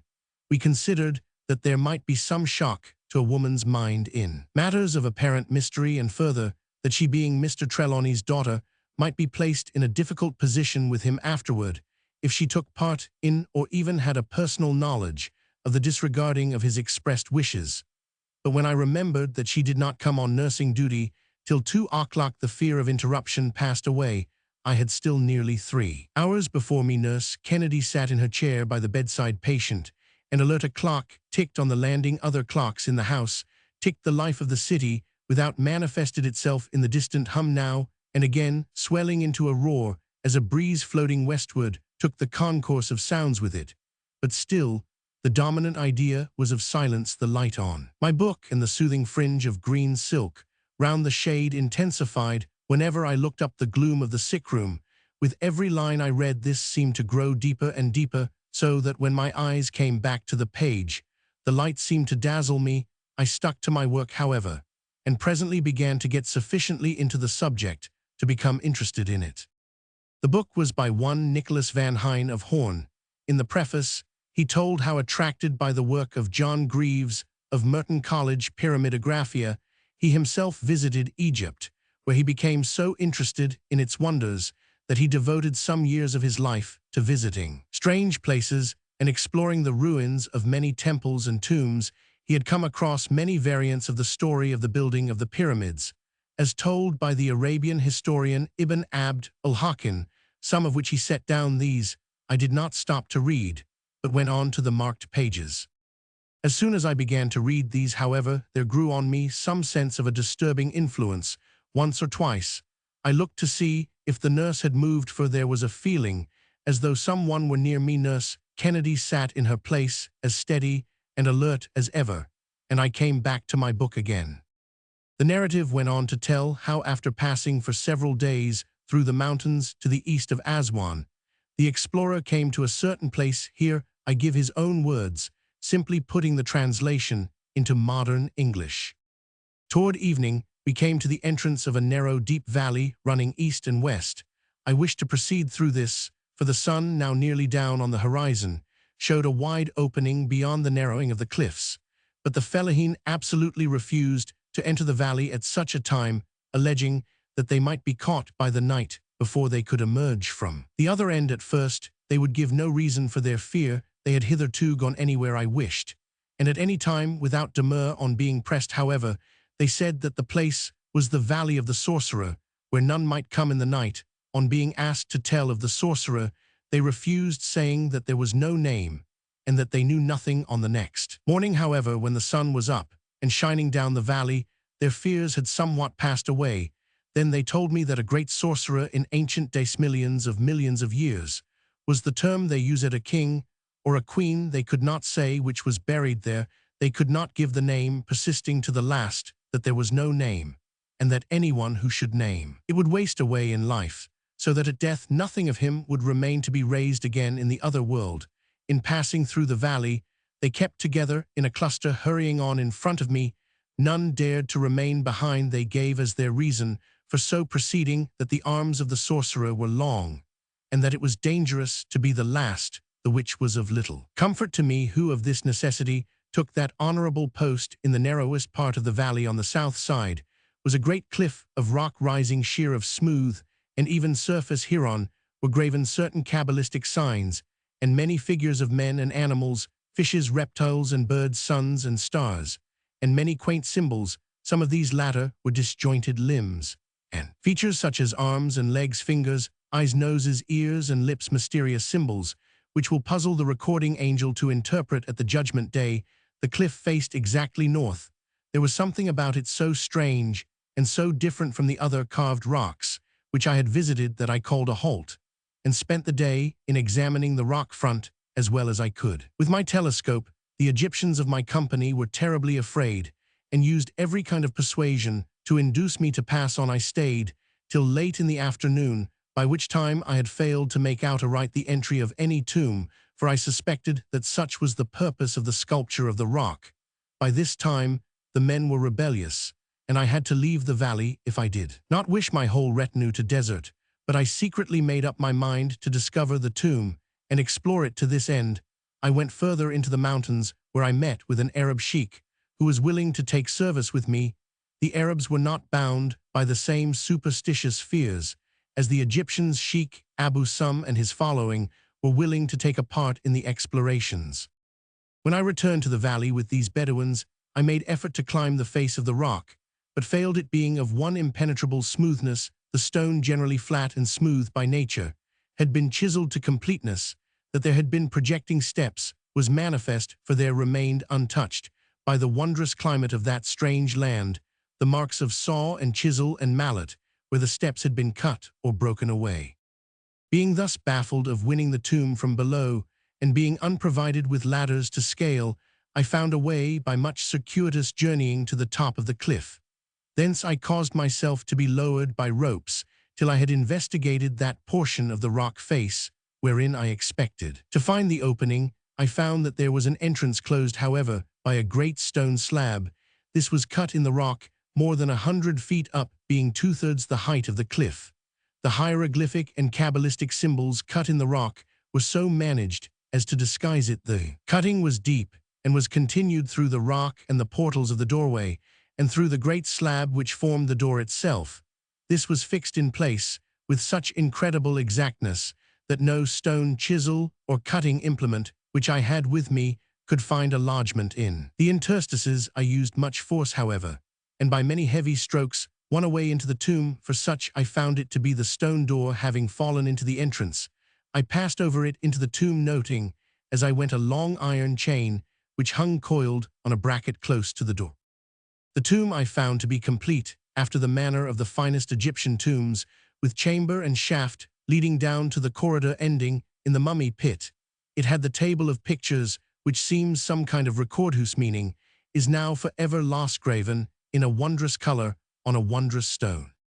All the walls of the chamber and the passage were carved with strange writings in the uncanny form mentioned. The huge stone coffin or sarcophagus in the deep pit was marvelously graven throughout with signs. The Arab chief and two others who ventured into the tomb with me, and who were evidently used to such grim explorations, managed to take the cover from the sarcophagus without breaking it, at which they wondered, for such good fortune, they said, did not usually attend such efforts. Indeed, they seemed not over-careful, and did handle the various furniture of the tomb with such little concern, that only for its great strength and thickness, even the coffin itself might have been injured, which gave me much concern, for it was very beautifully wrought of rare stone, such as I had no knowledge of. Much I grieved that it were not possible to carry it away, but time and desert journeyings forbade such. I could only take with me such small matters as could be carried on the person. Within the sarcophagus was a body manifestly of a woman, swathed with many wrappings of linen, as is usual with all mummies, from certain embroiderings. Thereon I gathered that she was of high rank. Across the breast was one hand unwrapped in the mummies, which I had seen. The arms and hands are within the wrappings, and certain adornments of wood, shaped and painted to resemble arms and hands, lie outside the enwrapped body. But this hand was strange to see, for it was the real hand of her who lay enwrapped there, the arm projecting from the cerements being of flesh, seemingly made, as like marble, in the process of embalming. Arm and hand were of dusky white, being of the hue of ivory that hath lain long in air. The skin and the nails were complete and whole, as though the body had been placed for burial overnight. I touched the hand and moved it, the arm being something flexible as a live arm, though stiff with long disuse, as are the arms of those faquirs which I have seen in the Indies. There was too an added wonder that on this ancient hand were no less than 7 fingers, the same all being fine and long, and of great beauty. Sooth to say, it made me shudder, and my flesh creep, to touch that hand that had lain there undisturbed for so many thousands of years, and yet was like unto living flesh. Underneath the hand, as though guarded by it, lay a huge jewel of ruby, a great stone of wondrous bigness, for the ruby is in the main a small jewel. This one was of wondrous color, being as of fine blood, whereon the light shineth. But its wonder lay not in its size or color, though these were, as I have said, of priceless rarity, but in that the light of it shone from 7 stars, each of 7 points, as clearly as though the stars were in reality there imprisoned. When that the hand was lifted, the sight of that wondrous stone lying there struck me with a shock, almost to momentary paralysis. I stood gazing on it, as did those with me, as though it were that faded head of the Gorgon Medusa, with the snakes in her hair, whose sight struck into stone those who beheld. So strong was the feeling that I wanted to hurry away from the place, so too those with me.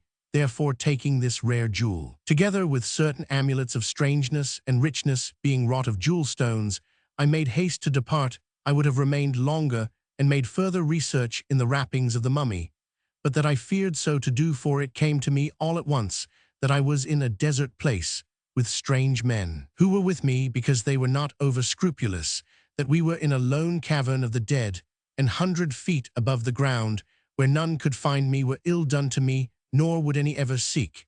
But in secret I determined that I would come again, though with more secure following. Moreover was I tempted to seek further, as in examining the wrappings I saw many things of strange import in that wondrous tomb, including a casket of eccentric shape, made of some strange stone, which methought might have contained other jewels, inasmuch as it had secure lodgment in the great sarcophagus itself. There was in the tomb also another coffer, which, though of rare proportion and adornment, was more simply shaped.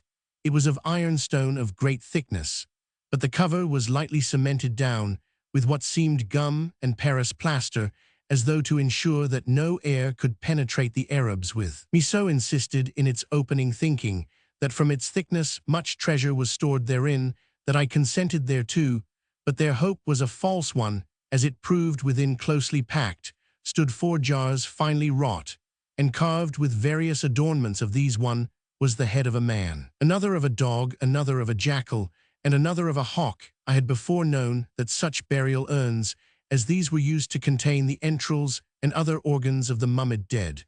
But on opening these, for the fastening of wax, though complete, was thin and yielded easily, we found that they held but oil. The Bedouins, spilling most of the oil in the process, groped with their hands in the jars, lest treasure should have been there concealed.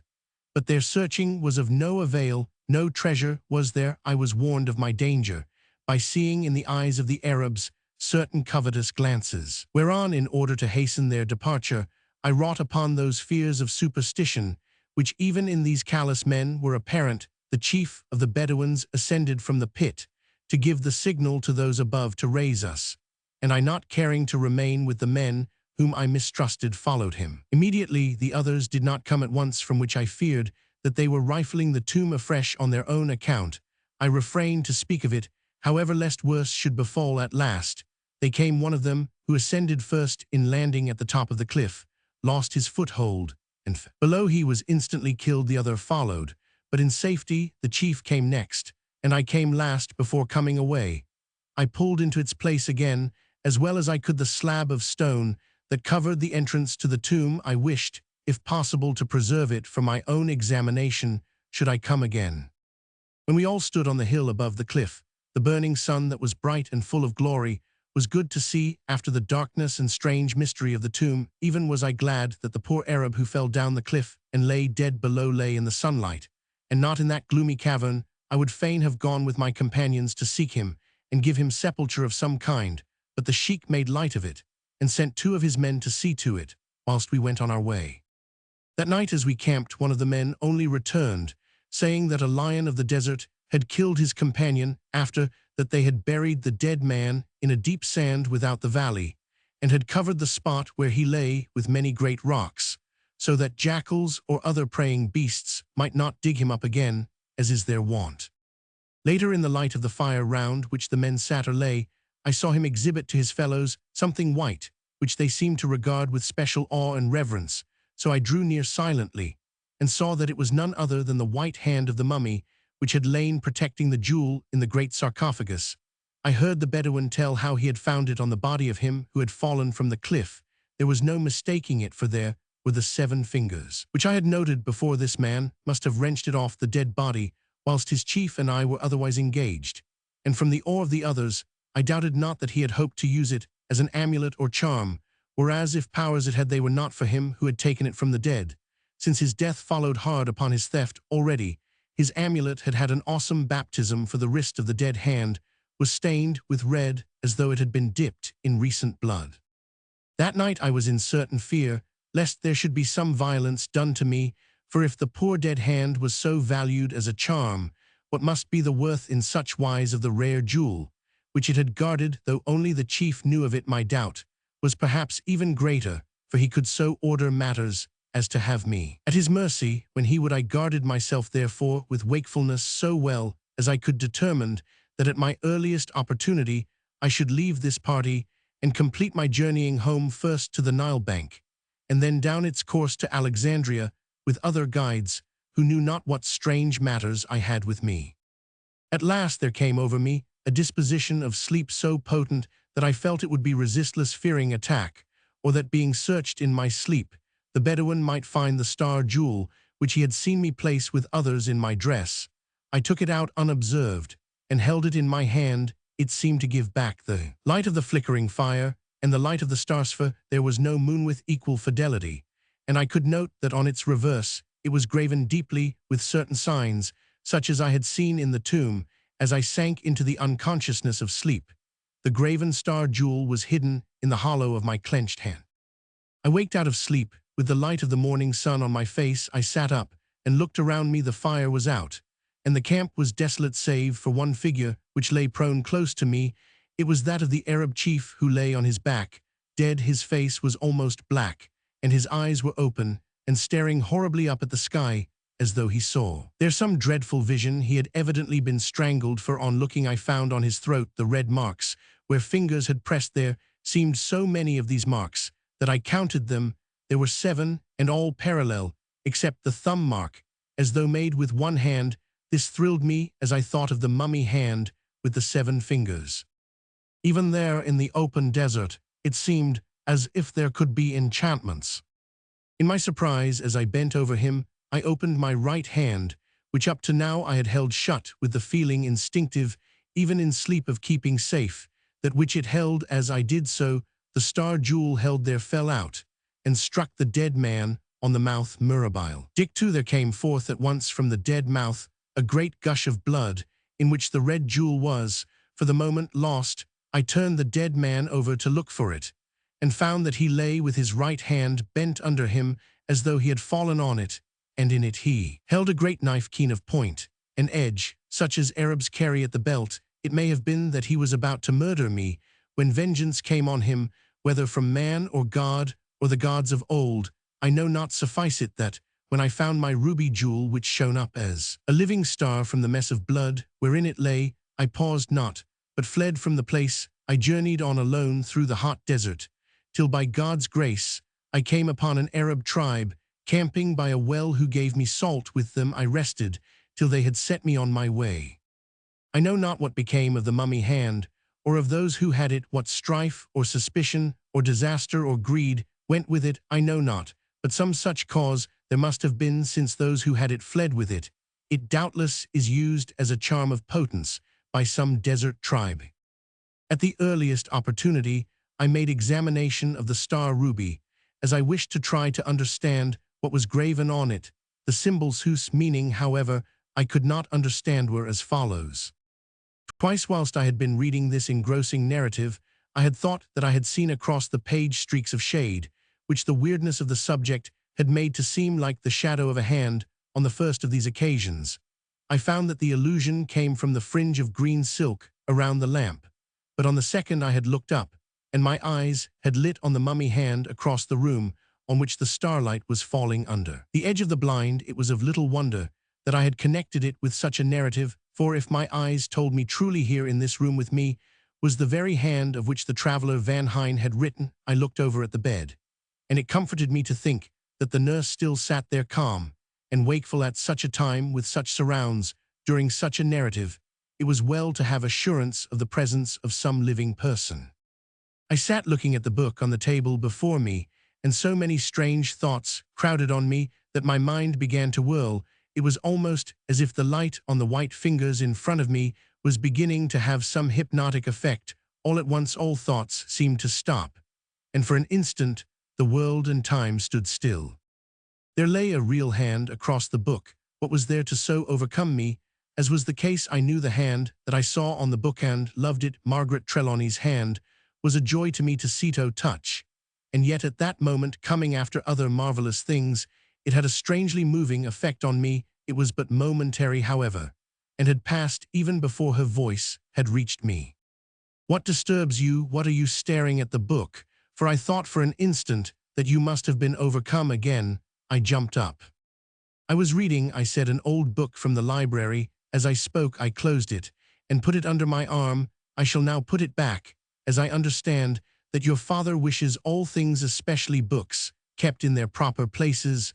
My words were intentionally misleading, for I did not wish her to know what I was reading, and thought it best not to wake her curiosity by leaving the book about. I went away, but not to the library. I left the book in my room, where I could get it when I had had my sleep in the day. When I returned, Nurse Kennedy was ready to go to bed, so Miss Trelawney watched with me in the room. I did not want any book. Whilst she was present, we sat close together and talked in a whisper.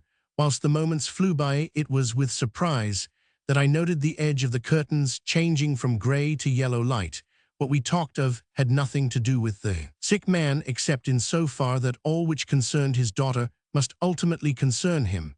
But it had nothing to say to Egypt or mummies or the dead, or caves, or Bedouin chiefs, I could well take note in the growing light that Margaret's hand had not 7 fingers, but 5, for it lay in mine. When Dr. Winchester arrived in the morning and had made his visit to his patient, he came to see me as I sat in the dining-room having a little meal-break fast, or supper, I hardly knew which it was before I went to lie down. Mr. Corbeck came in at the same time, and we resumed our conversation where we had left it the night before. I told Mr. Corbeck that I had read the chapter about the finding of the tomb, and that I thought Dr. Winchester should read it too. The latter said that if he might he would take it with him. He had that morning to make a railway journey to Ipswich, and would read it on the train. He said he would bring it back with him when he came again in the evening. I went up to my room to bring it down, but I could not find it anywhere. I had a distinct recollection of having left it on the little table beside my bed when I had come up after Miss Trelawney's going on duty into the sick room. It was very strange, for the book was not of a kind that any of the servants would be likely to take. I had to come back and explain to the others that I could not find it. When Dr. Winchester had gone, Mr. Corbeck, who seemed to know the Dutchman's work by heart, talked the whole matter over with me.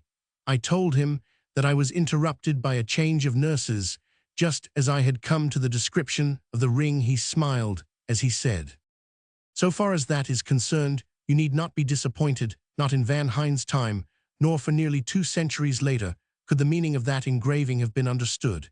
It was only when the work was taken up, and followed by Young and Champollion, by Birch and Lepsius and Rossellini and Salvolini, by Mariette Bay, and by Wallis Budge and Flinders Petrie, and the other scholars of their times, that great results ensued, and that the true meaning of hieroglyphic was known.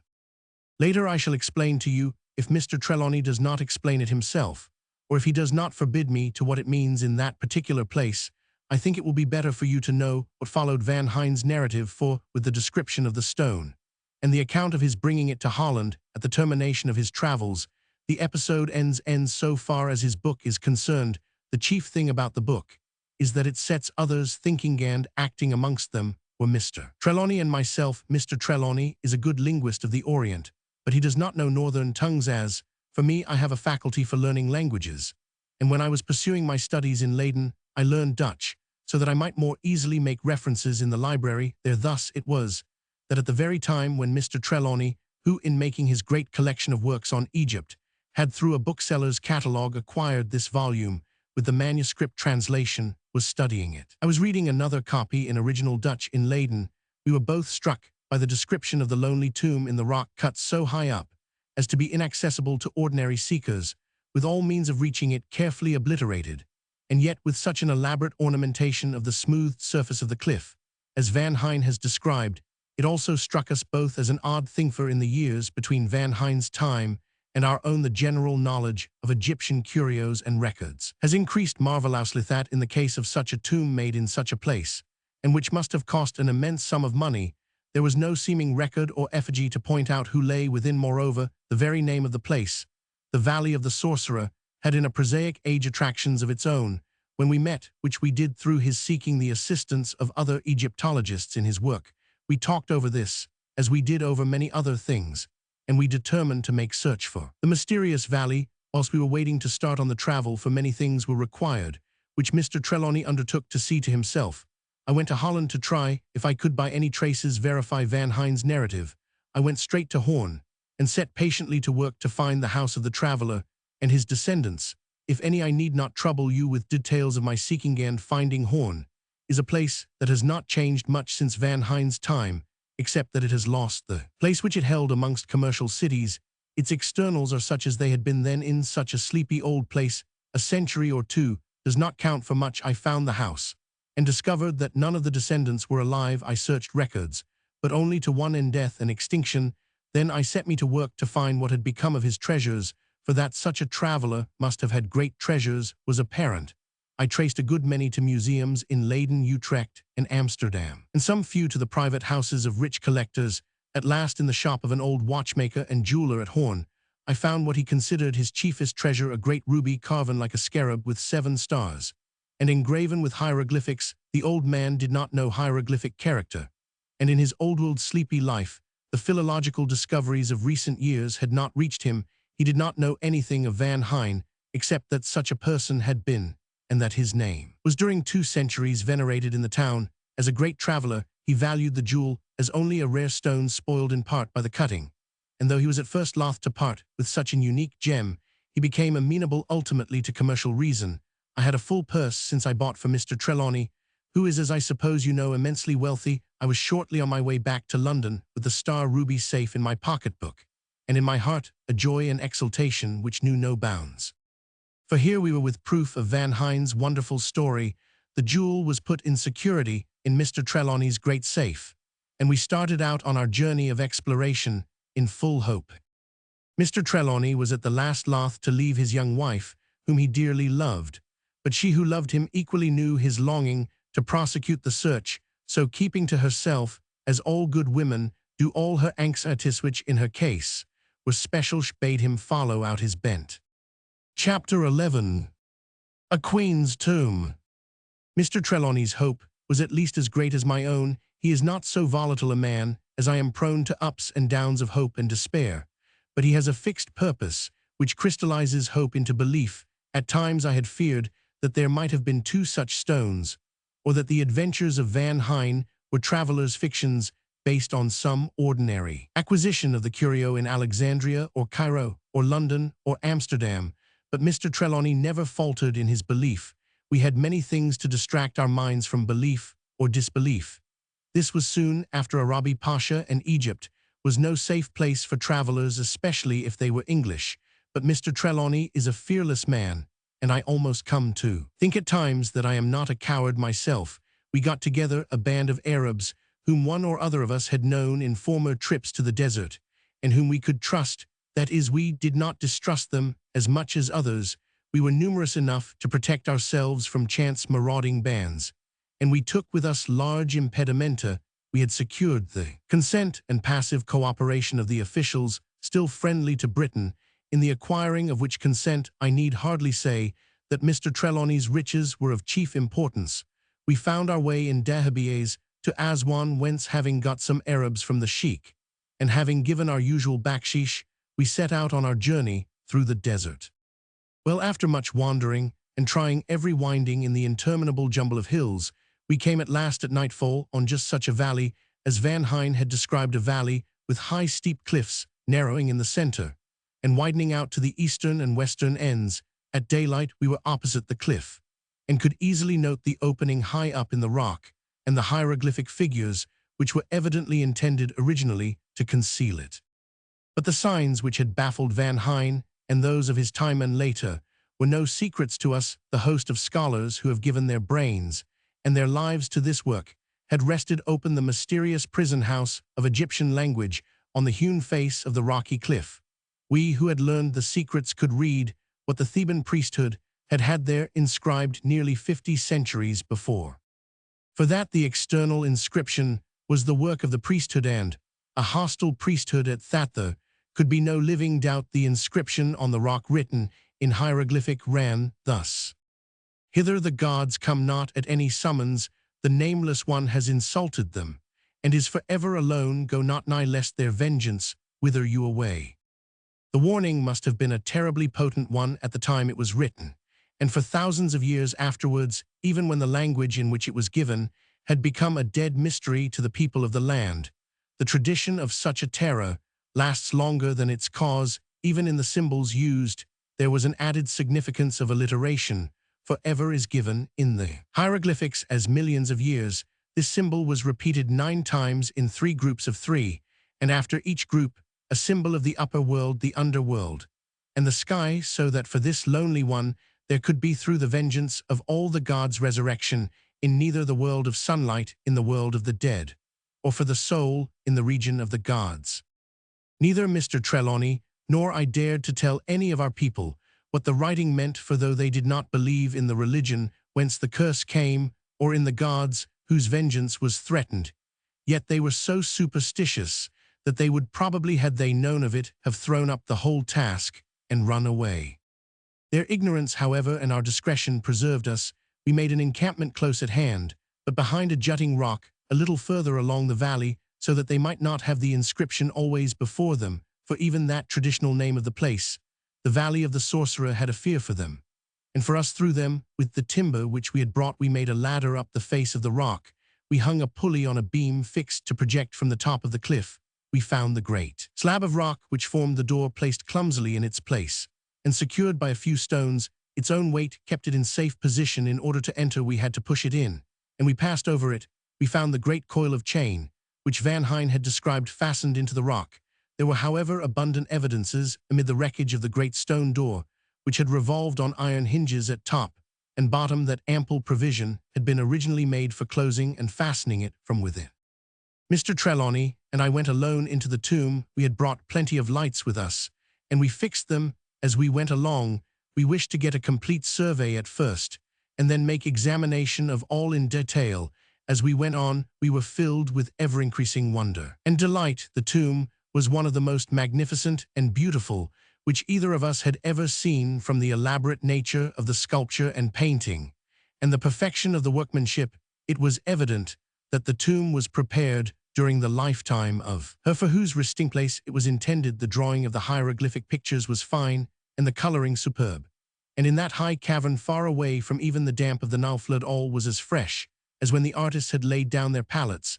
There was one thing which we could not avoid seeing, that although the cutting on the outside rock was the work of the priesthood, the smoothing of the cliff face was probably a part of the tomb builder's original design.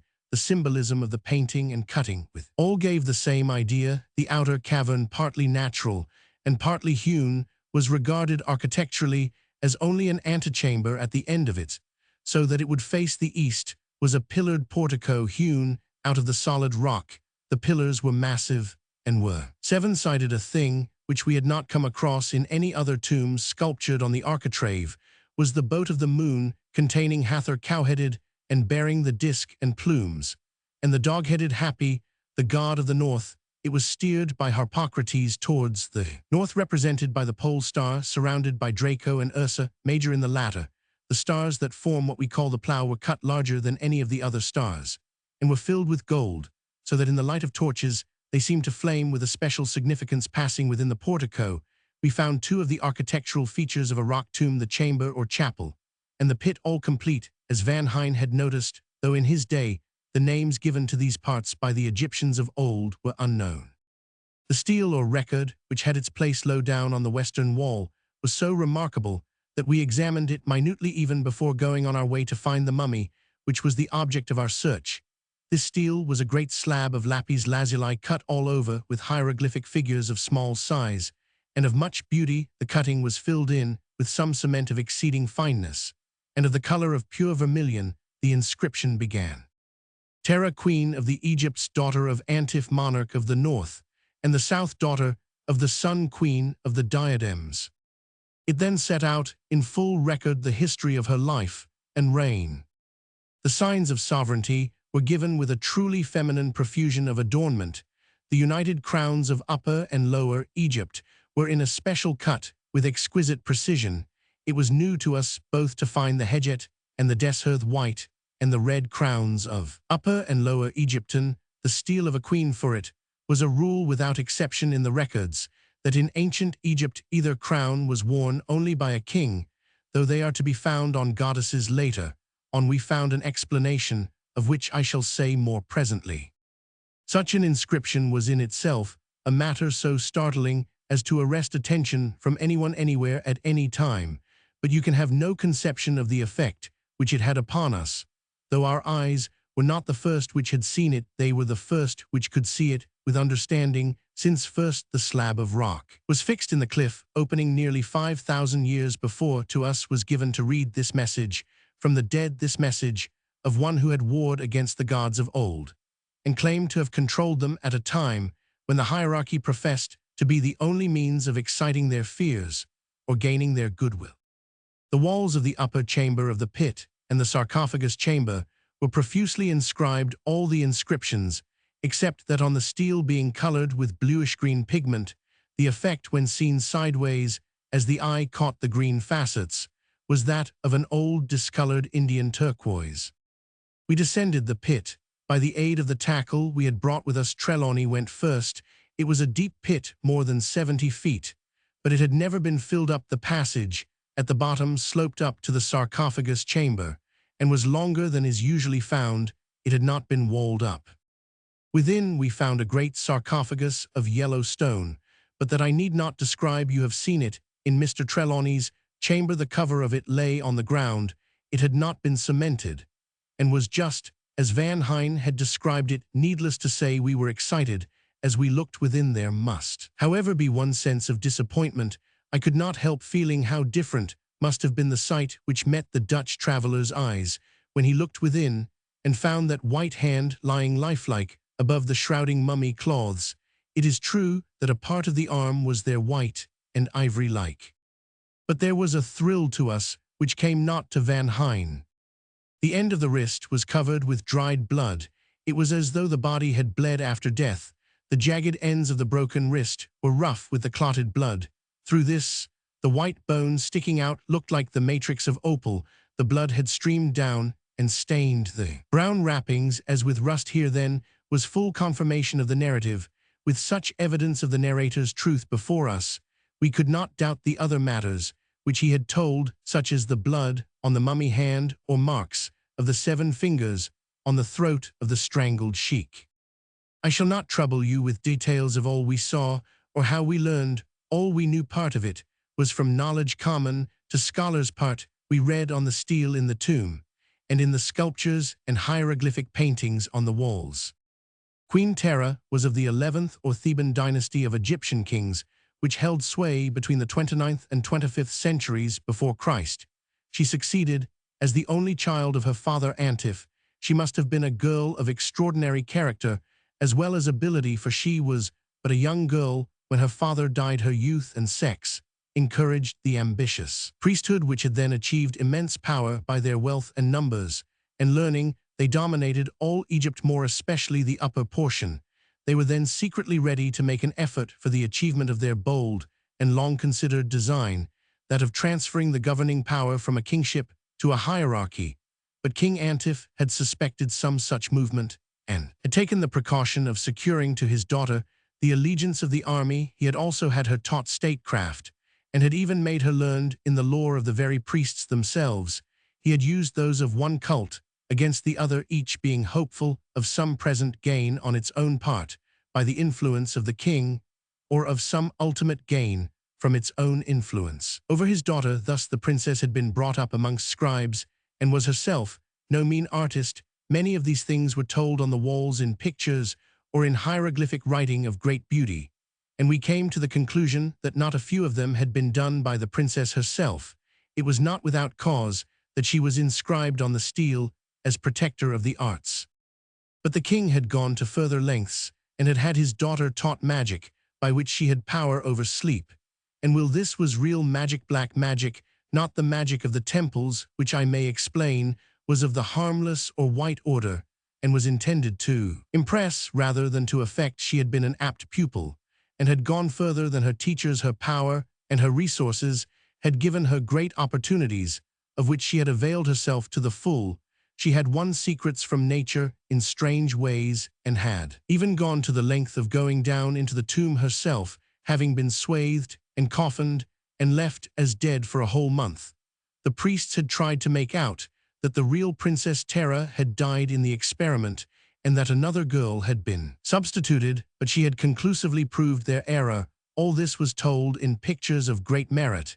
It was probably in her time that the impulse was given in the restoring the artistic greatness of the 4th dynasty, which had found its perfection in the days of Chufu.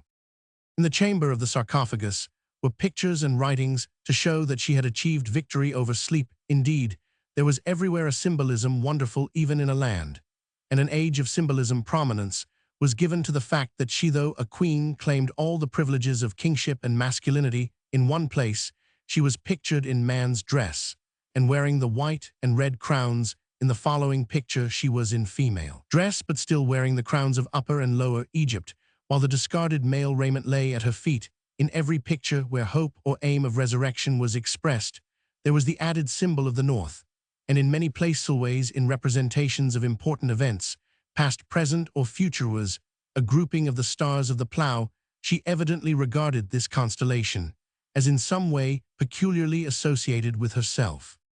Perhaps the most remarkable statement in the records, both on the stele and in the mural writings, was that Queen Tera had power to compel the gods. This, by the way, was not an isolated belief in Egyptian history, but was different in its cause. She had engraved on a ruby carved like a scarab, and having 7 stars of 7 points master words, to compel all the gods, both of the upper and the underworlds.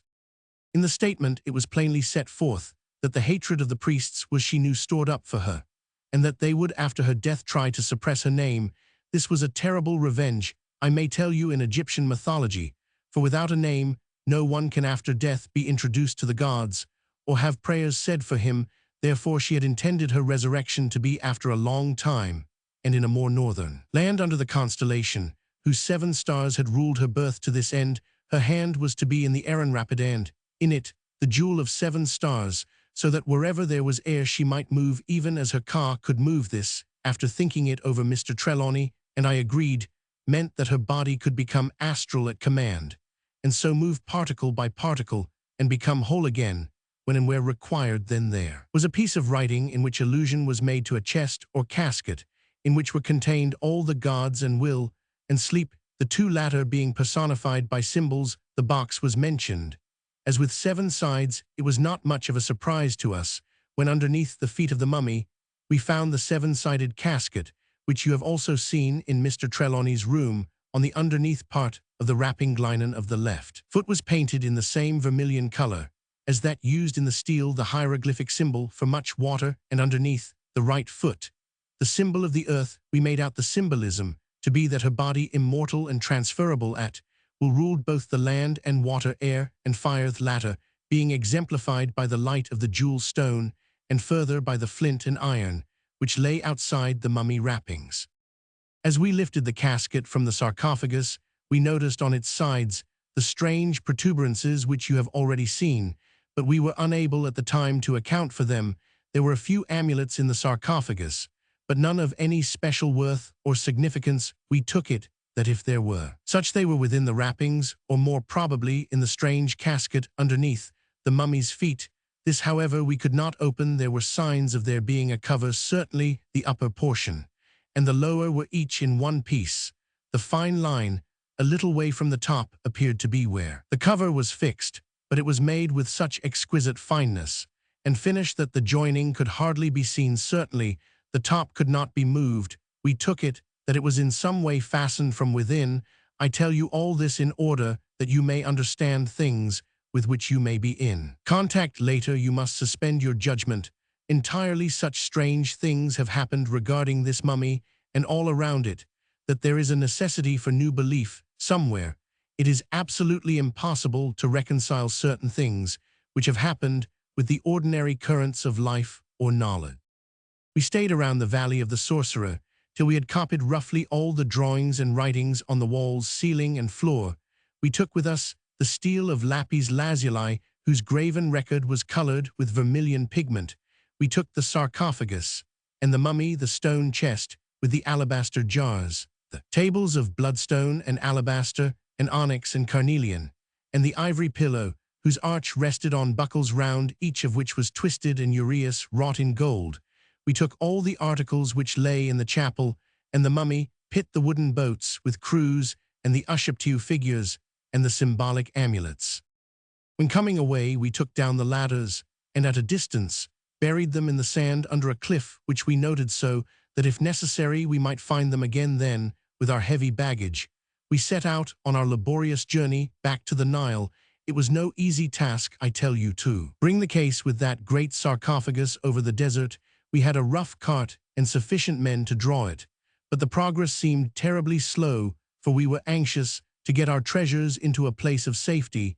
The night was an anxious time with us, for we feared attack from some marauding band, but more still we feared some of those with us. They were after all but predatory, unscrupulous men, and we had with us a considerable bulk of precious things. They, or at least the dangerous ones amongst them, did not know why it was so precious. They took it for granted that it was material treasure of some kind that we carried. We had taken the mummy from the sarcophagus and packed it for safety of travel in a separate case. During the first night, 2 attempts were made to steal things from the cart, and 2 men were found dead in the morning. On the second night, there came on a violent storm, one of those terrible samooms of the desert, which makes one feel his helplessness. We were overwhelmed with drifting sand. Some of our Bedouins had fled before the storm, hoping to find shelter. The rest of us, wrapped in our bornus, endured with what patience we could. In the morning, when the storm had passed, we recovered from under the piles of sand what we could of our impedimenta. We found the case in which the mummy had been packed, all broken, but the mummy itself could nowhere be found. We searched everywhere around and dug up the sand which had piled around us. But in vain. We did not know what to do, for Trelawney had his heart set on taking home that mummy. We waited a whole day in hopes that the Bedouins who had fled would return. We had a blind hope that they might have in some way removed the mummy from the cart and would restore it. That night, just before dawn, Mr. Trelawney woke me up and whispered in my ear, "We must go back to the tomb in the Valley of the Sorcerer. Show no hesitation in the morning, when I give the orders. If you ask any questions as to where we are going, it will create suspicion and will defeat our purpose." "All right," I answered, "but why shall we go there?" His answer seemed to thrill through me as though it had struck some chord ready tuned within. "We shall find the mummy there, I am sure of it." Then, anticipating doubt or argument, he added, "Wait and you shall see," and he sank back into his blanket again. The Arabs were surprised when we retraced our steps, and some of them were not satisfied. There was a good deal of friction, and there were several desertions, so that it was with a diminished following that we took our way eastward again. At first the sheik did not manifest any curiosity as to our definite destination, but when it became apparent that we were again making for the Valley of the Sorcerer, he too showed concern. This grew as we drew near, till finally, at the entrance of the valley, he halted and refused to go further. He said he would await our return. If we chose to go on alone, that he would wait 3 days. But if by that time we had not returned, he would leave. No offer of money would tempt him to depart from this resolution. The only concession he would make was that he would find the ladders and bring them near the cliff. This he did, and then with the rest of the troop, he went back to wait at the entrance of the valley. Mr. Trelawney and I took ropes and torches, and again ascended to the tomb. It was evident that someone had been there in our absence, for the stone slab, which protected the entrance to the tomb, was lying flat inside, and a rope was dangling from the cliff summit. Within there was another rope hanging into the shaft of the mummy pit. We looked at each other, but neither said a word. We fixed our own rope, and as arranged, Trelawney descended first, I following at once. It was not till we stood together at the foot of the shaft that the thought flashed across me that we might be in some sort of a trap, that someone might descend the rope from the cliff, and, by cutting the rope by which we had lowered ourselves into the pit, bury us there alive. The thought was horrifying, but it was too late to do anything. I remained silent. We both had torches, so that there was ample light as we passed through the passage and entered the chamber where the sarcophagus had stood. The first thing noticeable was the emptiness of the place. Despite all its magnificent adornment, the tomb was made a desolation by the absence of the great sarcophagus, to hold which it was hewn in the rock of the chest, with the alabaster jars of the tables, which had held the implements and food for the use of the dead, and the Ushaptiu figures. It was made more infinitely desolate still by the shrouded figure of the mummy of Queen Terra, which lay on the floor where the great sarcophagus had stood. Beside it lay, in the strange contorted attitudes of violent death, 3 of the Arabs who had deserted from our party. Their faces were black, and their hands and necks were smeared with blood, which had burst from mouth and nose and eyes. On the throat of each were the marks, now blackening, of a hand of 7 fingers. Trelawney and I drew close and clutched each other in awe and fear as we looked. For most wonderful of all, across the breast of the mummied queen lay a hand of 7 fingers, ivory white the wrist, only showing a scar like a jagged red line, from which seemed to depend drops of blood. Chapter 12. The Magic Coffer. When we recovered our amazement, which seemed to last unduly long, we did not lose any time carrying the mummy through the passage, and hoisting it up the pit shaft. I went first to receive it at the top. As I looked down, I saw Mr. Trelawney lift the severed hand and put it in his breast, manifestly to save it from being injured or lost. We left the dead Arabs where they lay with our ropes, we lowered our precious burden to the ground, and then took it to the entrance of the valley where our escort was to wait too. Our astonishment, we found them on the move. When we remonstrated with the sheik, he answered that he had fulfilled his contract to the letter. He had waited the 3 days. As arranged, I thought that he was lying to cover up his base intention of deserting us, and I found, when we compared notes, that Trelawney had the same suspicion. It was not till we arrived at Cairo that we found he was correct. It was the 3rd of November 1884, when we entered the mummy pit. For the second time, we had reason to remember the date. We had lost 3 whole days of our reckoning out of our lives whilst we had stood wondering in that chamber of the dead. Was it strange, then, that we had a superstitious feeling with regard to the dead Queen Terra, and all belonging to her? Is it any wonder that it rests with us now with a bewildering sense of some power outside ourselves or our comprehension? Will it be any wonder if it go down to the grave with us at the appointed time, if indeed there be any graves for us who have robbed the dead? He was silent for quite a minute before he went on. We got to Cairo all right, and from there to Alexandria, where we were to take ship by the messagerie service to Marseille, and go thence by express to London. But the beslaid schemes o' mice and men gang after gley. At Alexandria, Trelawney found waiting a cable stating that Mrs. Trelawney had died in giving birth to a daughter. Her stricken husband hurried off at once by the Orient Express, and I had to bring the treasure alone to the desolate house. I got to London all safe. There seemed to be some special good fortune to our journey. When I got to this house, the funeral had long been over. The child had been put out to nurse, and Mr. Trelawney had so far recovered from the shock of his loss that he had set himself to take up again the broken threads of his life and his work. That he had had a shock, and a bad one, was apparent. The sudden grey in his black hair was proof enough in itself, but in addition, the strong cast of his features had become set and stern since he received that cable in the shipping office at Alexandria. I have never seen a happy smile on his face. Work is the best thing in such a case, and to his work he devoted himself heart and soul. The strange tragedy of his loss and gainful, the child was born after the mother's death took place.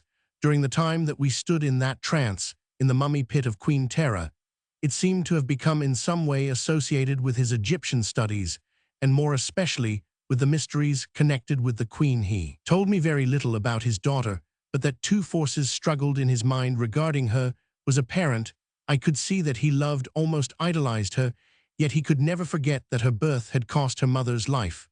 Also, there was something whose existence seemed to wring his father's heart, though he would never tell me what it was. Again, he once said, in a moment of relaxation of his purpose of silence, "She is unlike her mother, but in both feature and color she has a marvelous resemblance to the pictures of Queen Terra."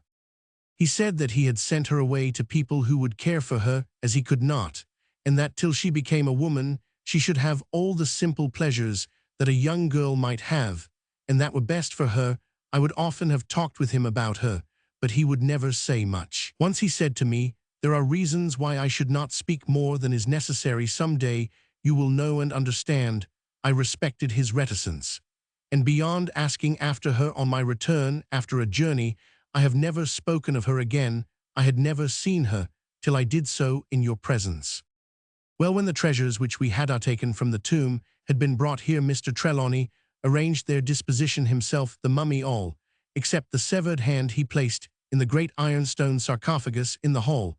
This was wrought for the Theban high priest Uni, and is, as you may have remarked, all inscribed with wonderful invocations to the old gods of Egypt. The rest of the things from the tomb he disposed about his own room, as you have seen. Amongst them he placed, for special reasons of his own, the mummy hand. I think he regards this as the most sacred of his possessions, with perhaps one exception, that is the carven ruby, which he calls the jewel of 7 stars, which he keeps in that great safe, which is locked and guarded by various devices, as you know.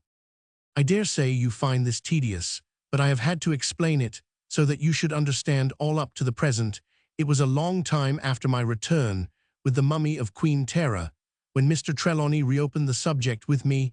He had been several times to Egypt, sometimes with me and sometimes alone, and I had been several trips on my own account or for him, but in all that time, nearly 16 years, he never mentioned the subject unless, when some pressing occasion suggested, if it did not necessitate a reference. One morning early he sent for me in a hurry.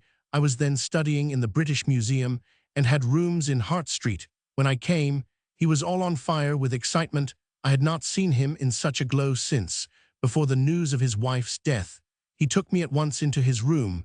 The window blinds were down, and the shutters closed. Not a ray of daylight came in the ordinary. Lights in the room were not lit, but there were a lot of powerful electric lamps, 50 candle power, at least, arranged on one side of the room.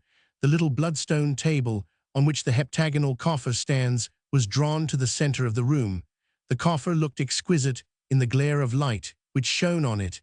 It actually seemed to glow, as if lit in some way from within. "What do you think of it?" he asked.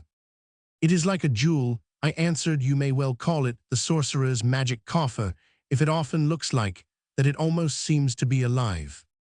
"Do you know why it seems so?" "From the glare of the light, I suppose."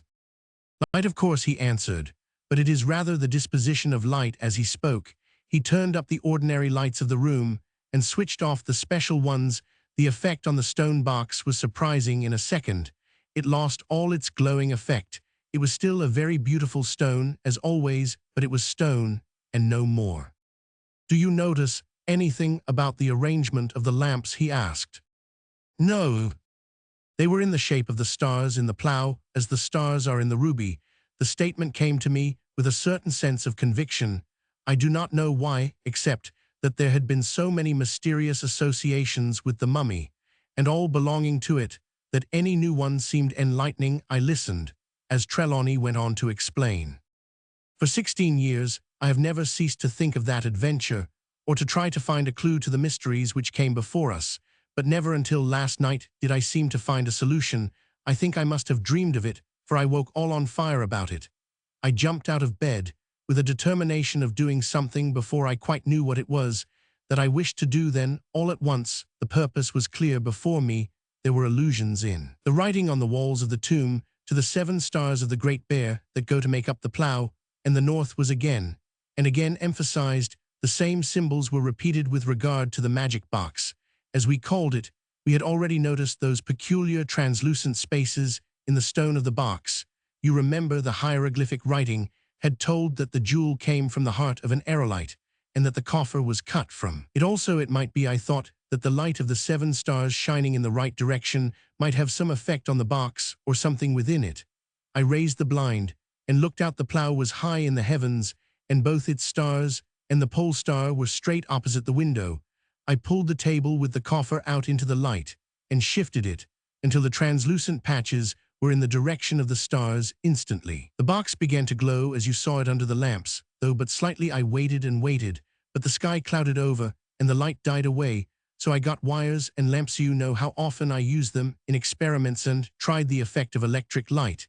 It took me some time to get the lamps properly placed so that they would correspond to the parts of the stone. But the moment I got them right, the whole thing began to glow, as you have seen it. I could get no further, however. There was evidently something wanting. All at once it came to me that if light could have some effect, there should be in the tomb some means of producing light, for there could not be starlight in the mummy pit in the cavern. Then the whole thing seemed to become clear. On the bloodstone table, which has a hollow carved in its top, into which the bottom of the coffer fits, I laid the magic coffer, and I at once saw that the odd protuberances so carefully wrought in the substance of the stone corresponded in a way to the stars in the constellation. These then were to hold lights.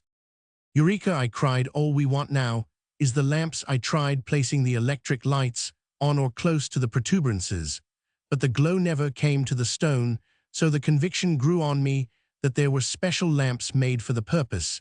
If we could find them, a step on the road to solving the mystery should be gained. "But what about the lamps?" I asked. "Where are they? When are we to discover them? How are we to know them? If we do find them, what?" He stopped me at once. "One thing at a time," he said quietly. "Your first question contains all the rest. Where are these lamps? I shall tell you. In the tomb." "In the tomb?" I repeated in surprise. "Why, you and I searched the place ourselves from end to end, and there was not a sign of a lamp, not a sign of anything remaining when we came away the first time or on the second, except the bodies of the Arabs. Whilst I was speaking, he had uncoiled some large sheets of paper, which he had brought in his hand from his own room. These he spread out on the great table, keeping their edges down with books and weights. I knew them at a glance.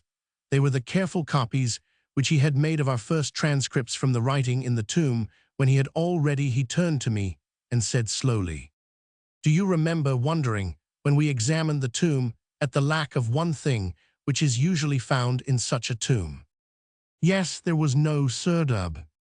The serdab, I may perhaps explain, said Mr. Corbeck to me, is a sort of niche built or hewn in the wall of a tomb.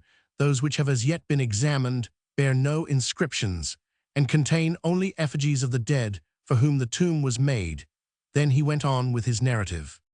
Trelawney, when he saw that I had caught his meaning, went on speaking with something of his old enthusiasm.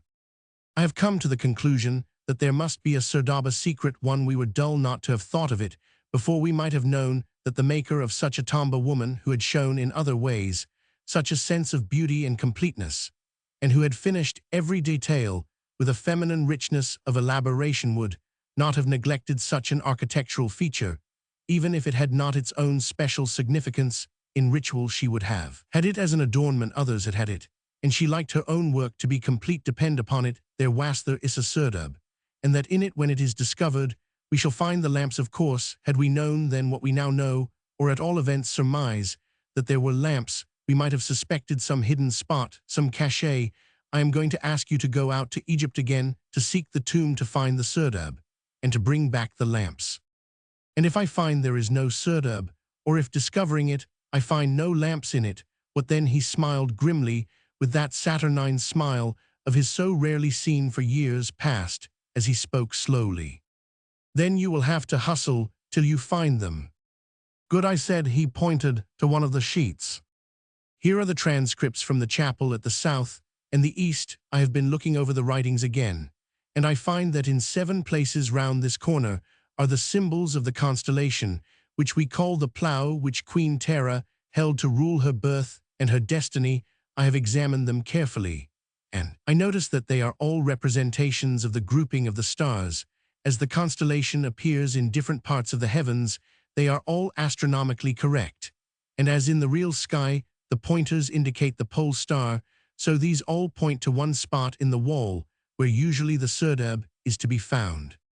"Bravo," I shouted, for such a piece of reasoning demanded applause. He seemed pleased as he went on. "When you are in the tomb, examine this spot.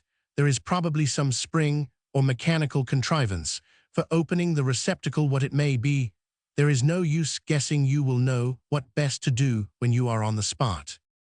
I started the next week for Egypt and never rested till I stood again in the tomb. I had found some of our old following and was fairly well provided with help. The country was now in a condition very different to that in which it had been 16 years before. There was no need for troops or armed men. I climbed the rock face alone. There was no difficulty, for in that fine climate, the woodwork of the ladder was still dependable. It was easy to see that in the years that had elapsed there had been other visitors to the tomb, and my heart sank within me when I thought that some of them might by chance have come across the secret place. It would be a bitter discovery, indeed, to find that they had forestalled me, and that my journey had been in vain. The bitterness was realized when I lit my torches and passed between the 7-sided columns to the chapel of the tomb. There, in the very spot where I had expected to find it, was the opening of a serdab, and the serdab was empty. But the chapel was not empty, for the dreed-up body of a man in Arab dress lay close under the opening, as though he had been stricken down. I examined all round the walls to see if Trelawney's surmise was correct, and I found that in all the positions of the stars, as given the pointers of the plough, indicated a spot to the left hand or south side of the opening of the serdab, where was a single star in gold. I pressed this, and it gave way. The stone which had marked the front of the serdab, and which lay back against the wall within, moved slightly. On further examining the other side of the opening, I found a similar spot indicated by other representations of the constellation, but this was itself a figure of the 7 stars, and each was wrought in burnished gold.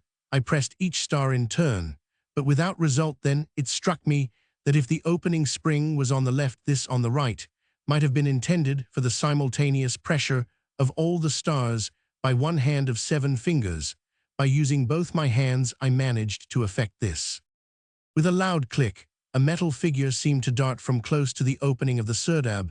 The stone slowly swung back to its place, and shut with a click. The glimpse which I had of the descending figure appalled me for the moment. It was like that grim guardian which, according to the Arabian historian Ibn Abd al-Hakim, the builder of the pyramids, King Saurid ibn Salhauk, placed in the western pyramid to defend its treasure, a marble figure upright with lance in hand, with on his head a serpent wreathed. When any approached, the serpent would bite him on one side, entwining about his throat, and killing him, would return again to his place.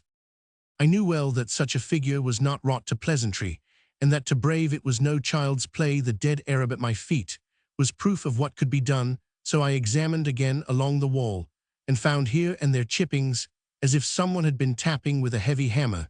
This then had been what happened. The graver-robber, more expert at his work than we had been, and suspecting the presence of a hidden serdab, had made essay to find it. He had struck the spring by chance, had released the avenging treasurer, as the Arabian writer designated him. The issue spoke for itself. I got a piece of wood, and standing at a safe distance, pressed with the end of it upon the star. Instantly the stone flew back. The hidden figure within darted forward, and thrust out its lance.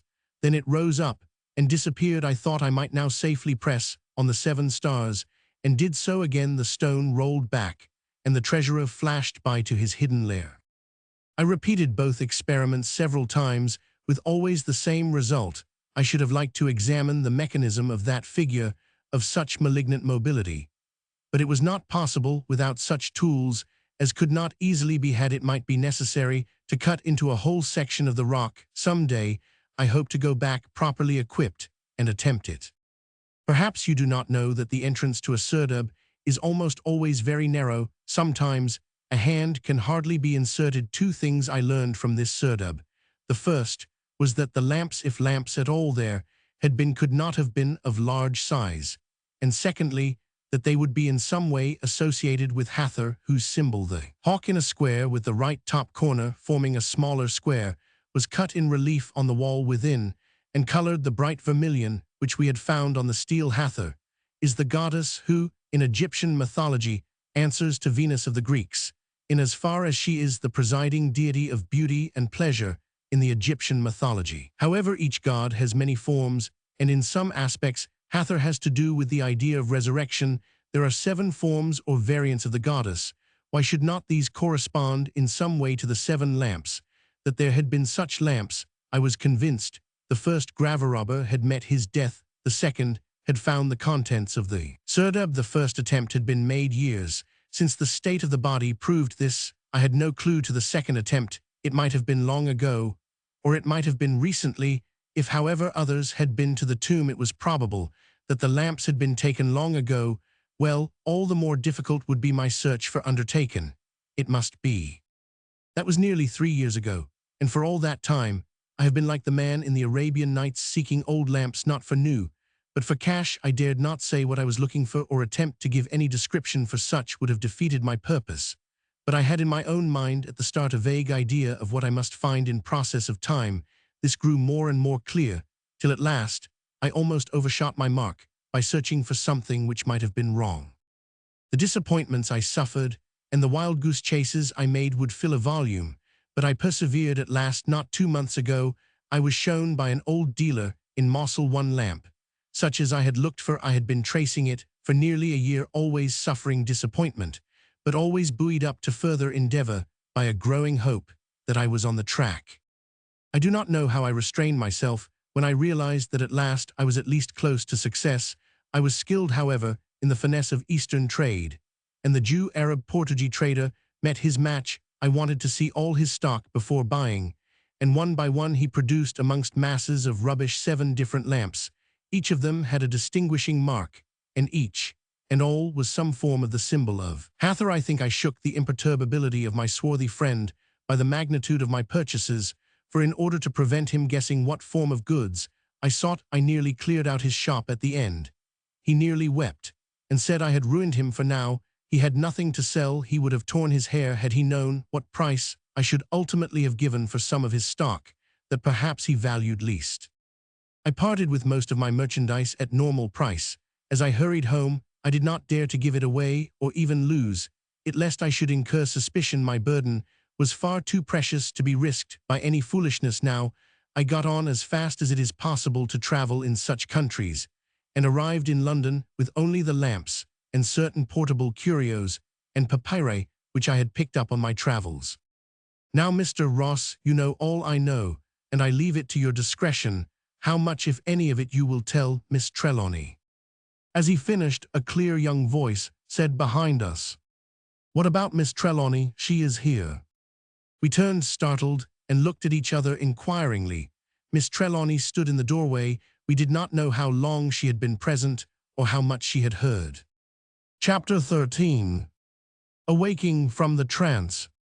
The first unexpected words may always startle a hearer, but when the shock is over, the listener's reason has asserted itself, and he can judge of the manner as well as of the matter of speech.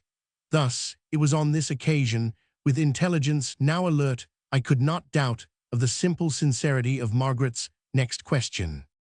"What have you two men been talking about all this time, Mr. Ross? I suppose Mr. Corbeck has been telling you all his adventures in finding the lamps. I hope you will tell me too some day, Mr. Corbeck. But that must not be till my poor father is better. He would like, I am sure, to tell me all about these things himself, or to be present when I heard them." She glanced sharply from one to the other. "Oh, that was what you were saying as I came in. All right, I shall wait, but I hope it won't be long. The continuance of father's condition is, I feel, breaking me down. A little while ago I felt that my nerves were giving out, so I determined to go out for a walk in the park. I am sure it will do me good. I want you, if you will, Mr. Ross, to be with father. Whilst I am away, I shall feel secure then." I rose with alacrity, rejoicing that the poor girl was going out even for half an hour. She was looking terribly wearied and haggard, and the sight of her pale cheeks made my heart ache. I went to the sick room and sat down in my usual place. Mrs. Grant was then on duty. We had not found it necessary to have more than one person in the room during the day when I came in. She took occasion to go about some household duty. The blinds were up, but the north aspect of the room softened the hot glare of the sunlight without. I sat for a long time thinking over all that Mr. Corbeck had told me, and weaving its wonders into the tissue of strange things which had come to pass since I had entered the house. At times I was inclined to doubt everything, and everyone, to doubt even the evidences of my own five senses. The warnings of the skilled detective kept coming back to my mind. He had put down Mr. Corbeck as a clever liar, and a confederate of Miss Trelawney, of Margaret, that settled it face to face with such a proposition as that. Doubt vanished each time when her image, her name, the merest thought of her came before my mind. Each event stood out stark as a living fact, my life upon her face. I was recalled from my reverie, which was fast becoming a dream of love, in a startling manner. A voice came from the bed, a deep, strong, masterful voice. The first note of it called up like a clarion my eyes and my ears. The sick man was awake and speaking. "Who are you? What are you doing here?" Whatever ideas any of us had ever formed of his waking, I am quite sure that none of us expected to see him start up all awake and full master of himself. I was so surprised that I answered almost mechanically. "Ross is my name. I have been watching by you." He looked surprised for an instant, and then I could see that his habit of judging for himself came into play. "Watching by me? How do you mean? Why watching by me?" His eye had now lit on his heavily bandaged wrist. He went on in a different tone, less aggressive, more genial, as of one accepting facts. "Are you a doctor?" I felt myself almost smiling as I answered. The relief from the long pressure of anxiety regarding his life was beginning to tell. "No, sir." "Then why are you here if you are not a doctor? What are you?" His tone was again more dictatorial. "Thought is quick." The whole train of reasoning on which my answer must be based flooded through my brain before the words could leave my lips. Margaret. I must think of Margaret. This was her father, who as yet knew nothing of me, even of my very existence. He would be naturally curious. if not anxious to know why I amongst men had been chosen as his daughter's friend on the occasion of his illness. Fathers are naturally a little jealous in such matters as a daughter's choice, and in the undeclared state of my love for Margaret, I must do nothing which could ultimately embarrass her. I am a barrister. It is not, however, in that capacity I am here, but simply as a friend of your daughter. It was probably her knowledge of my being a lawyer which first determined her to ask me to come. When she thought you had been murdered afterwards, she was good enough to consider me to be a friend, and to allow me to remain in accordance with your expressed wish that someone should remain to watch. Mr. Trelawney was manifestly a man of quick thought, and of few words. He gazed at me keenly as I spoke, and his piercing eyes seemed to read my thought. To my relief, he said no more on the subject, just then seeming to accept my words in simple faith. There was evidently in his own mind some cause for the acceptance deeper than my own knowledge. His eyes flashed, and there was an unconscious movement of the mouth. It could hardly be called a twitch which betokened satisfaction. He was following out some train of reasoning in his own mind. Suddenly he said, "She thought I had been murdered. Was that last night?" "No, 4 days ago." He seemed surprised. Whilst he had been speaking the first time, he had sat up in bed now. He made a movement as though he would jump out. With an effort, however, he restrained himself. Leaning back on his pillows, he said quietly, "Tell me all about it, all you know, every detail, omit nothing. But stay, first lock the door. I want to know, before I see anyone, exactly how things stand." Somehow his last words made my heart leap. Anyone? He evidently accepted me, then, as an exception in my present state of feeling for his daughter. This was a comforting thought. I felt exultant as I went over to the door and softly turned the key. When I came back, I found him sitting up again. He said, "Go on." Accordingly, I told him every detail, even of the slightest which I could remember, of what had happened from the moment of my arrival at the house. Of course, I said nothing of my feeling towards Margaret, and spoke only concerning those things already within his own knowledge. With regard to Corbeck, I simply said that he had brought back some lamps of which he had been in quest. Then I proceeded to tell him fully of their loss and of their rediscovery in the house. He listened with a self-control which, under the circumstances, was to me little less than marvelous. It was impassiveness, for at times his eyes would flash or blaze, and the strong fingers of his uninjured hand would grip the sheet, pulling it into fair extending wrinkles. This was most noticeable when I told him of the return of Corbeck and the finding of the lamps in the boudoir. At times he spoke, but only a few words, and as if unconsciously in emotional comment. The mysterious parts, those which had most puzzled us, seemed to have no special interest for him. He seemed to know them already. The utmost concern he showed was when I told him of Dawes shooting. His muttered comment, "Stupid ass," together with a quick glance across the room at the injured cabinet, marked the measure of his disgust. As I told him of his daughter's harrowing anxiety for him, of her unending care and devotion, of the tender love which she had shown, he seemed much moved. There was a sort of veiled surprise in his unconscious whisper, "Margaret, Margaret." When I had finished my narration, bringing matters up to the moment when Miss Trelawney had gone out for her walk, I thought of her as Miss Trelawney, not as Margaret. Now, in the presence of her father, remained silent for quite a long time. It was probably 2 or 3 minutes, but it seemed interminable. All at once he turned and said to me briskly, "Now tell me all about yourself." This was something of a flora. I felt myself grow red-hot. Mr. Trelawney's eyes were upon me. They were now calm and inquiring, but never ceasing in their soul-searching scrutiny. There was just a suspicion of a smile on the mouth, which, though it added to my embarrassment, gave me a certain measure of relief. I was, however, face to face with difficulty, and the habit of my life stood me in good stead. I looked him straight in the eyes as I spoke. "My name, as I told you, is Ross Malcolm Ross. I am, by profession, a barrister. I was made a Q Roman 100 in the last year of the Queen's reign. I have been fairly successful in my work." To my relief, he said, "Yes, I know. I have always heard well of you. Where and when did you meet Margaret?" "First at the Hayes in Belgrave Square 10 days ago, then at a picnic up the river with Lady Strathconnell. We went from Windsor to Cookham. Miss Trelawney was in my boat. I scull a little, and I had my own boat at Windsor. We had a good deal of conversation. Naturally, there was just a suspicion of something sardonic in the tone of acquiescence, but there was no other intimation of his feeling. I began to think that as I was in the presence of a strong man, I should show something of my own strength, my friends, and sometimes my opponents say that I am a strong man in my present circumstances. Not to be absolutely truthful would be to be weak. So I stood up to the difficulty before me, always bearing in mind, however, that my words might affect Margaret's happiness through her love for her father. I went on.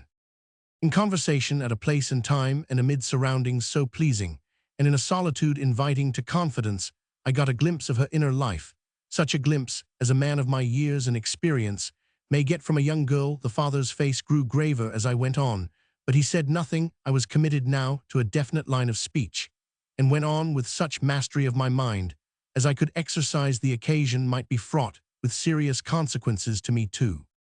I could not but see that there was over her spirit a sense of loneliness, which was habitual to her. I thought I understood it. I am myself an only child. I ventured to encourage her to speak to me freely, and was happy enough to succeed. A sort of confidence became established between us. There was something in the father's face which made me add hurriedly, "Nothing was said by her, sir, as you can well imagine, which was not right and proper. She only told me, in the impulsive way of one longing to give voice to thoughts long carefully concealed of her yearning to be closer to the father, whom she loved more, en rapport with him more, in his confidence, closer within the circle of his sympathies. Oh, believe me, sir, that it was all good, all that a father's heart could hope or wish, for it was all loyal. That she spoke it to me was perhaps because I was almost a stranger with whom there was no previous barrier to confidence." Here I paused. It was hard to go on, and I feared lest I might in my zeal do Margaret a disservice. The relief of the strain came from her father. "And you? So Miss Trelawney is very sweet and beautiful. She is young, and her mind is like crystal. Her sympathy is a joy. I am not an old man, and my affections were not engaged.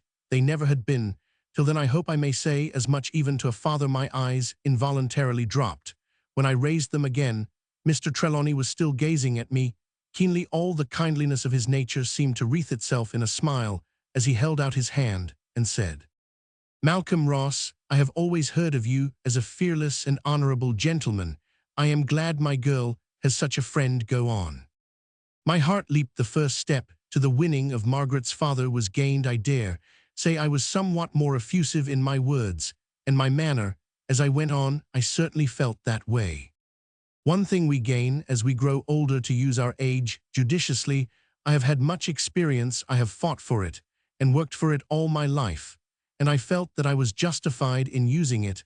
I ventured to ask Miss Trelawney to count on me as a friend, to let me serve her should occasion arise. She promised me that she would. I had little idea that my chance of serving her should come so soon or in such a way. But that very night you were stricken down. In her desolation and anxiety, she sent for me. I paused. He continued to look at me as I went on. "When your letter of instructions was found, I offered my services. They were accepted, as you know. And these days, how did they pass for you?" The question startled me. There was in it something of Margaret's own voice and manner, something so greatly resembling her lighter moments, that it brought out all the masculinity in me. I felt more sure of my ground now as I said, "These days, sir, despite all their harrowing anxiety, despite all the pain they held for the girl whom I grew to love more and more with each passing hour, have been the happiest of my life." He kept silence for a long time, so long that as I waited for him to speak with my heart beating, I began to wonder if my frankness had been too effusive. At last he said, "I suppose it is hard to say so much vicariously. Her poor mother should have heard you. It would have made her heart glad." Then a shadow swept across his face, and he went on more hurriedly, "But are you quite sure of all this?" "I know my own heart, sir, or at least I think I do." "No, no," he answered, "I don't mean you. That is all right. But you spoke of my girl's affection for me, and yet she has been living here in my house a whole year still. She spoke to you of her loneliness, your desolation. I never, it grieves me to say it, but it is true, I never saw sign of such affection towards myself in all the year." His voice trembled away into sad, reminiscent introspection. "Then, sir," I said, "I have been privileged to see more in a few days than you in her whole lifetime." My words seemed to call him up from himself, and I thought that it was with pleasure as well as surprise, that he said. I had no idea of it. I thought that she was indifferent to me, that what seemed like the neglect of her youth was revenging itself on me, that she was cold of heart. It is a joy unspeakable to me that her mother's daughter loves me too. Unconsciously, he sank back upon his pillow, lost in memories of the past. How he must have loved her mother. It was the love of her mother's child rather than the love of his own daughter that appealed to him. My heart went out to him in a great wave of sympathy and kindliness. I began to understand the passion of these two great silent reserved natures that successfully concealed the burning hunger for the other's love. It did not surprise me when presently he murmured to himself, "Margaret, my child, tender and thoughtful and strong and true and brave, like her dear mother, like her dear mother." And then, to the very depths of my heart, I rejoiced that I had spoken so frankly. Presently, Mr. Trelawney said, 4 days the 16th, then this is the 20th of July. I nodded affirmation. He went on. So I have been lying in a trance for 4 days. It is not the first time I was in a trance, once under strange conditions for 3 days, and never even suspected it, till I was told of the lapse of time. I shall tell you all about it some day, if you care to hear. That made me thrill with pleasure that he, Margaret's father, would so take me into his confidence, made it possible. The businesslike, everyday alertness of his voice, as he spoke next, quite recalled me. I had better get up now. When Margaret comes in, tell her yourself that I am all right. It will avoid any shock. And will you tell Corbeck that I would like to see him as soon as I can? I want to see those lamps and hear all about them. His attitude towards me filled me with delight. There was a possible father-in-law aspect that would have raised me from a deathbed. I was hurrying away to carry out his wishes, when, however, my hand was on the key of the door. His voice recalled me. "Mr. Ross." I did not like to hear him say Mr. After he knew of my friendship with his daughter, he had called me Malcolm Ross, and this obvious return to formality not only pained, but filled me with apprehension. It must be something about Margaret. I thought of her as Margaret, and not as Miss Trelawney now. That there was danger of losing her. I know now what I felt then, that I was determined to fight for her rather than lose her. I came back, unconsciously holding myself erect. Mr. Trelawney, the keen observer of men, seemed to read my thought. His face, which was set in a new anxiety, relaxed as he said, "Sit down a minute. It is better that we speak now than later.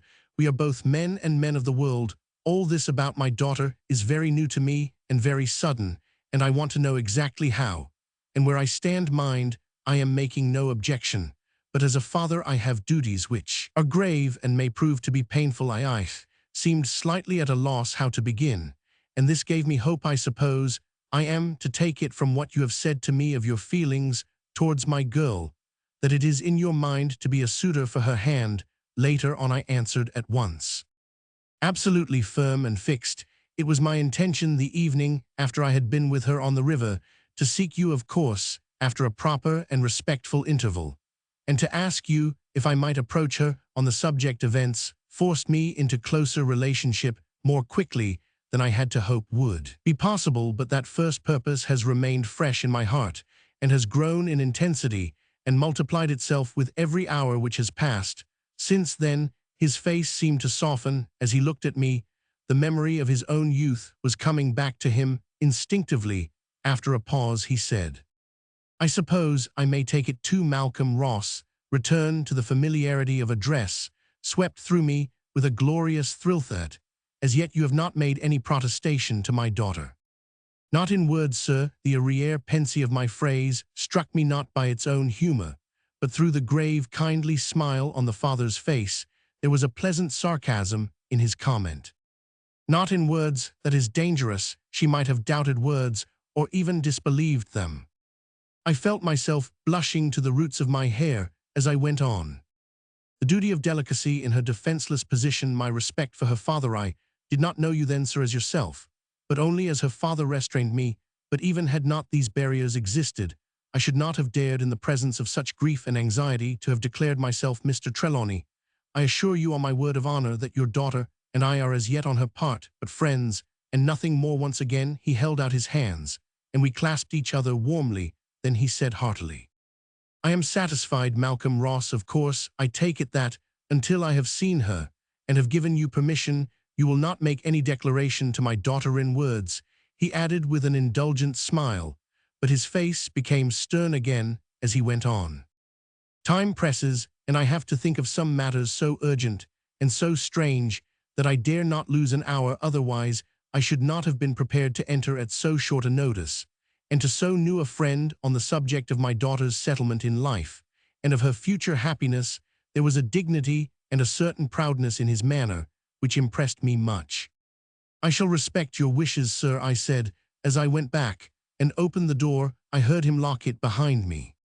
When I told Mr. Corbeck that Mr. Trelawney had quite recovered, he began to dance about like a wild man, but he suddenly stopped and asked me to be careful not to draw any inferences, at all events at first, when in the future speaking of the finding of the lamps, or of the first visits to the tomb. This was in case Mr. Trelawney should speak to me on the subject, as of course he will, he added with a sidelong look at me, which meant knowledge of the affairs of my heart. I agreed to this, feeling that it was quite right.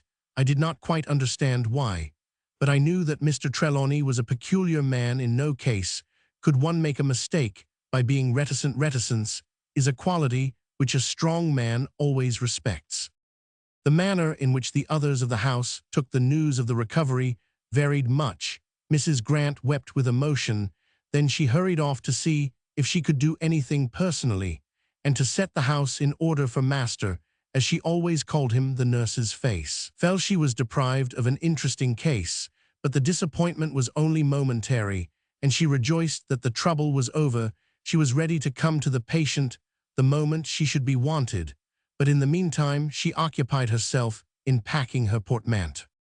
I took Sergeant Daw into the study so that we should be alone. When I told him the news, it surprised even his iron self-control. When I told him the method of the waking, I was myself surprised in turn by his first words. And how did he explain the first attack? He was unconscious when the second was made. Up to that moment, the nature of the attack, which was the cause of my coming to the house, had never even crossed my mind, except when I had simply narrated the various occurrences in sequence to Mr. Trelawney. The detective did not seem to think much of my answer. Do you know, it never occurred to me to ask him.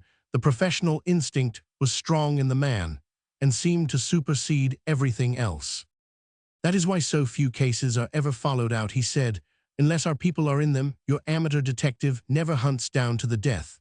As for ordinary people, the moment things begin to mend, and the strain of suspense is off them, they drop the matter in hand. It is like seasickness, he added philosophically, after a pause. The moment you touch the shore, you never give it a thought, but run off to the buffet to feed. Well, Mr. Ross, I am glad the case is over, for over it is so far as I am concerned. I suppose that Mr. Trelawney knows his own business, and that now he is well again, he will take it up himself perhaps. However, he will not do anything, as he seemed to expect something to happen, but did not ask for protection from the police in any way. I take it that he don't want them to interfere with an eye to punishment. Well, be told officially, I suppose, that it was an accident or sleepwalking or something of the kind, to satisfy the conscience of our record department. And that will be the end. As for me, I tell you frankly, sir, that it will be the saving of me. I verily believe I was beginning to get dotty over it. All there were too many mysteries that aren't in my line for me to be really satisfied as to either facts or the causes of them. Now, I'll be able to wash my hands of it and get back to clean, wholesome criminal work. Of course, sir, I'll be glad to know if you ever do light on a cause of any kind, and I'll be grateful if you can ever tell me how the man was dragged out of bed when the cat bit him, and who used the knife the second time, for Master Silvio could never have done it by himself. But there, I keep thinking of it still. I must look out and keep a check on myself, or I shall think of it when I have to keep my mind on other things. When Margaret returned from her walk, I met her in the hall. She was still pale and sad. Somehow I had expected to see her radiant after her walk. The moment she saw me, her eyes brightened, and she looked at me keenly. "You have some good news for me," she said. "Is father better?" "He is." "Why did you think so?" "I saw it in your face. I must go to him at once." She was hurrying away when I stopped her. "He said he would send for you the moment he was dressed." He said he would send for me, she repeated in amazement. Then he is awake again, and conscious I had no idea he was so well as that. Oh, Malcolm. She sat down on the nearest chair and began to cry. I felt overcome myself the sight of her joy and emotion, the mention of my own name in such a way. And at such a time, the rush of glorious possibilities, all coming together, quite unmanned me. She saw my emotion and seemed to understand. She put out her hand, I held it hard and kissed it. Such moments as these, the opportunities of lovers, are gifts of the gods. Up to this instant, though I knew I loved her, and though I believed she returned my affection, I had only hope now, however, the self-surrender manifest in her willingness to let me squeeze her hand, the ardor of her pressure in return, and the glorious flush of love in her beautiful deep dark eyes, as she lifted them to mine, were all the eloquences which the most impatient or exacting lover could expect or demand.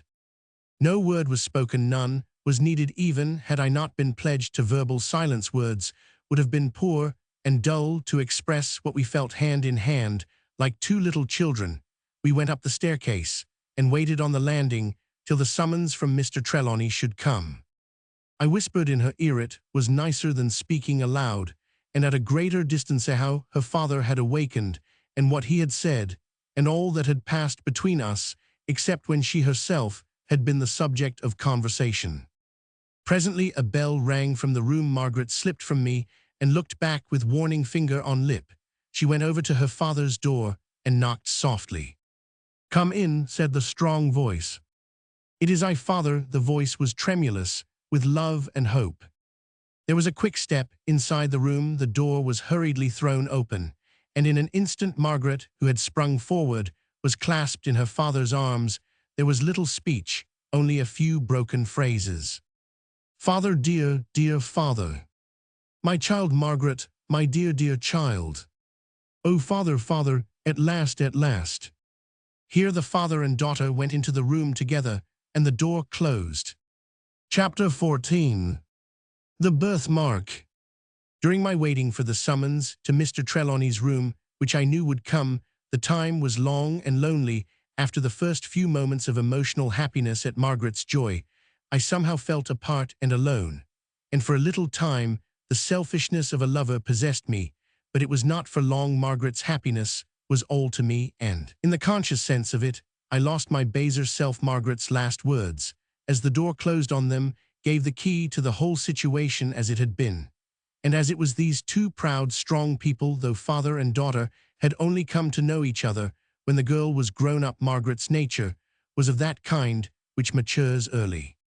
The pride and strength of each, and the reticence which was their corollary, made a barrier at the beginning. Each had respected the other's reticence too much thereafter, and the misunderstanding grew to habit, and so these two loving hearts, each of which yearned for sympathy from the other, were kept apart. But now all was well, and in my heart of hearts I rejoiced that at last Margaret was happy. Whilst I was still musing on the subject and dreaming dreams of a personal nature, the door was opened, and Mr. Trelawney beckoned to me. "Come in, Mr. Ross," he said cordially, but with a certain formality which I dreaded. I entered the room, and he closed the door again. He held out his hand, and I put mine in it. He did not let it go, but still held it.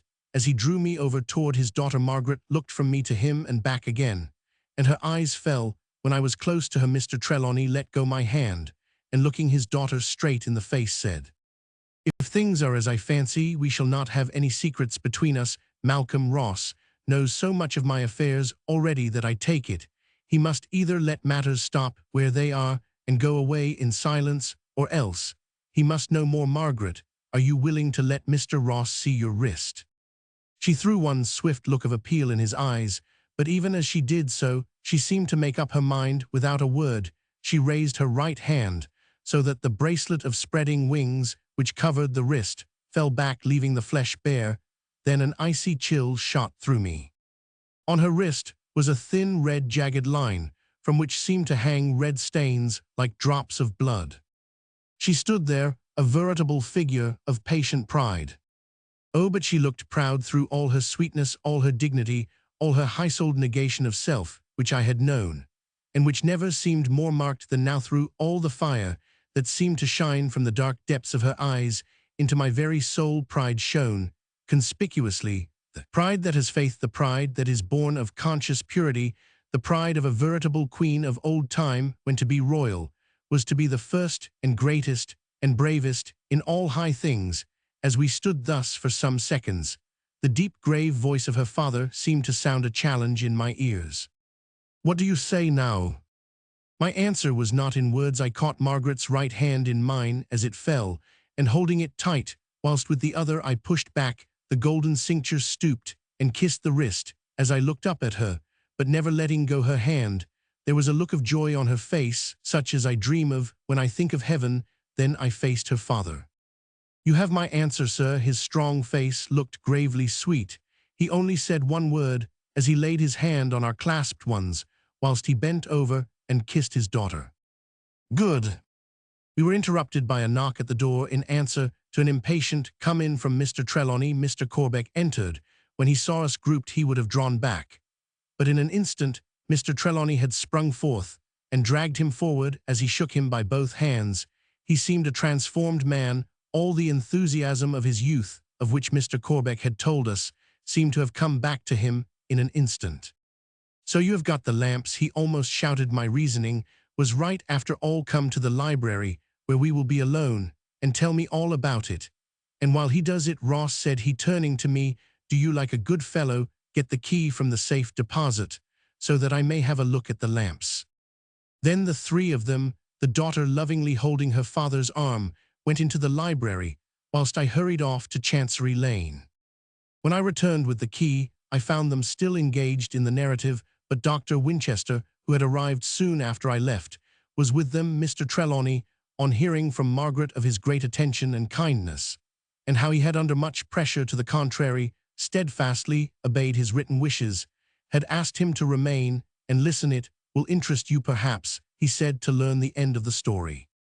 We all had an early dinner together. We sat after it a good while, and then Mr. Trelawney said, "Now I think we had all better separate and go quietly to bed early. We may have much to talk about tomorrow, and tonight I want to think."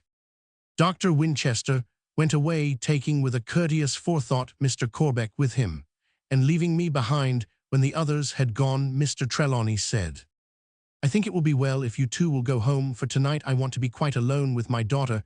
There are many things I wish to speak of to her, and to her alone. Perhaps even tomorrow I will be able to tell you also of them. But in the meantime, there will be less distraction to us both if we are alone in the house." I quite understood and sympathized with his feelings, but the experiences of the last few days were strong on me, and with some hesitation I said, "But may it not be dangerous if you knew as we do?" To my surprise, Margaret interrupted me. "There will be no danger, Malcolm. I shall be with father." As she spoke, she clung to him in a protective way. I said no more, but stood up to go at once. Mr. Trelawney said heartily, "Come as early as you please, Ross. Come to breakfast. After it you and I will want to have a word together." He went out of the room, quietly leaving us together. I clasped and kissed Margaret's hands, which she held out to me, and then drew her close to me, and our lips met for the first time. I did not sleep much that night. Happiness on the one side of my bed and anxiety on the other kept sleep away. But if I had anxious care, I had also happiness, which had not equal in my life ever can have. The night went by so quickly that the dawn seemed to rush on me, not stealing, as is its wont. Before 9 o'clock I was at Kensington. All anxiety seemed to float away like a cloud as I met Margaret, and saw that already the pallor of her face had given to the rich bloom which I knew. She told me that her father had slept well, and that he would be with us soon.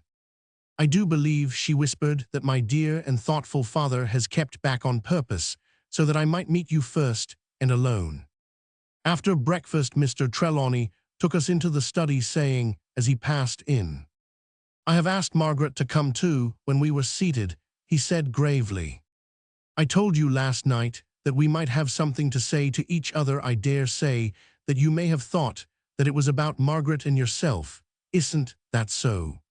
"I thought so." "Well, my boy, that is all right. Margaret and I have been talking, and I know her wishes." He held out his hand when I wrung it, and had kissed Margaret, who drew her chair close to mine so that we could hold hands. As we listened, he went on, but with a certain hesitation it could hardly be called nervousness, which was new to me. You know a good deal of my hunt after this mummy and her belongings, and I dare say you have guessed a good deal of my theories, but these, at any rate, I shall explain later concisely and categorically. If it be necessary, what I want to consult you about now is this, Margaret, and I disagree on one point. I am about to make an experiment, the experiment which is to crown all that I have devoted 20 years of research and danger and labor to prepare, for through it we may learn things that have been hidden from the eyes and the knowledge of men for centuries, for scores of centuries. I do not want my daughter to be present, for I cannot blind myself to the fact that there may be danger in it, great danger, and of an unknown kind. I have, however, already faced very great dangers, and of an unknown kind, and so has that brave scholar who has helped me in the work. As to myself, I am willing to run any risk, for science and history and philosophy may benefit, and we may turn one old page of a wisdom unknown in this prosaic age. But for my daughter to run such a risk, I am loth. Her young bright life is too precious to throw lightly away now, especially when she is on the very threshold of new happiness. I do not wish to see her life given as her dear mother's was. He broke down for a moment and covered his eyes with his hands. In an instant Margaret was beside him, clasping him close and kissing him and comforting him with loving words. Then, standing erect with one hand on his head, she said, "Father, mother did not bid you stay beside her, even when you wanted to go on that journey of unknown danger to Egypt, though that country was then upset from end to end with war, and the dangers that follow war. You have told me how she left you free to go as you wished, though that she thought of danger for you and feared it for you is proved by this." She held up her wrist with the scar that seemed to run blood. "Now mother's daughter does as mother would have done herself." Then she turned to me. "Malcolm, you know I love you, but love is trust, and you must trust me in danger as well as in joy. You and I must stand beside father in this unknown peril. Together we shall come through it, or together we shall fail. Together we shall die. That is my wish, my first wish to my husband that is to be. Do you not think that as a daughter I am right? Tell my father what you think." She looked like a queen, stooping to plead. My love for her grew and grew. I stood up beside her and took her hand and said, "Mr. Trelawney, in this Margaret and I are one." He took both our hands and held them hard. Presently he said with deep emotion, "It is as her mother would have done." Mr. Corbeck and Dr. Winchester came exactly at the time appointed and joined us in the library. Despite my great happiness, I felt our meeting to be a very solemn function, for I could never forget the strange things that had been, and the idea of the strange things which might be was with me like a cloud, pressing down on us all. From the gravity of my companions, I gathered that each of them also was ruled by some such dominating thought. Instinctively, we gathered our chairs into a circle round Mr. Trelawney, who had taken the great armchair near the window. Margaret sat by him on his right, and I was next to her. Mr. Corbeck was on his left, with Dr. Winchester on the other side. After a few seconds of silence, Mr. Trelawney said to Mr. Corbeck, "You have told Dr. Winchester all up to the present, as we arranged?" "Yes," he answered. "So," Mr. Trelawney said, "and I have told Margaret, so we all know." Then turning to the doctor, he asked, "And am I to take it that you, knowing all as we know it, who have followed the matter for years, wish to share in the experiment which we hope to make?" His answer was direct and uncompromising. "Certainly. Why, when this matter was fresh to me, I offered to go on with it to the end. Now that it is of such strange interest, I would not miss it for anything which you could name. Be quite easy in your mind, Mr. Trelawney. I am a scientist and an investigator of phenomena. I have no one belonging to me or dependent on me. I am quite alone and free to do what I like with my own, including my life." Mr. Trelawney bowed gravely, and turning to Mr. Corbeck said, "I have known your ideas for many years past, old friend, so I need ask you nothing as to Margaret and Malcolm Ross. They have already told me their wishes in no uncertain way." He paused a few seconds, as though to put his thoughts or his words in order. Then he began to explain his views and intentions. He spoke very carefully, seeming always to bear in mind that some of us who listened were ignorant of the very root and nature of some things touched upon, and explaining them to us as he went on. "The experiment which is before us is to try whether or no there is any force, any reality in the old magic. There could not possibly be more favorable conditions for the test. and it is my own desire to do all that is possible to make the original design effective, that there is some such existing power. I firmly believe it might not be possible to create or arrange or organize such a power in our own time, but I take it that if in old times such a power existed, it may have some exceptional survival. After all, the Bible is not a myth, and we read there that the sun stood still at a man's command, and that in a snot a human one spoke. And if the witch at Endor could call up to Saul the spirit of Samuel, why may not there have been others with equal powers? And why may not one among them survive? Indeed, we are told in the book of Samuel that the witch of Endor was only one of many, and her being consulted by Saul was a matter of chance. He only sought one among the many whom he had driven out of Israel, all those that had familiar spirits. And the wizards, this Egyptian Queen Terra, who reigned nearly 2,000 years before Saul, had a familiar, and was a wizard to see how the priests of her time and those after it tried to wipe out her name from the face of the earth, and put a curse over the very door of her tomb, so that none might ever discover the lost name. And they succeeded so well that even Manetho, the historian of the Egyptian kings, writing in the 10th century before Christ, with all the lore of the priesthood for 40 centuries behind him, and with possibility of access to every existing record, could not even find her name. Did it strike any of you in thinking of the late events, who or what her familiar was? There was an interruption, for Dr. Winchester struck one hand loudly on the other as he ejaculated, "The cat, the mummy cat, I knew it." Mr. Trelawney smiled over at him. "You are right, there is every indication that the familiar of the wizard queen was that cat which was mummied when she was, and was not only placed in her tomb, but was laid in the sarcophagus with her. That was what bit into my wrist, what cut me with sharp claws." He paused. Margaret's comment was a purely girlish one. "Then my poor Silvio is acquitted. I am glad." Her father stroked her hair and went on. "This woman seems to have had an extraordinary foresight far, far beyond her age and the philosophy of her time. She seems to have seen through the weakness of her own religion, and even prepared for emergence into a different world. All her aspirations were for the north, the point of the compass, whence blew the cool, invigorating breezes that make life a joy. From the first, her eyes seemed to have been attracted to the 7 stars of the plough, from the fact, as recorded in the hieroglyphics in her tomb, that at her birth a great aerolite fell, from whose heart was finally extracted that jewel of 7 stars, which she regarded as the talisman of her life. It seems to have so far ruled her destiny that all her thought and care circled round it. The magic coffer, so wondrously wrought, with 7 sides, we learn from the same source, came from the aerolite. 7 was to her a magic number, and no wonder, with 7 fingers on one hand and 7 toes on one foot, with a talisman of a rare ruby, with 7 stars in the same position as in that constellation which ruled her birth, each star of the 7 having 7 points in itself. A geological wonder. It would have been odd if she had not been attracted by it again. She was born, we learn, in the stele of her tomb, in the 7th month of the Yearth month, beginning with the inundation of the Nile, of which month the presiding goddess was Hathor, the goddess of her own house, of the Antifs of the Theban Lineth goddess, who in various forms symbolizes beauty and pleasure and resurrection. Again, in this 7th month, which, by later Egyptian astronomy, began on October 28th and ran to the 27th of our Novemberan, the 7th day, the pointer of the plough just rises above the horizon of the sky at Thebes. In a marvelously strange way, therefore, are grouped into this woman's life these various things: the number 7, the pole star, with the constellation of 7 stars, the god of the month Hathor, who was her own particular god, the god of her family, the Antifs of the Thebe dynasty, whose king's symbol it was, and whose 7 forms ruled love and the delights of life and resurrection. If ever there was ground for magic, for the power of symbolism, carried into mystic use for a belief in finite spirits, in an age which knew not the living God, it is here.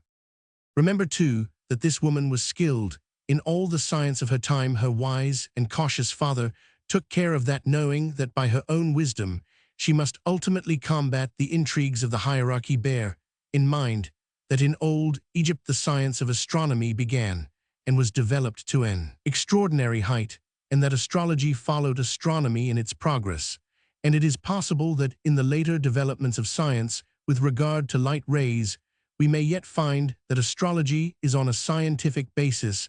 Our next wave of scientific thought may deal with this. I shall have something special to call your minds to. On this point presently bear in mind also that the Egyptians knew sciences, of which today, despite all our advantages, we are profoundly ignorant. Acoustics, for instance, an exact science, with the builders of the temples of Karnak, of Luxor, of the pyramids, is today mystery to Bell and Kelvin and Edison and Marconi. Again, these old miracleworkers probably understood some practical way of using other forces, and amongst them the forces of light, that at present we do not dream of.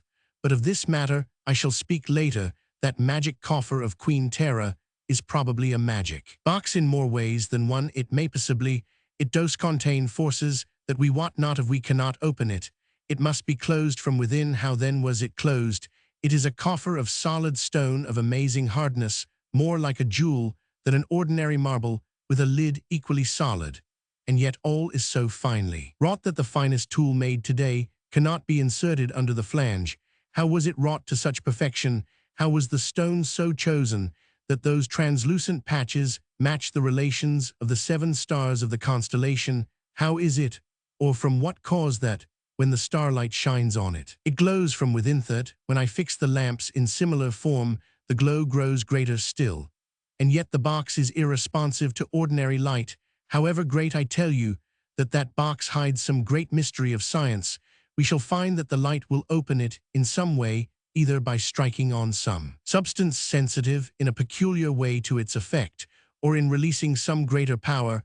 I only trust that in our ignorance we may not so bungle things as to do harm to its mechanism, and so deprive the knowledge of our time of a lesson handed down as by a miracle through nearly 5,000 years. In another way, too, there may be hidden in that box secrets which, for good or ill, may enlighten the world we know from their records, and inferentially also that the Egyptians studied the properties of herbs and minerals for magic purpose. White magic as well as black. We know that some of the wizards of old could induce from sleep dreams of any given kind, that this purpose was mainly effected by hypnotism, which was another art or science of old Nile, I have little doubt, but still they must have had a mastery of drugs that is far beyond anything we know. With our own pharmacopoeia, we can, to a certain extent, induce dreams. We may even differentiate between good and bad dreams of pleasure, or disturbing and harrowing dreams. But these old practitioners seem to have been able to command at will any form or color of dreaming. Could work round any given subject or thought in almost any. Was required in that coffer, which you have seen may rest a very armory of dreams. Indeed, some of the forces that lie within it may have been already used in my household. Again, there was an interruption from Dr. Winchester. But if in your case some of these imprisoned forces were used, what set them free at the opportune time? Or how, besides, you and Mr. Corbeck were once before put into a trance for 3 whole days, when you were in the Queen's tomb for the 2nd time, and then, as I gathered from Mr. Corbeck's story, the coffer was not back in the tomb, though the mummy was. Surely in both these cases there must have been some active intelligence awake, and with some other power to wield. Mr. Trelawney's answer was equally to the point. There was some active intelligence awake, I am convinced of it, and it wielded a power which it never lacks. I believe that on both those occasions hypnotism was the power wielded. And wherein is that power contained? What view do you hold on the subject? Dr. Winchester's voice vibrated with the intensity of his excitement as he leaned forward, breathing hard, and with eyes staring. Mr. Trelawney said solemnly, "In the mummy of the Queen Terra, I was coming to that presently. Perhaps we had better wait till I clear the ground a little. What I hold is that the preparation of that box was made for a special occasion, as indeed were all the preparations of the tomb, and all belonging to it. Queen Terra did not trouble herself to guard against snakes and scorpions in that rocky tomb cut in the sheer cliff face 100 feet above the level of the valley, and 50 down from the summit. Her precautions were against the disturbances of human hands, against the jealousy and hatred of the priests, who, had they known of her real aims, would have tried to baffle them from her point of view. She made all ready for the time of resurrection, whenever that might be. I gather from the symbolic pictures in the tomb that she so far differed from the belief of her time that she looked for a resurrection in the flesh. It was doubtless this that intensified the hatred of the priesthood, and gave them an acceptable cause for obliterating the very existence, present and future, of one who had outraged their theories, and blasphemed their gods, all that she might require either in the accomplishment of the resurrection or after it were contained in that almost hermetically sealed suite of chambers in the rock, in the great sarcophagus which, as you know, is of a size quite unusual even for kings, was the mummy of her familiar, the cat, which from its great size I take to be a sort of tiger cat in the tomb, also in a strong receptacle, with the canopic jars usually containing those internal organs which are separately embalmed, but which in this case had no such contents, so that I take it there was in her case a departure in embalming, and that the organs were restored to the body each in its proper place. Indeed, they had ever been removed. If this surmise be true, we shall find that the brain of the queen either was never extracted in the usual way, or if so taken out, that it was duly replaced, instead of being enclosed within the mummy wrappings. Finally, in the sarcophagus, there was the magic coffer on which her feet rested. Mark you also the care taken in the preservance of her power to control the elements according to her belief. The open hand outside the wrappings controlled the air, and the strange jewel stone with the shining stars controlled fire. The symbolism inscribed on the soles of her feet gave sway over land and water. About the star stone I shall tell you later, but whilst we are speaking of the sarcophagus, mark how she guarded her secret. In case of grave wrecking or intrusion, none could open her magic coffer without the lamps, for we know now that ordinary light will not be effective.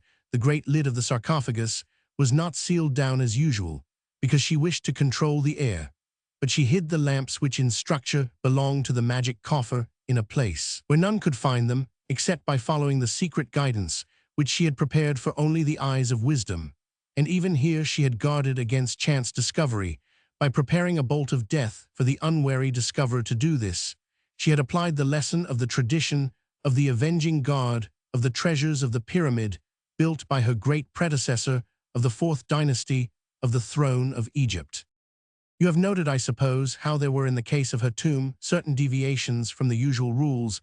For instance, the shaft of the mummy pit, which is usually filled up solid with stones and rubbish, was left open. Why was this? I take it that she had made arrangements for leaving the tomb, when after her resurrection she should be a new woman with a different personality, and less inured to the hardships that in her first existence she had suffered. So far as we can judge of her intent, all things needful for her exit into the world had been thought of, even to the iron chain described by Van Hine close to the door in the rock, by which she might be able to lower herself to the ground. That she expected a long period to elapse was shown in the choice of material.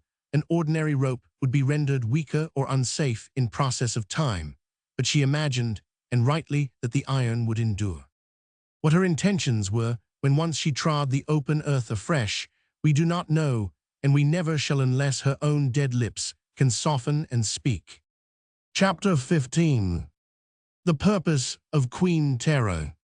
Now as to the star jewel, this she manifestly regarded as the greatest of her treasures. On it she had engraven words which none of her time dared to speak.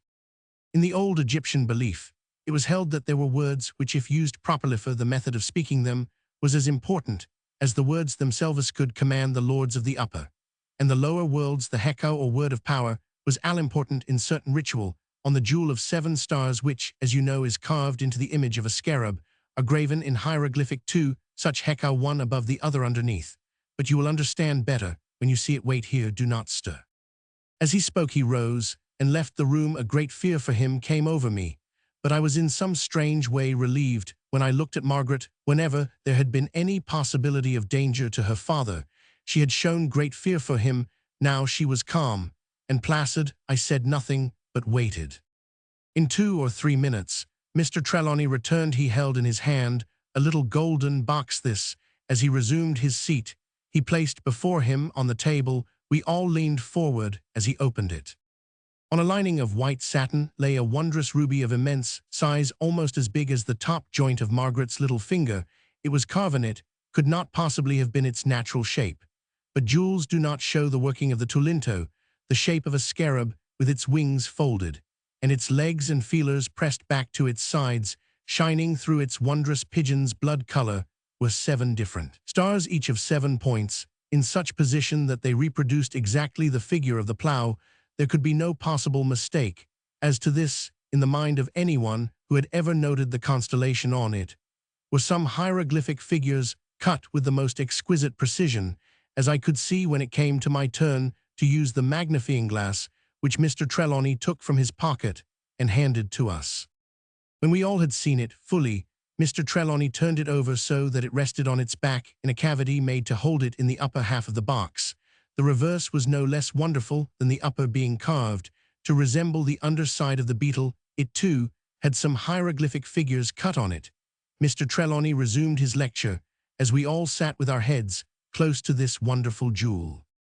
As you see, there are two words, one on the top, the other underneath. The symbols on the top represent a single word composed of one syllable, prolonged with its determinatives.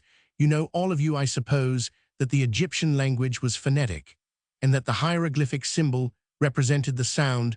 The first symbol here, the ho, means mer, and the two pointed ellipses, the prolongation of the final, are mere. The sitting figure with the hand to its face is what we call the determinative of thought, and the role of papyrus that of abstraction. Thus we get the word mer, love, in its abstract, general, and fullest sense. This is the hekau which can command the upper world. Margaret's face was a glory as she said, in a deep, low, ringing tone, "Oh, but it is true how the old wonderworkers guessed at almighty truth." Then a hot blush swept her face, and her eyes fell. Her father smiled at her lovingly as he resumed. The symbolization of the word on the reverse is simpler, though the meaning is more abstruse. The first symbol means men abiding, and the second ob the heart, so that we get abiding of heart, or in our own language, patience. And this is the hekau to control the lower world. He closed the box, and motioning us to remain as we were, he went back to his room to replace the jewel in the safe. When he had returned and resumed his seat, he went on. That jewel with its mystic words, and which Queen Terra held under her hand in the sarcophagus, was to be an important factor, probably the most important in the working out of the act of her resurrection. From the first I seemed, by a sort of instinct, to realize this. I kept the jewel within my great safe, whence none could extract it, not even Queen Terra herself, with her astral body.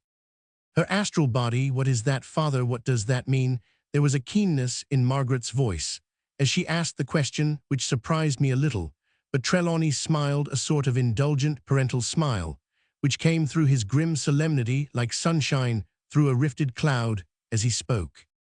The astral body, which is a part of Buddhist belief, long subsequent to the time I speak of, and which is an accepted fact of modern mysticism, had its rise in ancient Egypt, at least so far as we know. It is that the gifted individual can, at will, quick as thought itself, transfer his body whithersoever he chooses by the dissolution and reincarnation of particles. In the ancient belief, there were several parts of a human being. You may as well know them, so that you will understand matters relative to them, or dependent on them, as they occur. First, there is the ka, or double, which, as Dr. Budge explains, may be defined as an abstract individuality of personality, which was imbued with all the characteristic attributes of the individual. It represented and possessed an absolutely independent existence. It was free to move from place to place on earth at will, and it could enter into heaven and hold converse with the gods. Then there was the ba, or soul, which dwelt in the ka, and had the power of becoming corporeal or incorporeal. At will it had both substance and form. It had power to leave the tomb. It could revisit the body in the tomb, and could reincarnate it and hold converse with it again. There was the ku, the spiritual intelligence or spirit. It took the form of a shining, luminous, intangible shape of the body. Then again, there was the sekhem, or power of a man, his strength or vital force. Personified, these were the kaibit, or shadow, the ren, or name, the kat, or physical body, and ob, the heart, in which life was seated, went to the full making up of a man. Thus you will see that if this division of functions, spiritual and bodily, ethereal and corporeal, ideal and actual, be accepted as exact, there are all the possibilities and capabilities of corporeal transference, guided always by an unimprisonable will or intelligence. As he paused, I murmured the lines from Shelley's Prometheus Unbound. The Magnus Zoroaster met his own image walking in the garden.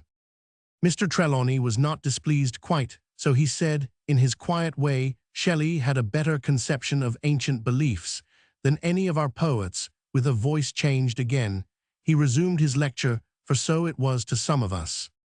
There is another belief of the ancient Egyptian which you must bear in mind, that regarding the Ushaptiu figures of Osiris, which were placed with the dead to its work in the underworld, the enlargement of this idea came to a belief that it was possible to transmit by magical formulae the soul and qualities of any living creature to a figure made in its image. This would give a terrible extension of power to one who held the gift of magic. It is from a union of these various beliefs and their natural corollaries that I have come to the conclusion that Queen Tera expected to be able to effect her own resurrection when and where and how she would, that she may have held before her a definite time for making her effort is not only possible, but likely. I shall not stop now to explain it, but shall enter upon the subject later on. With a soul with the gods, a spirit which could wander the earth at will, and a power of corporeal transference or an astral body, there need be no bounds or limits to her ambition. The belief is forced upon us that for these 40 or 50 centuries she lay dormant in her tomb, waiting with that patience which could rule the gods of the underworld, for that love which could command those of the upper world. What she may have dreamt we know not, but her dream must have been broken when the Dutch explorer entered her sculptured cavern, and his follower violated the sacred privacy of her tomb by his rude outrage in the theft of her hand.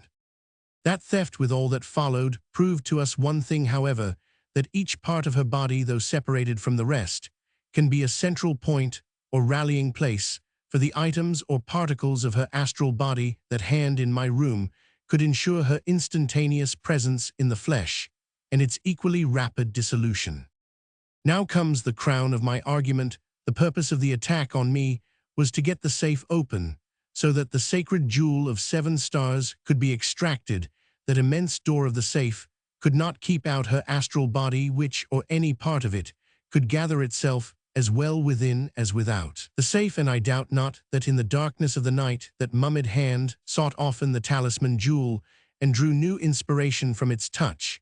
But despite all its power, the astral body could not remove the jewel through the chinks of the safe. The ruby is not astral, and it could only be moved in the ordinary way by the opening of the doors. To this end, the queen used her astral body and the fierce force of her familiar to bring to the keyhole of the safe the master key, which debarred her wish. For years I have suspected, nay, have believed as much, and I too guarded myself against powers of the nether world. I too waited in patience, till I should have gathered together all the factors required for the opening of the magic coffer and the resurrection of the mummied queen. He paused, and his daughter's voice came out sweet and clear and full of intense feeling. Father, in the Egyptian belief, was the power of resurrection of a mummied body a general one, or was it limited? That is, could it achieve resurrection many times in the course of ages, or only once, and that one final? There was but one resurrection, he answered. There were some who believed that this was to be a definite resurrection of the body into the real world.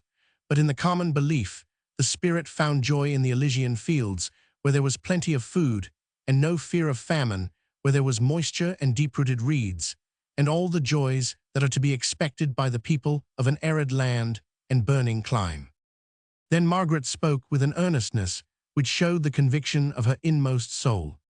To me then it is given to understand what was the dream of this great and far-thinking and high-souled lady of old, the dream that held her soul in patient waiting for its realization through the passing of all those tens of centuries, the dream of a love that might be a love that she felt she might even under new conditions herself evoke, the love that is the dream of every woman's life, of the old and of the new, pagan or Christian, under whatever sun, in whatever rank or calling, however may have been the joy or pain of her life in other ways.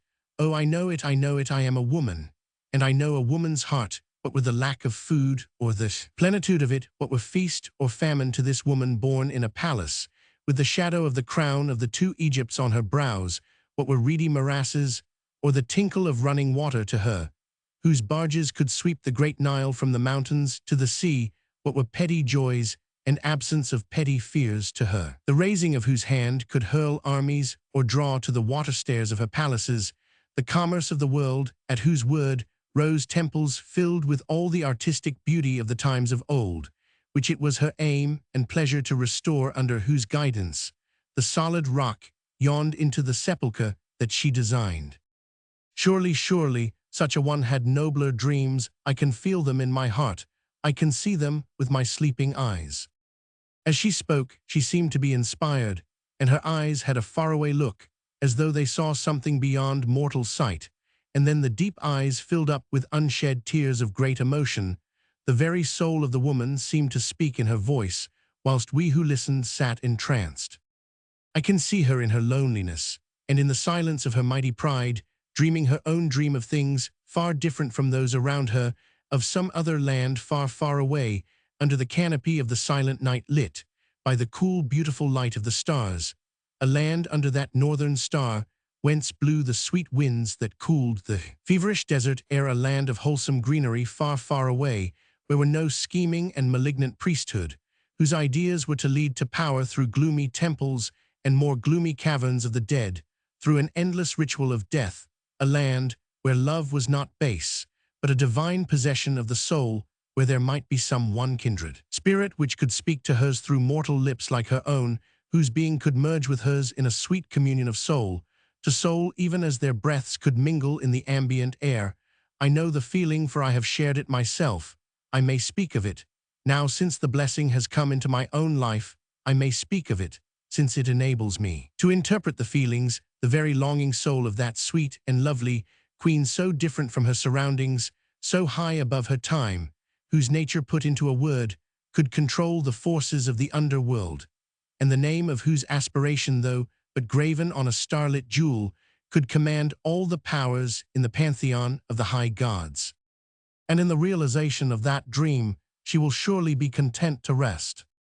We men sat silent, as the young girl gave her powerful interpretation of the design or purpose of the woman of old. Her every word and tone carried with it the conviction of her own belief. The loftiness of her thoughts seemed to uplift us all, as we listened, her noble words flowing in musical cadence, and vibrant with internal force, seemed to issue from some great instrument of elemental power. Even her tone was new to us all, so that we listened as to some new and strange being from a new and strange world. Her father's face was full of delight. I knew now its cause. I understood the happiness that had come into his life on his return to the world, that he knew from that prolonged sojourn in the world of dreams, to find in his daughter, whose nature he had never till now known, such a wealth of affection, such a splendor of spiritual insight, such a scholarly imagination, such the rest of his feeling was of hope. The two other men were silent. Unconsciously, one man had had his dreaming, for the other his dreams were to come. For myself, I was like one in a trance, who was this new radiant being who had won to existence out of the mist and darkness of our fears. Love has divine possibilities for the lover's heart. The wings of the soul may expand at any time from the shoulders of the loved one, who then may sweep into angel form. I knew that in my Margaret's nature were divine possibilities of many kinds. When under the shade of the overhanging willow tree on the river, I had gazed into the depths of her beautiful eyes, I had thenceforth a strict belief in the manifold beauties and excellences of her nature. But this soaring and understanding spirit was indeed a revelation. My pride, like her father's, was outside myself. My joy and rapture were complete and supreme. When we had all got back to earth again in our various ways, Mr. Trelawney, holding his daughter's hand in his, went on with his discourse. Now, as to the time at which Queen Tara intended her resurrection to take place, we are in contact with some of the higher astronomical calculations in connection with true orientation. As you know, the stars shift their relative positions in the heavens, but though the real distances traversed are beyond all ordinary comprehension, the effects, as we see them, are small. Nevertheless, they are susceptible of measurement, not by years indeed, but by centuries. It was by this means that Sir John Herschel arrived at the date of the building of the Great Pyramid, a date fixed by the time necessary to change the star of the true north from Draconis to the pole star, and since then verified by later discoveries from the above. There can be no doubt whatever that astronomy was an exact science. With the Egyptians, at least 1,000 years before the time of Queen Tara, now the stars that go to make up a constellation change, in process of time, their relative positions. and the plough is a notable example. The changes in the position of stars in even 40 centuries is so small as to be hardly noticeable by an eye not trained to minute observances, but they can be measured and verified. Did you or any of you notice how exactly the stars in the ruby correspond to the position of the stars in the plough, or how the same holds with regard to the translucent places in the magic coffer? We all assented. He went on.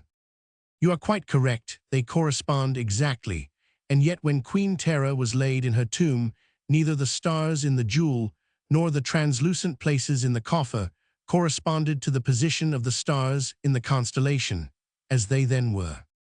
We looked at each other. As he paused, a new light was breaking upon us. With a ring of mastery in his voice, he went on. Do you not see the meaning of this? Does it not throw a light on the intention of the queen? She, who was guided by augury and magic and superstition, naturally chose a time for her resurrection, which seemed to have been pointed out by the high gods themselves, who had sent their message on a thunderbolt from other worlds. When such a time was fixed by supernal wisdom, would it not be the height of human wisdom to avail itself of it? Thus it Isher, his voice deepened and trembled with the intensity of his feeling, that to us, and our time, is given the opportunity of this wondrous peep into the old world, such as has been the privilege of none other of our time, which may never be again. From first to last, the cryptic writing and symbolism of that wondrous tomb of that wondrous woman is full of guiding light, and the key of the many mysteries lies in that most wondrous jewel which she held in her dead hand over the dead heart, which she hoped and believed would beat again in a newer and nobler world. There are only loose ends now to consider. Margaret has given us the true inwardness of the feeling of the other queen. He looked at her fondly and stroked her hand. As he said it, for my own part, one sincerely hope she is right, for in such case it will be a joy, I am sure, to all of us to assist at such a realization of hope. But we must not go too fast or believe too much. In our present state of knowledge, the voice that we hearken for comes out of times strangely other than our own, when human life counted for little, and when the morality of the time made little account of the removing of obstacles in the way to achievement of desire. We must keep our eyes fixed on the scientific side and wait for the developments on the psychic side. Now as to this stone box which we call the magic coffer, as I have said, I am convinced that it opens only in obedience to some principle of light, or the exercise of some of its forces at present unknown to us. There is here much ground for conjecture and for experiment, for as yet the scientists have not thoroughly differentiated the kinds and powers and degrees of light. Without analyzing various rays, we may, I think, take it for granted that there are different qualities and powers of light, and this great field of scientific investigation is almost virgin soil. We know as yet so little of natural forces that imagination need set no bounds to its flights. In considering the possibilities of the future within but a few years, we have made such discoveries as 2 centuries ago would have sent the discoverers to the flames: the liquefaction of oxygen, the existence of radium, of helium, of polonium, of argon, the different powers of Röntgen and cathode and Becquerel rays, and as we may finally prove that there are different kinds and qualities of light, so we may find that combustion may have its own powers of differentiation, that there are qualities in some flames non-existent in others. It may be that some of the essential conditions of substance are continuous, even in the destruction of their bases. Last night I was thinking of this, and reasoning that as there are certain qualities in some oils which are not in others, so there may be certain similar or corresponding qualities or powers in the combinations of each. I suppose we have all noticed some time or other that the light of colza oil is not quite the same as that of paraffin, or that the flames of coal gas and whale oil are different. They find it so in the lighthouses. All at once it occurred to me that there might be some special virtue in the oil which had been found in the jars when Queen Tera's tomb was opened. These had not been used to preserve the intestines as usual, so they must have been placed there for some other purpose. I remembered that in Van Hein's narrative he had commented on the way the jars were sealed. This was lightly, though effectually they could be opened without force. The jars were themselves preserved in a sarcophagus which, though of immense strength and hermetically sealed, could be opened easily. Accordingly, I went at once to examine the jars. A very little of the oil still remained, but it had grown thick. The 2.5 centuries in which the jars had been opened still, it was not rancid, and on examining it, I found it was cedar oil. and that it still exhaled something of its original aroma, this gave me the idea that it was to be used to fill the lamps whoever had placed the oil in the jars. And the jars in the sarcophagus knew that there might be shrinkage in process of time even in vases of alabaster, and fully allowed for it, for each of the jars would have filled the lamps half dozen times with part of the oil remaining. I made some experiments, therefore, which may give useful results. You know, doctor, that cedar oil, which was much used in the preparation and ceremonials of the Egyptian dead, has a certain refractive power, which we do not find in other oils. For instance, we use it on the lenses of our microscopes to give additional clearness of vision. Last night, I put some in one of the lamps and placed it near a translucent part of the magic coffer. The effect was very great. The glow of light within was fuller and more intense than I could have imagined, where an electric light similarly placed had little if any effect. I should have tried others of the 7 lamps, but that my supply of oil ran out. This, however, is on the road to rectification. I have sent for more cedar oil and expect to have before long an ample supply. Whatever may happen from other causes, our experiment shall not at all events fail from this. We shall see, we shall see. Dr. Winchester had evidently been following the logical process of the other's mind, for his comment was, "I do hope that, when the light is effective in opening the box, the mechanism will not be impaired or destroyed." His doubt as to this gave anxious thought to some of us. Chapter 16. The Cavern. In the evening, Mr. Trelawney took again the whole party into the study. When we were all attention, he began to unfold his plans. "I have come to the conclusion that for the proper carrying out of what we will call our great experiment, we must have absolute and complete isolation, not merely for a day or two, but for as long as we may require here. Such a thing would be impossible. The needs and habits of a great city, with its ingrained possibilities of interruption, would or might quite upset us. Telegrams, registered letters, or express messengers would alone be sufficient, but the great army of those who want to get something would make disaster certain. In addition, the occurrences of the last week have drawn police attention to this house. Even if special instructions to keep an eye on it have not been issued from Scotland Yard or the district station, you may be sure that the individual policeman on his rounds will keep it well under observation. Besides, the servants who have discharged themselves will before long begin to talk. They must, for they have, for the sake of their own characters, to give some reason for the termination of a service, which has, I should say, a position in the neighborhood. The servants of the neighbors will begin to talk, and perhaps the neighbors themselves. Then the active and intelligent press will, with its usual zeal for the enlightenment of the public, and its eye to increase of circulation, get hold of the matter. When the reporter is after us, we shall not have much chance of privacy, even if we were to bar ourselves in. We should not be free from interruption, possibly from intrusion. Either would ruin our plans, and so we must take measures to effect a retreat, carrying all our impedimenta with us. For this I am prepared. For a long time past I have foreseen such a possibility, and have made preparation for it. Of course, I had no foreknowledge of what has happened, but I knew something would or might happen. For more than 2 years past, my house in Cornwall has been made ready to receive all the curios which are preserved here. When Corbeck went off on his search for the lamps, I had the old house at Killian made ready.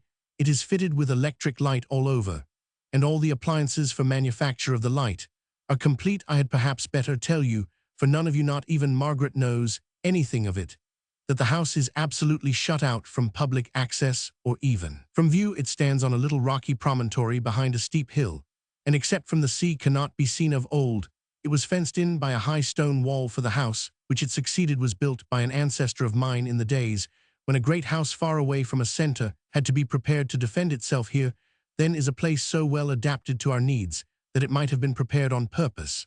I shall explain it to you when we are all there. This not be long, for already our movement is in train. I have sent word to Marvin to have all preparation for our transport ready. He is to have a special train which is to run at night, so as to avoid notice. Also a number of carts and stone wagons with sufficient men and appliances to take all our packing cases to Paddington.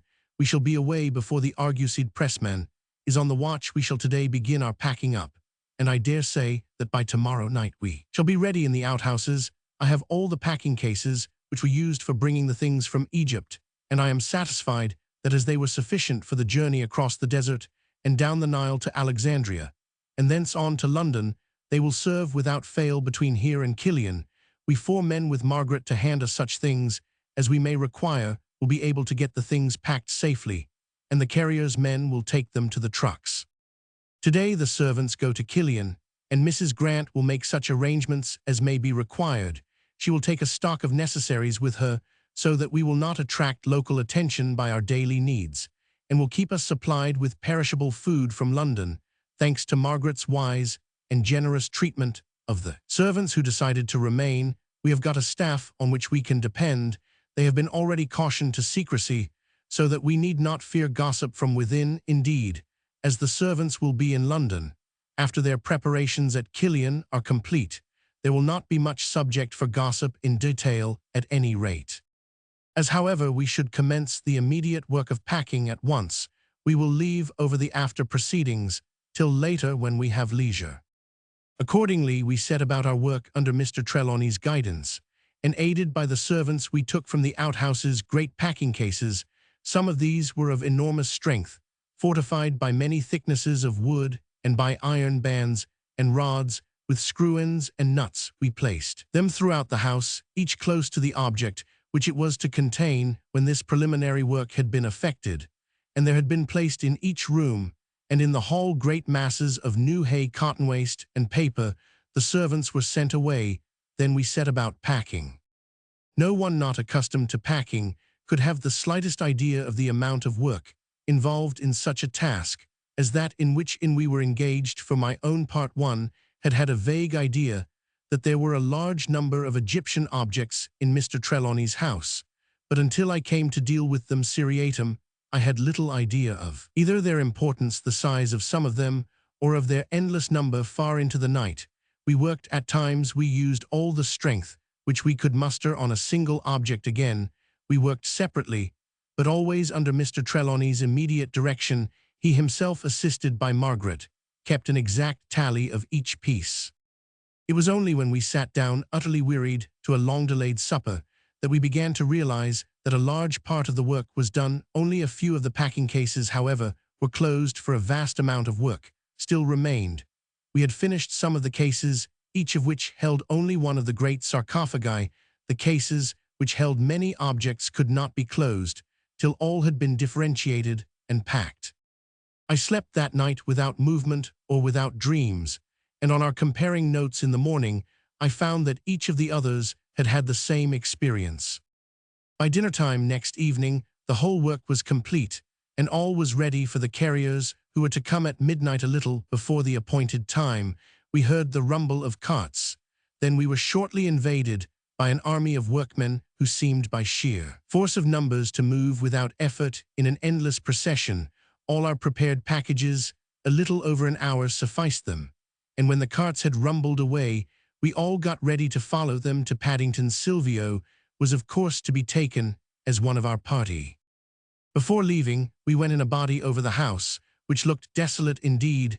As the servants had all gone to Cornwall, there had been no attempt at tidying up every room and passage in which we had worked, and all the stairways were strewn with paper and waste, and marked with dirty feet.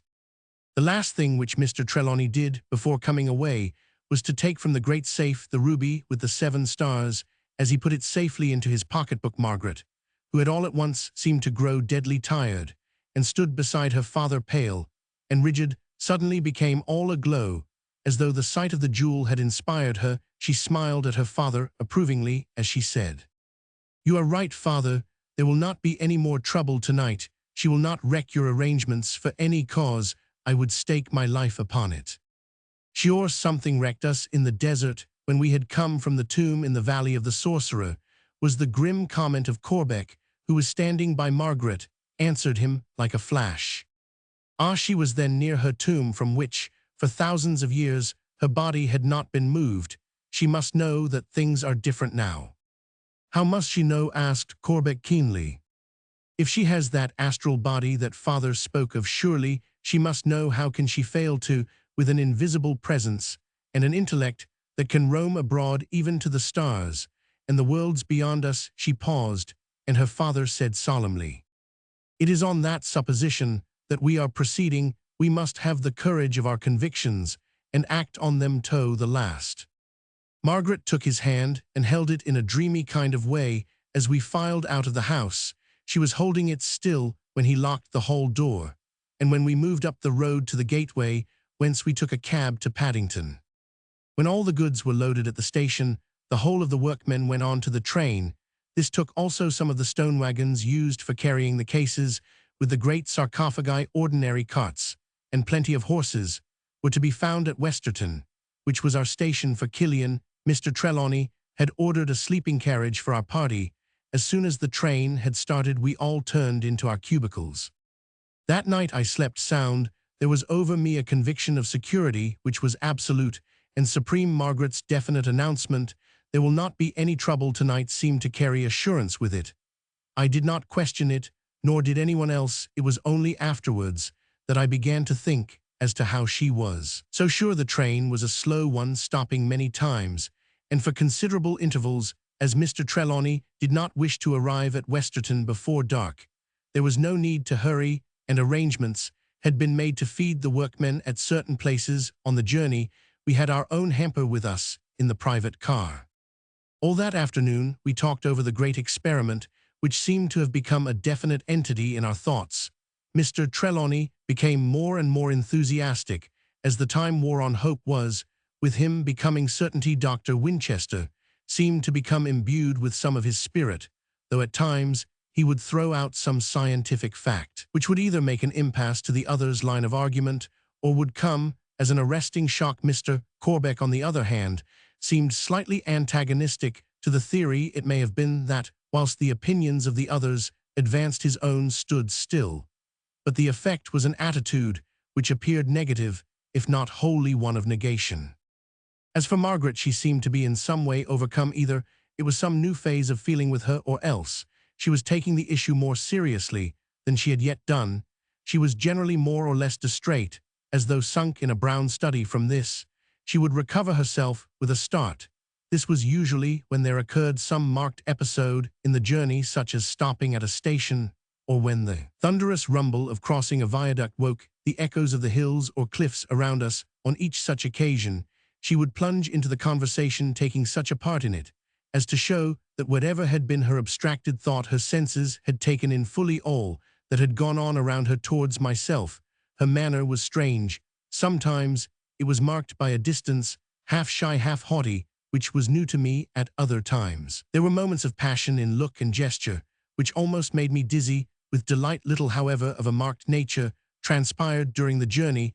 There was but one episode which had in it any element of alarm, but as we were all asleep at the time, it did not disturb us. We only learned it from a communicative guard in the morning. Whilst running between Dawlish and Teignmouth, the train was stopped by a warning given by someone who moved a torch to and fro right on the very track. The driver had found on pulling up that just ahead of the train, a small landslip had taken place, some of the red earth from the high bank having fallen away. It did not, however, reach to the metals, and the driver had resumed his way, none too well pleased at the delay. To use his own words, the guard thought there was too much bally caution on this air line. We arrived at Westerton about 9 o'clock in the evening. Carts and horses were in waiting, and the work of unloading the train began at once. Our own party did not wait to see the work done, as it was in the hands of competent people. We took the carriage which was in waiting, and through the darkness of the night sped on to Killian. We were all impressed by the house, as it appeared in the bright moonlight, a great grey stone mansion of the Jacobean period, vast and spacious, standing high over the sea on the very verge of a high cliff. When we had swept round the curve of the avenue cut through the rock, and come out on the high plateau on which the house stood, the crash and murmur of waves breaking against rock far below us came with an invigorating breath of moist sea air. We understood then, in an instant, how well we were shut out from the world on that rocky shelf above the sea. Within the house we found already Mrs. Grant and her staff had worked well, and all was bright and fresh and clean. We took a brief survey of the chief rooms, and then separated to have a wash, and to change our clothes after our long journey of more than 24 hours. We had supper in the great dining-room on the south side, the walls of which actually hung over the sea. The murmur came up muffled, but it never ceased, as the little promontory stood well out into the sea.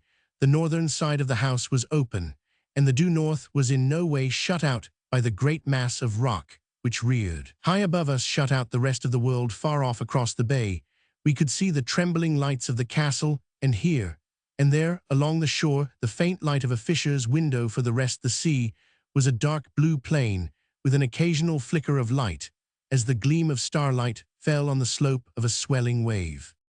When supper was over, we all adjourned to the room which Mr. Trelawney had set aside as his study, his bedroom being close to it. As we entered, the first thing I noticed was a great safe, somewhat similar to that which stood in his room in London when we were in the room. Mr. Trelawney went over to the table, and taking out his pocketbook, laid it on the table. As he did so, he pressed down on it with the palm of his hand. A strange pallor came over his face. With fingers that trembled, he opened the book, saying as he did so, "Its bulk does not seem the same. I hope nothing has happened." All three of us men crowded round close. Margaret alone remained calm. She stood erect and silent, and still as a statue. She had a faraway look in her eyes, as though she did not either know or care what was going on around her. With a despairing gesture, Trelawney threw open the pouch of the pocketbook, wherein he had placed the jewel of 7 stars. As he sank down on the chair which stood close to him, he said in a hoarse voice, "My God, it is gone. Without it, the great experiment can come to nothing." His words seemed to wake Margaret from her introspective mood. An agonized spasm swept her face, but almost on the instant she was calm. She almost smiled as she said, "You may have left it in your room, Father. Perhaps it has fallen out of the pocketbook whilst you were changing." Without a word, we all hurried into the next room through the open door between the study and the bedroom, and then a sudden calm fell on us like a cloud of fear. There on the table lay the jewel of 7 stars, shining and sparkling with lurid light, as though each of the 7 points of the 7 stars gleamed through blood. Timidly we each looked behind us, and then at each other. Margaret was now like the rest of us. She had lost her statuesque calm. All the introspective rigidity had gone from her, and she clasped her hands together till the knuckles were white. Without a word, Mr. Trelawney raised the jewel and hurried with it into the next room. As quietly as he could, he opened the door of the safe with the key fastened to his wrist, and placed the jewel within. When the heavy doors were closed and locked, he seemed to breathe more freely. Somehow this episode, though a disturbing one in many ways, seemed to bring us back to our old selves. Since we had left London, we had all been overstrained, and this was a sort of relief. Another step in our strange enterprise had been effected. The change back was more marked in Margaret than in any of us, perhaps. It was that she was a woman whilst we were men, perhaps. It was that she was younger than the rest, perhaps. Both reasons were effective, each in its own way. At any rate, the change was there, and I was happier than I had been through the long journey. All her buoyancy, her tenderness, her deep feeling seemed to shine forth once more now and again. As her father's eyes rested on her, his face seemed to light up. Whilst we waited for the carts to arrive, Mr. Trelawney took us through the house, pointing out and explaining where the objects which we had brought with us were to be placed. In one respect only did he withhold confidence. The positions of all those things which had connection with the great experiment were not indicated. The cases containing them were to be left in the outer hall for the present. By the time we had made the survey, the carts began to arrive, and the stir and bustle of the previous night were renewed. Mr. Trelawney stood in the hall beside the massive iron-bound door and gave directions as to the placing of each of the great packing cases. Those containing many items were placed in the inner hall, where they were to be unpacked. In an incredibly short time, the whole consignment was delivered, and the men departed with a douceur for each given through their foreman, which made them effusive in their thanks. Then we all went to our own rooms. There was a strange confidence over us all. I do not think that any one of us had a doubt as to the quiet passing of the remainder of the night. The faith was justified, for, on our reassembling in the morning, we found that all had slept well and peaceably. During that day, all the curios except those required for the great experiment were put into the places designed for them. Then it was arranged that all the servants should go back with Mrs. Grant to London on the next morning. When they had all gone, Mr. Trelawney having seen the doors locked, took us into the study. "Now," said he when we were seated, "I have a secret to impart, but according to an old promise, which does not leave me free, I must ask you each to give me a solemn promise not to reveal it for 300 years. At least such a promise has been exacted from everyone to whom it was told, and more than once life and safety were secured through loyal observance of the promise. Even as it is, I am breaking the letter, if not the spirit of the tradition, for I should only tell it to the immediate members of my family." We all gave the promise required. Then he went on.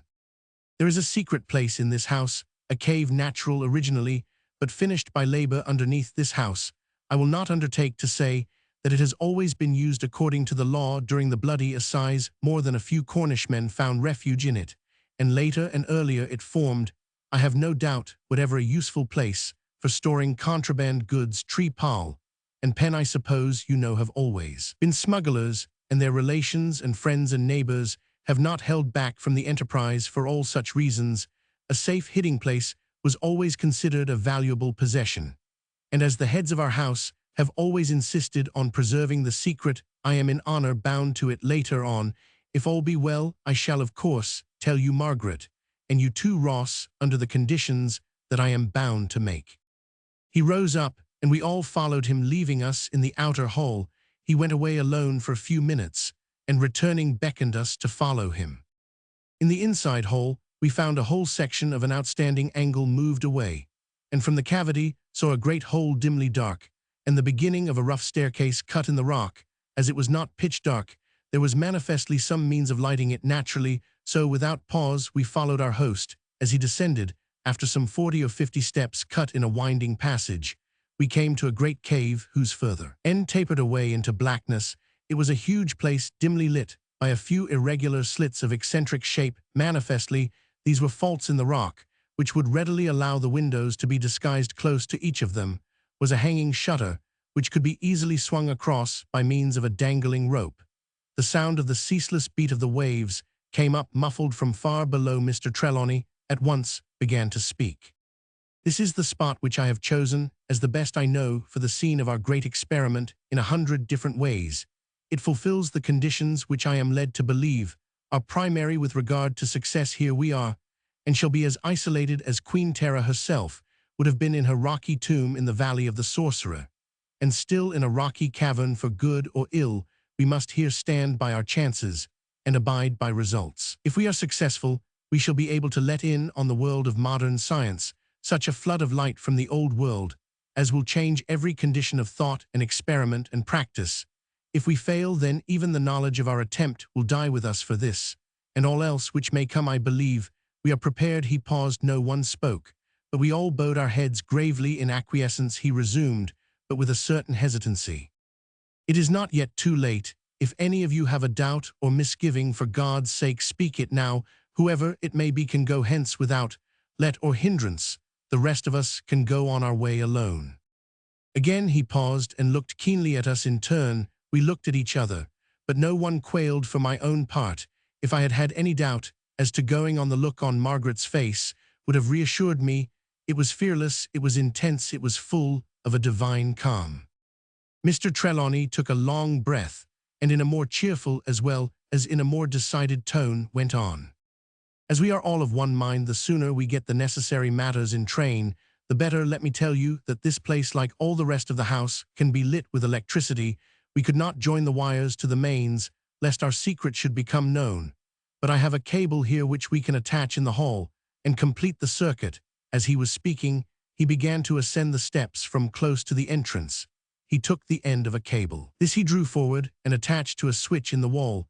Then, turning on a tap, he flooded the whole vault and staircase below with light. I could now see from the volume of light streaming up into the hallway that the hole beside the staircase went direct into the cave. Above it was a pulley and a mass of strong tackle, with multiplying blocks of the Smeaton order. Mr. Trelawney, seeing me looking at this, said, correctly interpreting my thoughts, "Yes, it is new. I hung it there myself on purpose. I knew we should have to lower great weights, and as I did not wish to take too many into my confidence, I arranged a tackle which I could work alone if necessary." We set to work at once, and before nightfall had lowered, unhooked, and placed, in the positions designated for each by Trelawney, all the great sarcophagi and all the curios and other matters which we had taken with us. It was a strange and weird, preceding the placing of those wonderful monuments of a bygone age in that green cavern, which represented in its cutting and purpose an up-to-date mechanism and electric lights, both the old world and the new. But as time went on, I grew more and more to recognize the wisdom and correctness of Mr. Trelawney's choice. I was much disturbed when Silvio, who had been brought into the cave in the arms of his mistress, and who was lying asleep on my coat, which I had taken off, sprang up when the cat mummy had been unpacked, and flew at it with the same ferocity which he had previously exhibited. The incident showed Margaret in a new phase, and one which gave my heart a pang. She had been standing quite still at one side of the cave, leaning on a sarcophagus, in one of those fits of abstraction which had of late come upon her, but on hearing the sound and seeing Silvio's violent onslaught, she seemed to fall into a positive fury of passion. Her eyes blazed, and her mouth took a hard, cruel tension, which was new to me. Instinctively, she stepped towards Silvio as if to interfere in the attack, but I too had stepped forward, and as she caught my eye, a strange spasm came upon her, and she stopped. Its intensity made me hold my breath, and I put up my hand to clear my eyes. When I had done this, she had on the instant recovered her calm, and there was a look of brief wonder on her face. With all her old grace and sweetness, she swept over and lifted Silvio, just as she had done on former occasions, and held him in her arms, petting him and treating him as though he were a little child who had erred. As I looked, a strange fear came over me. The Margaret that I knew seemed to be changing, and in my inmost heart I prayed that the disturbing cause might soon come to an end. More than ever I longed at that moment that our terrible experiment should come to a prosperous termination. When all had been arranged in the room, as Mr. Trelawney wished, he turned to us one after another, till he had concentrated the intelligence of us all upon him. Then he said, "All is now ready in this place. We must only await the proper time to begin." We were silent for a while. Dr. Winchester was the first to speak. "What is the proper time? Have you any approximation, even if you are not satisfied as to the exact day?" he answered at once. "After the most anxious thought, I have fixed on July 30. May I ask why that date?" He spoke his answer slowly. Queen Terra was ruled in great degree by mysticism, and there are so many evidences that she looked for resurrection that naturally she would choose a period ruled over by a god specialized to such a purpose. Now the 4th month of the season of inundation was ruled by Harmachis, this being the name for Ra, the sun god, at his rising in the morning, and therefore typifying the awakening or arising. This arising is manifestly to physical life, since it is of the midworld of human daily life. Now, as this month begins on our 25th July, the 7th day would be July 31st, for you may be sure that the mystic queen would not have chosen any day but the 7th or some power of 7. I dare say that some of you have wondered why our preparations have been so deliberately undertaken. This is why we must be ready in every possible way when the time comes, but there was no use in having to wait round for a needless number of days. And so we waited only for the 31st of July, the next day, but one when the great experiment would be made. Chapter 17. Doubts and Fears. We learn of great things by little experiences. The history of ages is but an indefinite repetition of the history of hours. The record of a soul is but a multiple of the story of a moment. The recording angel writes in the great book in no rainbow tints. His pen is dipped in no colors but light and darkness. For the eye of infinite wisdom, there is no need of shading. All things, all thoughts, all emotions, all experiences, all doubts and hopes and fears, all intentions, all wishes, seen down to the lower strata of their concrete and multitudinous elements, are finally resolved into direct opposites. Did any human being wish for the epitome of a life wherein were gathered and grouped all the experiences that a child of Adam could have? The history fully and frankly written of my own mind during the next 48 hours would afford him all that could be wanted, and the recorder could have wrought as usual in sunlight and shadow, which may be taken to represent the final expressions of heaven and hell, for in the highest heaven is faith, and doubt hangs over the yawning blackness of hell. There were of course times of sunshine in those 2 days moments, when in the realization of Margaret's sweetness and her love for me all doubts were dissipated like morning mist before the sun, but the balance of the time and an overwhelming balance, it wasgloom hung over me like a pall. The hour in whose coming I had acquiesced was approaching so quickly and was already so near that the sense of finality was bearing upon me. The issue was perhaps life or death to any of us, but for this we were all prepared. Margaret and I were one as to the risk. The question of the moral aspect of the case, which involved the religious belief in which I had been reared, was not one to trouble me, for the issues and the causes that lay behind them were not within my power even to comprehend. The doubt of the success of the great experiment was such a doubt as exists in all enterprises which have great possibilities. To me, whose life was passed in a series of intellectual struggles, this form of doubt was a stimulus rather than deterrent. What then was it that made for me a trouble which became an anguish when my thoughts dwelt long on it? I was beginning to doubt Margaret. What it was that I doubted I knew not. It was not her love or her honor or her truth or her kindness or her zeal. What then was it? It was herself. Margaret was changing at times during the past few days. I had hardly known her as the same girl whom I had met at the picnic, and whose vigils I had shared in the sick room of her father. Then even in her moments of greatest sorrow or fright or anxiety, she was all life and thought and keenness. Now she was generally distrait, and at times in a sort of negative condition, as though her mind, her very being, was not present. At such moments she would have possession of observation and memory. She would know and remember all that was going on and had gone on around her, but her coming back to her old self had to me something the sensation of a new person coming into the room. Up to the time of leaving London, I had been content. Whenever she was present, I had over me that delicious sense of security which comes with the consciousness that love is mutual. But now doubt had taken its place. I never knew whether the personality present was my Margaret, the old Margaret, whom I had loved at the first glance, or the other new Margaret, whom I hardly understood, and whose intellectual aloofness made an impalpable barrier between us. Sometimes she would become, as it were, awake all at once at such times, though she would say to me sweet and pleasant things, which she had often said before, she would seem most unlike herself.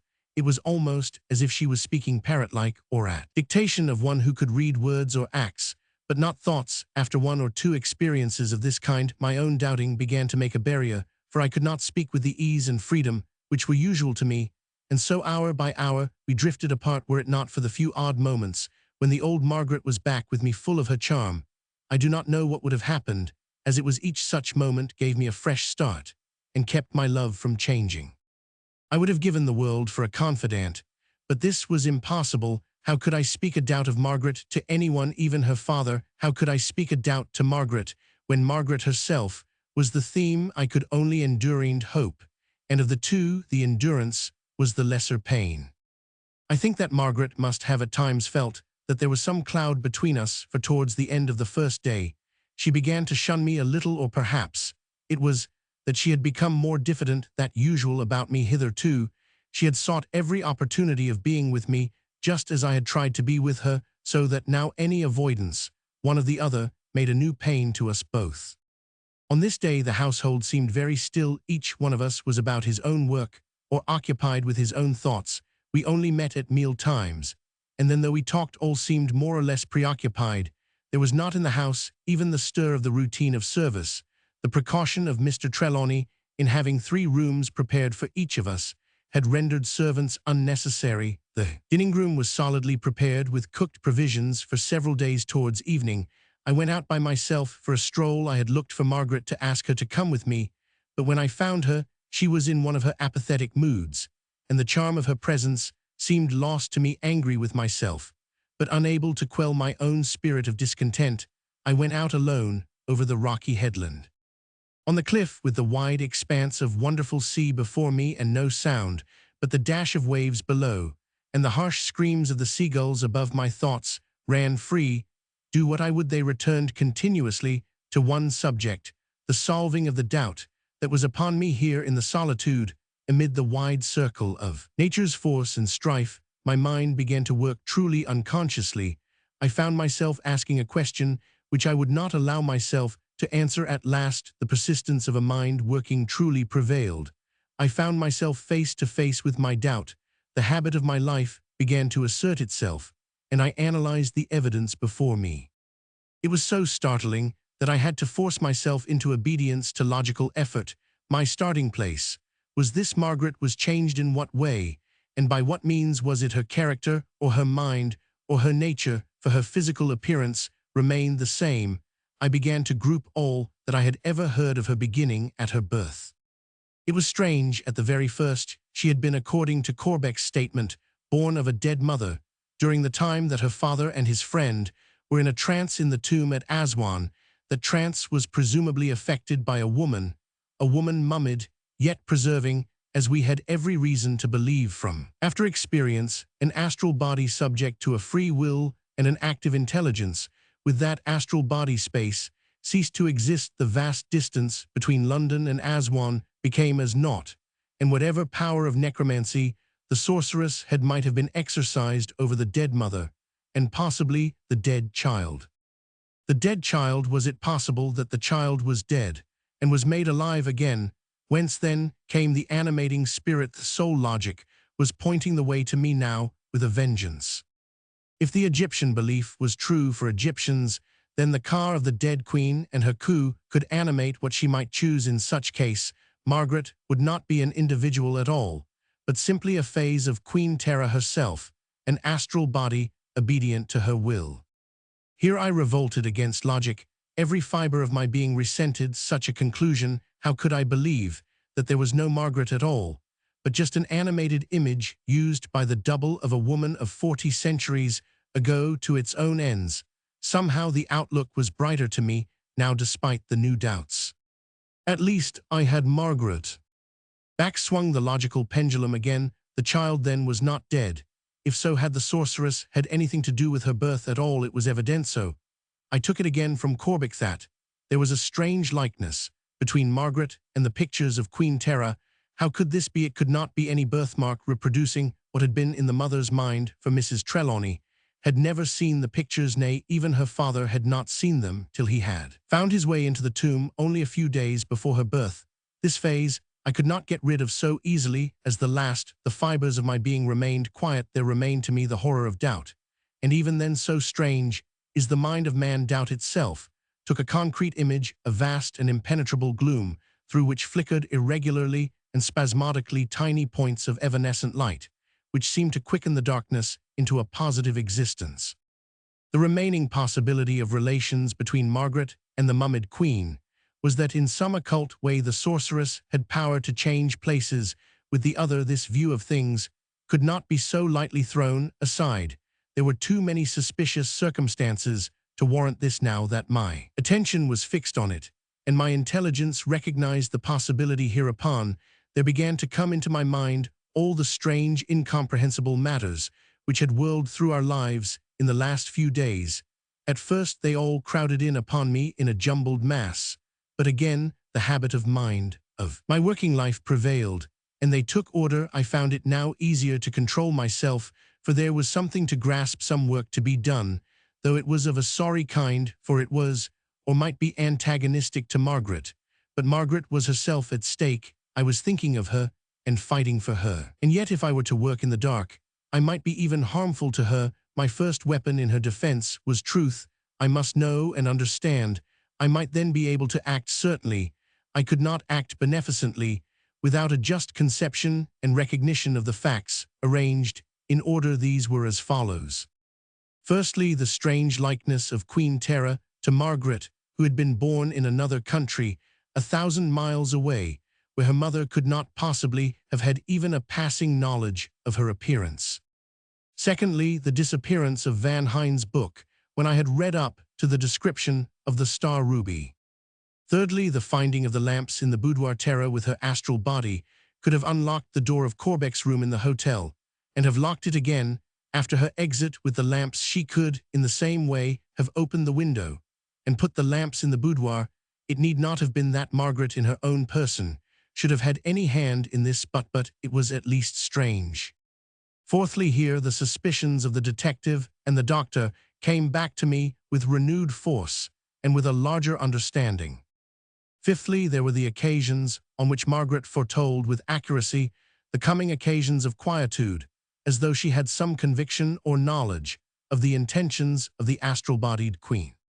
Sixthly, there was her suggestion of the finding of the ruby which her father had lost, as I thought now afresh over this episode in the light of suspicion, in which her own powers were involved, the only conclusion I could come to ways, supposing that the theory of the queen's astral power was correct, that queen, terror being anxious that all should go well in the movement from London to Killian, had in her own way taken the jewel from Mr. Trelawney's pocketbook, finding it of some use in her supernatural guardianship of the journey. Then, in some mysterious way, she had through Margaret made the suggestion of its loss and finding. Seventhly and lastly was the strange dual existence which Margaret seemed of late to be leading, and which in some way seemed a consequence or corollary of all that had gone before. The dual existence, this was indeed the conclusion which overcame all difficulties and reconciled opposites, if indeed Margaret were not in all ways a free agent, but could be compelled to speak or act as she might be instructed, or if her whole being could be changed for another, without the possibility of anyone noticing the doing of it. Then all things were possible. All would depend on the spirit of the individuality by which she could be so compelled. If this individuality were just and kind and clean, all might be well. But if not, the thought was too awful for words. I ground my teeth with futile rage, as the ideas of horrible possibilities swept through me. Up to this morning, Margaret's lapses into her new self had been few and hardly noticeable, save when once or twice her attitude towards myself had been marked by a bearing strange to me, but today the contrary was the case, and the change presaged badly. It might be that other individuality was of the lower, not of the better sort. Now that I thought of it, I had reason to fear in the history of the mummy from the time of Van Hines, breaking into the tomb, the record of deaths that we knew of presumably affected by her will and agency was a startling one, the Arab who had stolen the hand from the mummy, and the one who had taken it from his body, the Arab chief, who had tried to steal the jewel from Van Hine, and whose throat bore the marks of 7 fingers, the 2 men found dead on the first night of Trelawney's taking away the sarcophagus, and the 3 on the return to the tomb, the Arab who had opened the secret serdab, 9 dead men, one of them slain, manifestly by the Queen's own hand, and beyond this again the several savage attacks on Mr. Trelawney in his own room, in which, aided by her familiar, she had tried to open the safe, and to extract the talisman jewel, his device of fastening the key to his wrist by a steel bangle, though successful in the end, had well-nigh cost him his life. If then the Queen, intent on her resurrection under her own conditions, had so to speak waded to it through blood, what might she not do were her purpose thwarted? What terrible step might she not take to effect her wishes? Nay, what were her wishes? What was her ultimate purpose? As yet we had had only Margaret's statement of them, given in all the glorious enthusiasm of her lofty soul. In her record there was no expression of love to be sought or found. All we knew for certain was that she had set before her the object of resurrection, and that in it the North, which she had manifestly loved, was to have a special part, but that the resurrection was to be accomplished in the lonely tomb in the Valley of the Sorcerer was apparent. All preparations had been carefully made for accomplishment from within, and for her ultimate exit in her new and living form. The sarcophagus was unlidded. The oil jars, though hermetically sealed, were to be easily opened by hand, and in them provision was made for shrinkage through a vast period of time. Even flint and steel were provided for the production of flame. The mummy pit was left open in violation of usage, and beside the stone door on the cliff side was fixed an imperishable chain by which she might in safety descend to earth. But as to what her after intentions were, we had no clue. If it was that she meant to begin life again as a humble individual, there was something so noble in the thought that it even warmed my heart to her and turned my wishes to her success. The very idea seemed to endorse Margaret's magnificent tribute to her purpose and help to calm my troubled spirit. Then and there, with this feeling strong upon me, I determined to warn Margaret and her father of dire possibilities, and to await as well content as I could, in my ignorance, the development of things over which I had no power. I returned to the house in a different frame of mind to that in which I had left it, and was enchanted to find old Margaret waiting for me.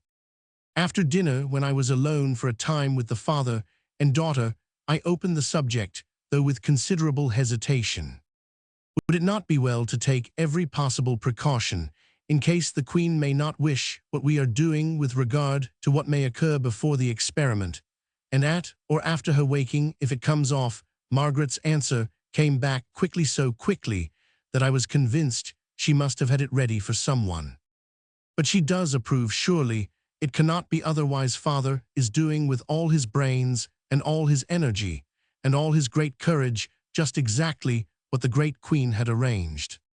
But I answered that can hardly be. All that she arranged was in a tomb high up in a rock, in a desert solitude, shut away from the world by every conceivable means. She seems to have depended on this isolation to ensure against accident. Surely here, in another country and age, with quite different conditions, she may in her anxiety make mistakes, and treat any of Yaoff users. She did those others in times gone past. 9 men that we know of have been slain by her own hand, or by her instigation. She can be remorseless, if she will. It did not strike me till afterwards, when I was thinking over this conversation, how thoroughly I had accepted the living and conscious condition of Queen Tera as a fact before I spoke. I had feared I might offend Mr. Trelawney, but to my pleasant surprise, he smiled quite genially as he answered me. My dear fellow, in a way you are quite right. The Queen did undoubtedly intend isolation, and all told it would be best that her experiment should be made as she arranged it. But just think, that became impossible when once the Dutch explorer had broken into her tomb. That was not my doing. I am innocent of it, though it was the cause of my setting out to rediscover the sepulchre. Mind, I do not say for a moment that I would not have done just the same as Van Hine. I went into the tomb from curiosity, and I took away what I did, being fired with the zeal of acquisitiveness, which animates the collector. But remember also that at this time I did not know of the Queen's intention of resurrection. I had no idea of the completeness of her preparations. All that came long afterwards, but when it did come, I have done all that I could to carry out her wishes to the full. My only fear is that I may have misinterpreted some of her cryptic instructions, or have omitted or overlooked something, but of this I am certain: I have left undone nothing that I can imagine right to be done, and I have done nothing that I know of to clash with Queen Tera's arrangement. I want her great experiment to succeed. To this end, I have not spared labor or time or money myself. I have endured hardship and braved danger. All my brains, all my knowledge and learning, such as they are, all my endeavors, such as they can be, have been, are, and shall be devoted to this end, till we either win or lose the great stake that we play for.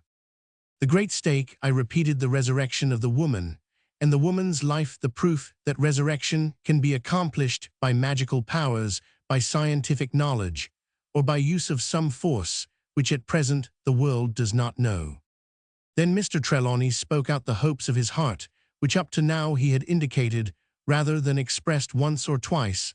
I had heard Corbeck speak of the fiery energy of his youth, but save for the noble words of Margaret when she had spoken of Queen Tera's hope, which coming from his daughter made possible a belief that her power was in some sense due to heredity, I had seen no marked sign of it. But now his words, sweeping before them like a torrent, all antagonistic thought, gave me a new idea of the man.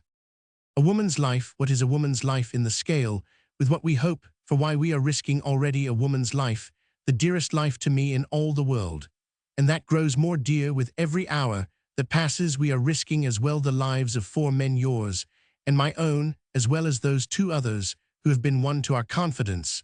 The proof that resurrection can be accomplished, that is much a marvelous thing in this age of science, and the skepticism that knowledge makes. But life and resurrection are themselves but items in what may be won by the accomplishment of this great experiment. Imagine what it will be for the world of thought, the true world of human progress, veritable road to the stars, the iter ad astra of the ancients. If there can come back to us out of the unknown past one who can yield to us the lore stored in the great library of Alexandria and lost in its consuming flames, not only history can be set right, and the teachings of science made veritable from their beginnings, but we can be placed on the road to the knowledge of lost arts, lost learning, lost sciences, so that our feet may tread on the indicated path to their ultimate and complete restoration. Why this woman can tell us what the world was like before what is called the flood, can give us the origin of that vast astounding myth, can set the mind back to the consideration of things which to us now seem primeval, but which were old stories before the days of the patriarchs. But this is not the end, no, not even the beginning, if the story of this woman be all that we think, which some of us most firmly believe. If her powers and the restoration of them prove to be what we expect, why then we may yet achieve a knowledge beyond what our age has ever known, beyond what is believed today possible for the children of men. If indeed this resurrection can be accomplished, how can we doubt the old knowledge, the old magic, the old belief? And if this be so, we must take it that the car of this great and learned queen has won secrets of more than mortal worth from her surroundings amongst the stars. This woman in her life voluntarily went down living to the grave, and came back again. As we learn from the records in her tomb, she chose to die her mortal death, whilst young, so that at her resurrection in another age, beyond a trance of countless magnitude, she might emerge from her tomb in all the fullness and splendor of her youth and power. Already we have evidence that though her body slept in patience through those many centuries, her intelligence never passed away, that her resolution never flagged, that her will remained supreme, and most important of all, that her memory was unimpaired. Oh, what possibilities are there in the coming of such a being into our midst, one whose history began before the concrete teaching of our Bible, whose experiences were antecedent to the formulation of the gods of Greece, who can link together the old and the new earth and heaven, and yield to the known worlds of thought and physical existence the mystery of the unknown, of the old world in its youth, and of worlds beyond our ken. He paused, almost overcome. Margaret had taken his hand when he spoke of her being so dear to him, and held it hard as he spoke. She continued to hold it, but there came over her face that change which I had so often seen of late, that mysterious veiling of her own personality, which gave me the subtle sense of separation from her. In his impassioned vehemence, her father did not notice, but when he stopped, she seemed all at once to be herself again. In her glorious eyes came the added brightness of unshed tears, and with a gesture of passionate love and admiration, she stooped and kissed her father's hand. Then turning to me, she too spoke. Malcolm, you have spoken of the deaths that came from the poor queen, or rather, that justly came from meddling with her arrangements and thwarting her purpose. Do you not think that in putting it as you have done you have been unjust? Who would not have done just as she did? Remember, she was fighting for her life, aye, and for more than her life, for life and love, and all the glorious possibilities of that dim future in the unknown world of the North, which had such enchanting hopes for her.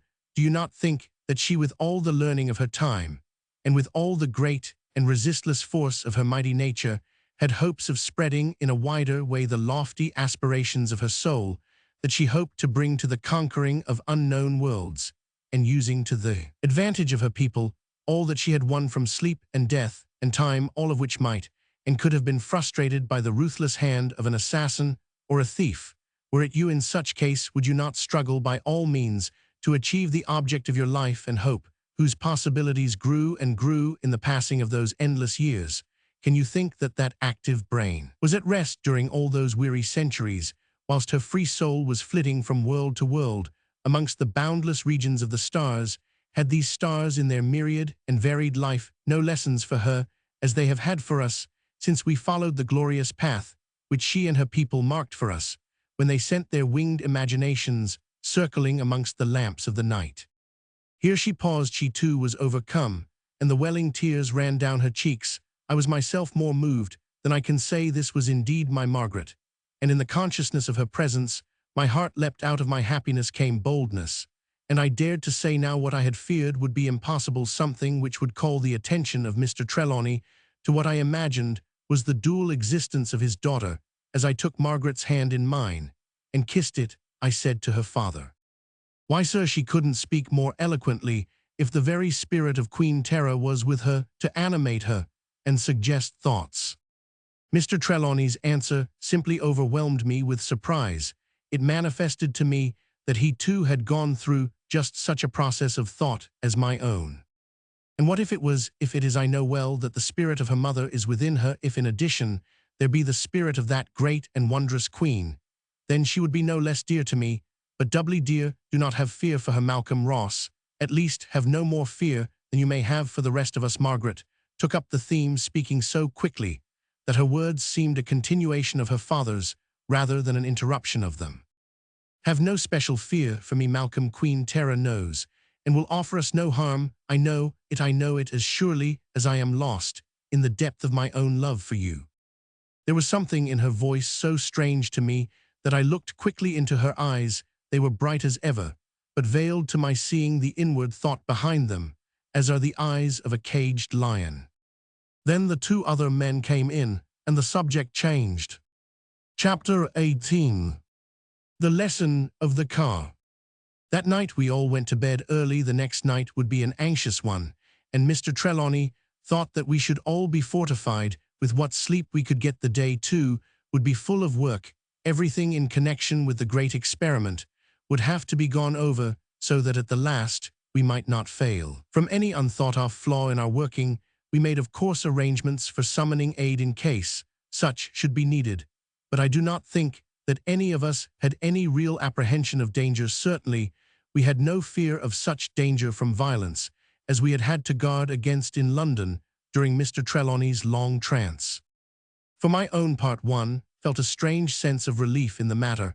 I had accepted Mr. Trelawney's reasoning that if the Queen were indeed such as we surmised, such as indeed we now took for granted, there would not be any opposition on her part, for we were carrying out her own wishes to the very last. So far I was at ease, far more at ease than earlier in the day I should have thought possible, but there were other sources of trouble which I could not blot out from my mind. Chief amongst them was Margaret's strange condition.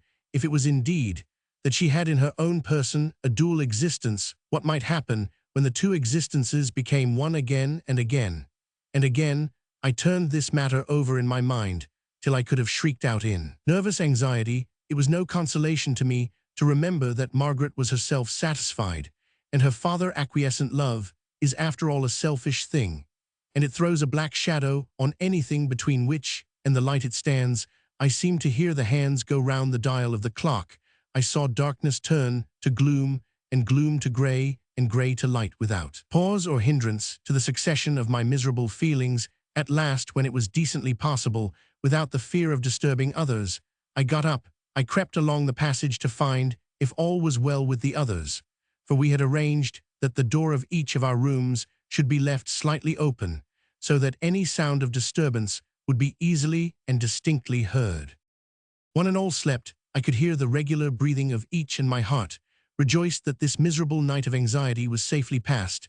As I knelt in my own room in a burst of thankful prayer, I knew in the depths of my own heart the measure of my fear. I found my way out of the house and went down to the water by the long stairway cut in the rock. A swim in the cool, bright sea braced my nerves and made me my old self again. As I came back to the top of the steps, I could see the bright sunlight rising from behind me, turning the rocks across the bay to glittering gold. And yet I felt somehow disturbed. It was all too bright, as it sometimes is before the coming of a storm. As I paused to watch it, I felt a soft hand on my shoulder, and turning, found Margaret close to me. Margaret as bright and radiant as the morning glory of the sun. It was my own Margaret, this time my old Margaret, without alloy of any other. And I felt that at least this last and fatal day was well begun. But alas, the joy did not last. When we got back to the house from a stroll around the cliffs, the same old routine of yesterday was resumed. Gloom and anxiety, hope, high spirits, deep depression, and apathetic aloofness. But it was to be a day of work, and we all braced ourselves to it with an energy which wrought its own salvation. After breakfast, we all adjourned to the cave, where Mr. Trelawney went over point by point the position of each item of our paraphernalia. He explained, as he went on, why each piece was so placed. He had with him the great rolls of paper with the measured plans, and the signs and drawings which he had made from his own, and Corbeck's rough notes, as he had told us. These contained the whole of the hieroglyphics on walls and ceilings and floor of the tomb in the Valley of the Sorcerer. Even had not the measurements made to scale recorded the position of each piece of furniture we could have eventually placed them by a study of the cryptic writings and symbols. Mr. Trelawney explained to us certain other things not laid down on the chart, such as, for instance, that the hollowed part of the table was exactly fitted to the bottom of the magic coffer, which was therefore intended to be placed on it. The respective legs of this table were indicated by differently shaped uraei outlined on the floor, the head of each being extended in the direction of the similar uraeus twined round the leg, also that the mummy, when laid on the raised portion in the bottom of the sarcophagus, seemingly made to fit the form, would lie head to the west and feet to the east, thus receiving the natural earth currents. If this be intended, he said, as I presume it is, I gather that the force to be used has something to do with magnetism or electricity or both. It may be, of course, that some other force, such for instance as that emanating from radium, is to be employed. I have experimented with the latter, but only in such small quantity as I could obtain. But so far as I can ascertain, the stone of the coffer is absolutely impervious to its influence.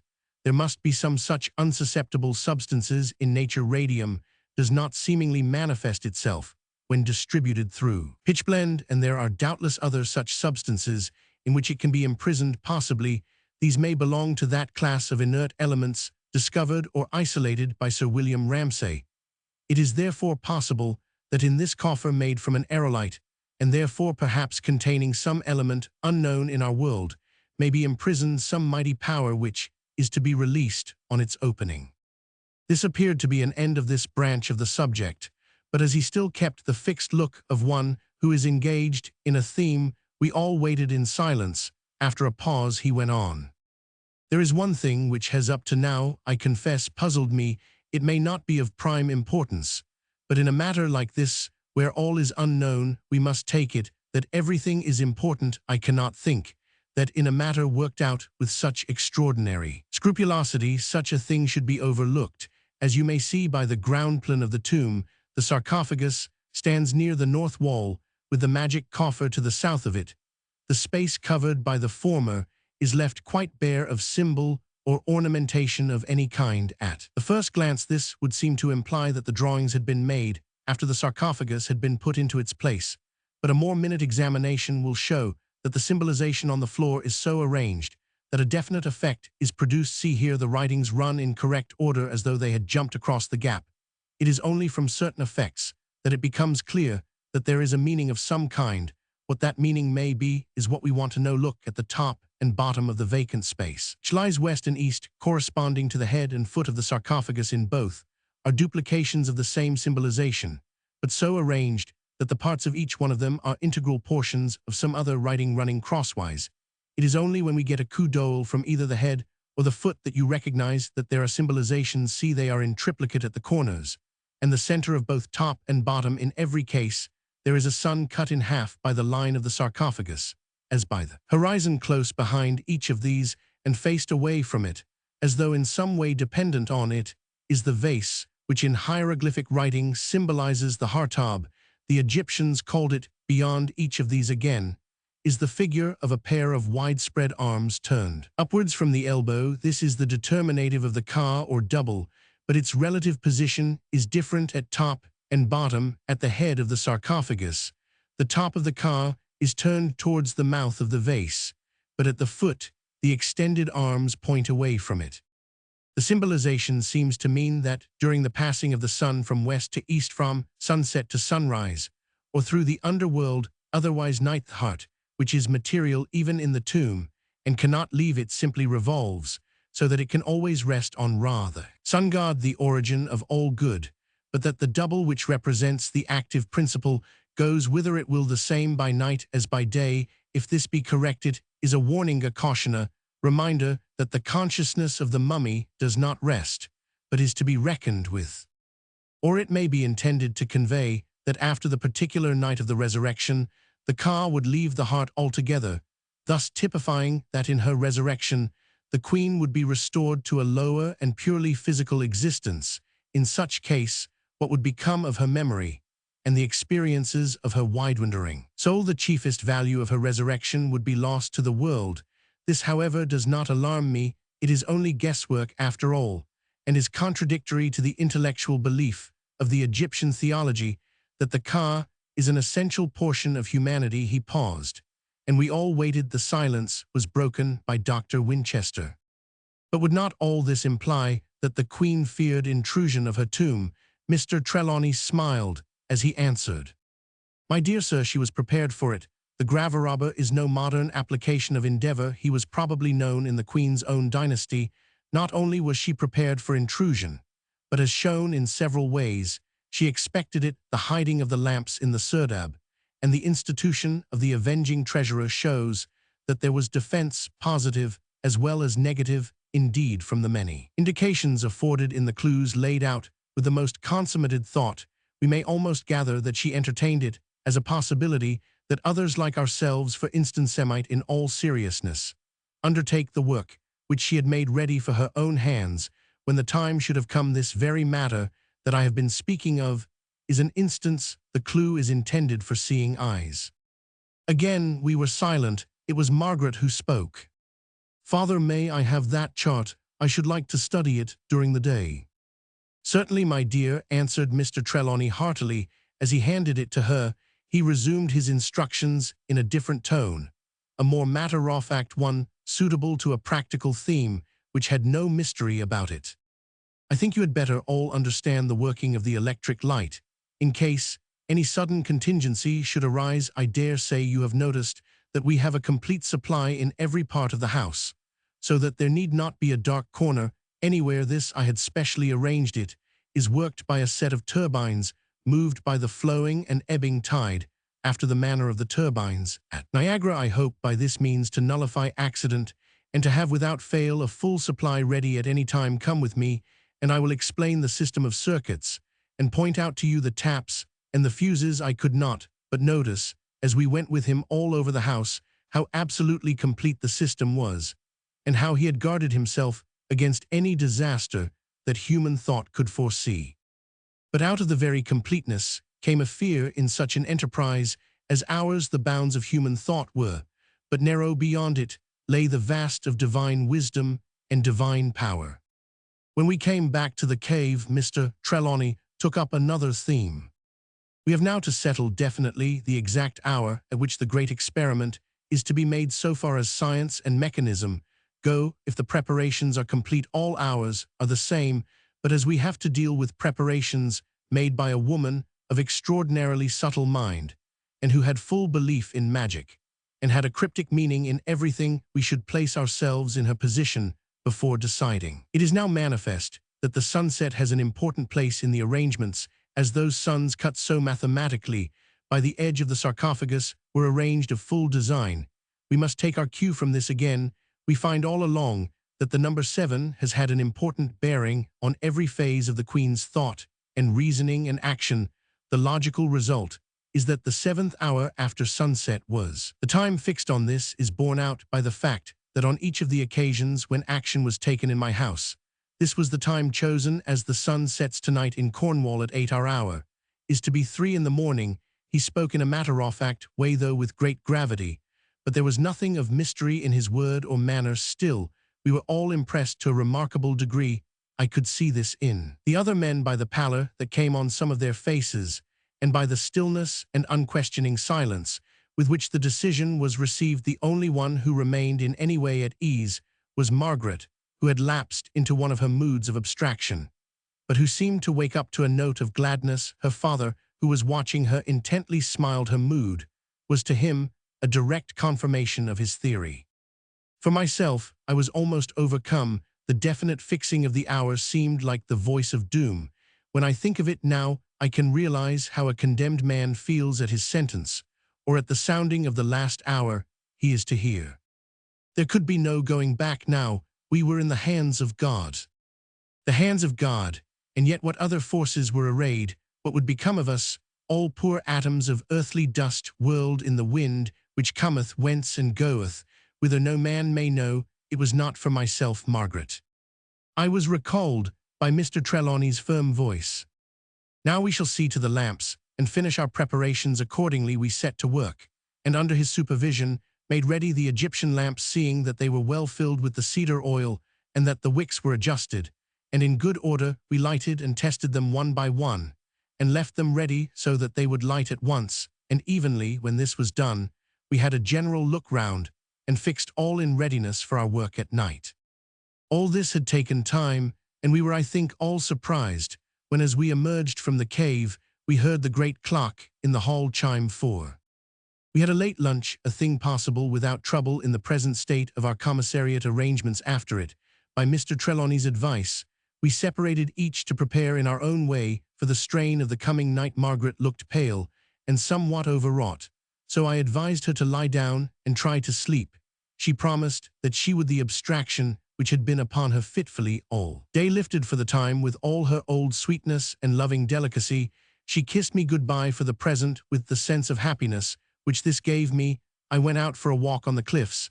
I did not want to think, and I had an instinctive feeling that fresh air and God's sunlight and the myriad beauties of the works of his hand would be the best preparation of fortitude for what was to come. When I got back, all the party were assembling for a late tea. Coming fresh from the exhilaration of nature, it struck me as almost comic that we who were nearing the end of so strange, almost monstrous an undertaking, should be yet bound by the needs and habits of our lives. All the men of the party were grave. The time of seclusion, even if it had given them rest, had also given opportunity for thought. Margaret was bright, almost buoyant, but I missed about her something of her usual spontaneity towards myself. There was a shadowy air of reserve, which brought back something of my suspicion. When tea was over, she went out of the room, but returned in a minute, with the roll of drawing which she had taken with her earlier in the day. Coming close to Mr. Trelawney, she said, "Father, I have been carefully considering what you said today about the hidden meaning of those suns and hearts and cars, and I have been examining the drawings again."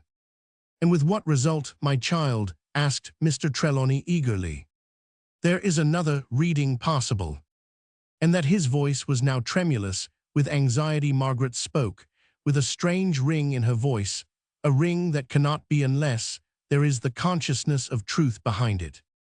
"It means that at the sunset the car is to enter the arb, and it is only at the sunrise that it will leave it." "Go on," said her father hoarsely. "It means that for this night the queen's double, which is otherwise free, will remain in her heart, which is mortal and cannot leave its prison place in the mummy-shrouding. It means that when the sun has dropped into the sea, Queen Terra will cease to exist as a conscious power till sunrise, unless the great experiment can recall her to waking life.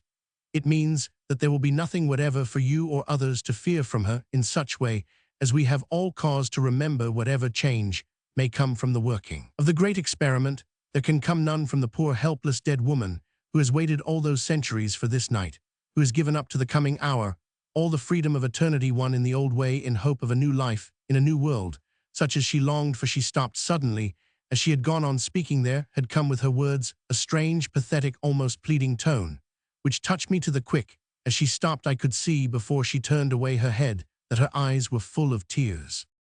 For once the heart of her father did not respond to her feeling. He looked exultant, but with a grim masterfulness, which reminded me of the set look of his stern face as he had lain in the trance. He did not offer any consolation to his daughter in her sympathetic pain. He only said, "We may test the accuracy of your surmise and of her feeling when the time comes." Having said so, he went up the stone stairway and into his own room. Margaret's face had a troubled look as she gazed after him. Strangely enough, her trouble did not as usual touch me to the quick. When Mr. Trelawney had gone, silence reigned. I do not think that any of us wanted to talk. Presently Margaret went to her room, and I went out on the terrace. Over the sea, the fresh air and the beauty of all before helped to restore the good spirits which I had known earlier in the day. Presently I felt myself actually rejoicing in the belief that the danger which I had feared from the Queen's violence on the coming night was obviated. I believed in Margaret's belief so thoroughly that it did not occur to me to dispute her reasoning. In a lofty frame of mind, and with less anxiety than I had felt for days, I went to my room and lay down on the sofa. I was awaked by Corbeck calling to me hurriedly, "Come down to the cave as quickly as you can. Mr. Trelawney wants to see us all there. At once, hurry." I jumped up and ran down to the cave. All were there except Margaret, who came immediately after me carrying Silvio in her arms. When the cat saw his old enemy, he struggled to get down, but Margaret held him fast and soothed him. I looked at my watch. It was close to 8.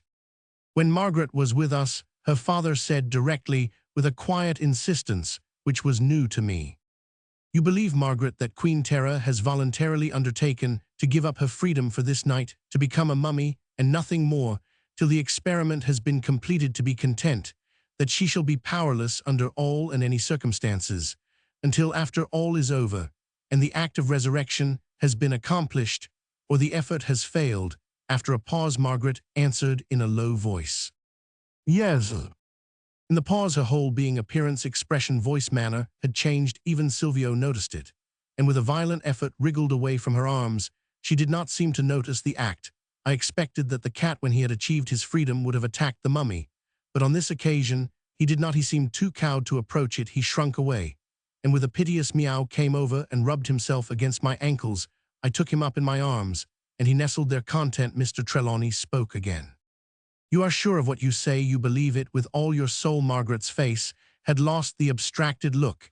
It now seemed illuminated with the devotion of one to whom is given to speak of great things. She answered, in a voice which, though quiet, vibrated with conviction, "I know it. My knowledge is beyond belief." Mr. Trelawney spoke again.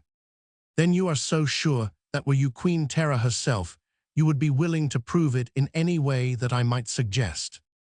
"Yes, anyway." The answer rang out fearlessly. He spoke again in a voice in which was no note of doubt. "Even in the abandonment of your familiar, to death, to annihilation." She paused, and I could see that she suffered horribly. There was in her eyes a hunted look, which no man can unmoved see in the eyes of his beloved. I was about to interrupt, when her father's eyes, glancing round with a fierce determination, met mine. I stood silent, almost spellbound.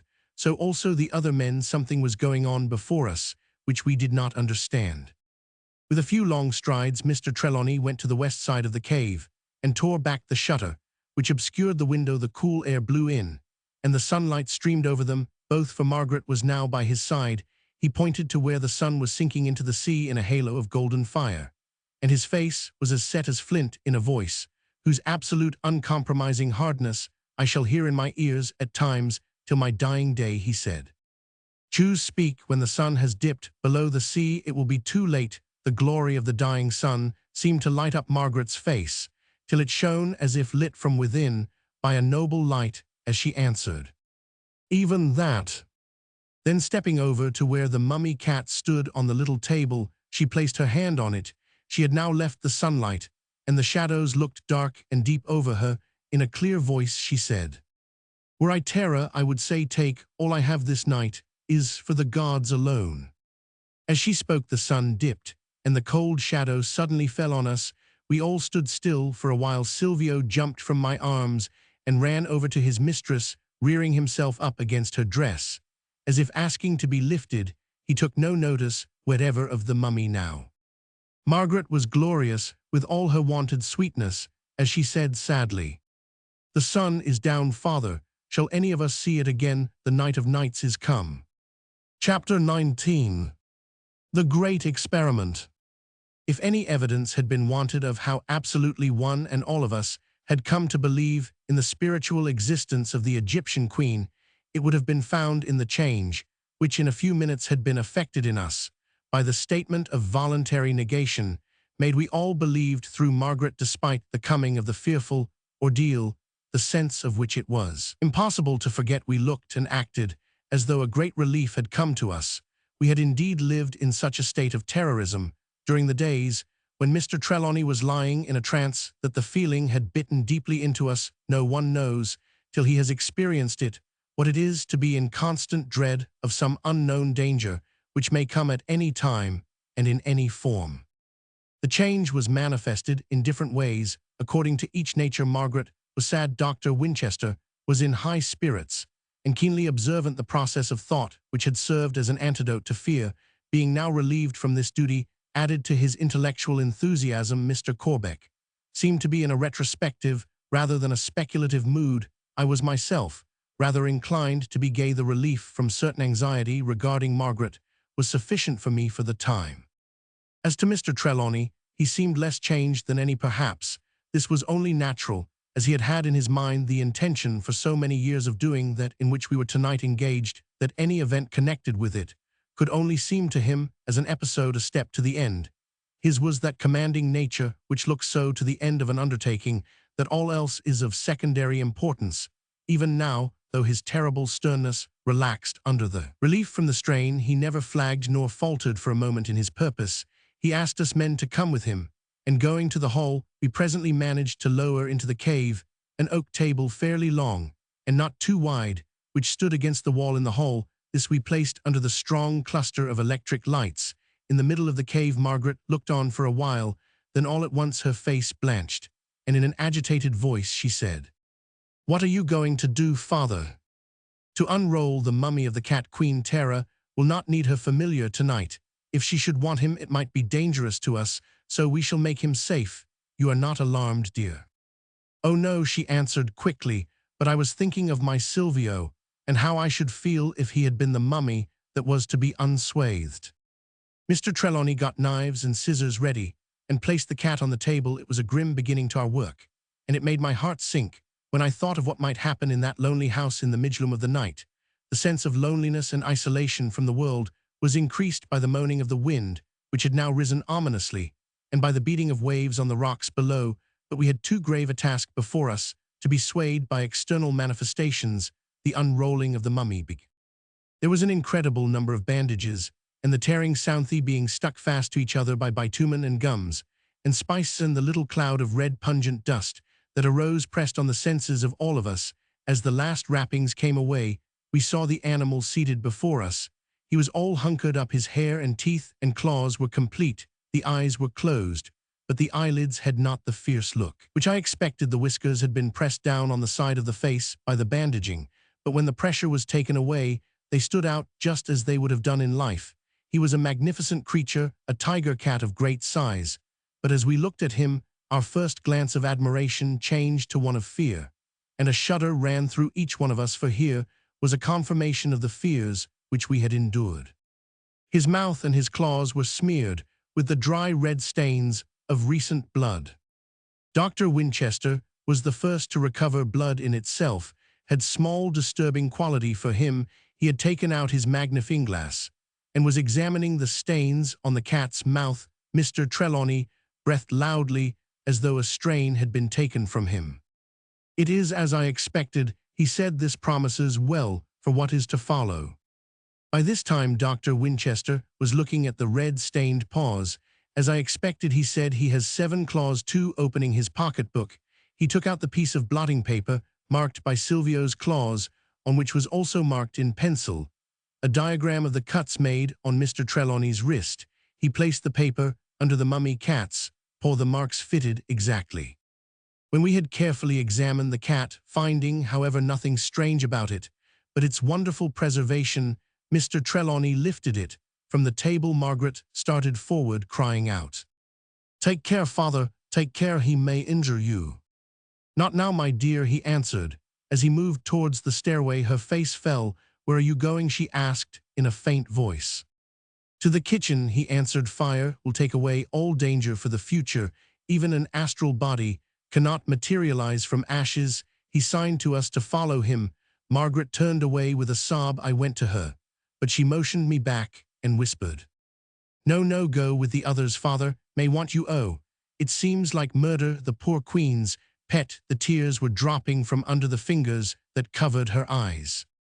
In the kitchen was a fire of wood ready laid. To this Mr. Trelawney applied a match. In a few seconds the kindling had caught, and the flames leaped. When the fire was solidly ablaze, he threw the body of the cat into it. For a few seconds it lay a dark mass amidst the flames, and the room was rank with the smell of burning hair.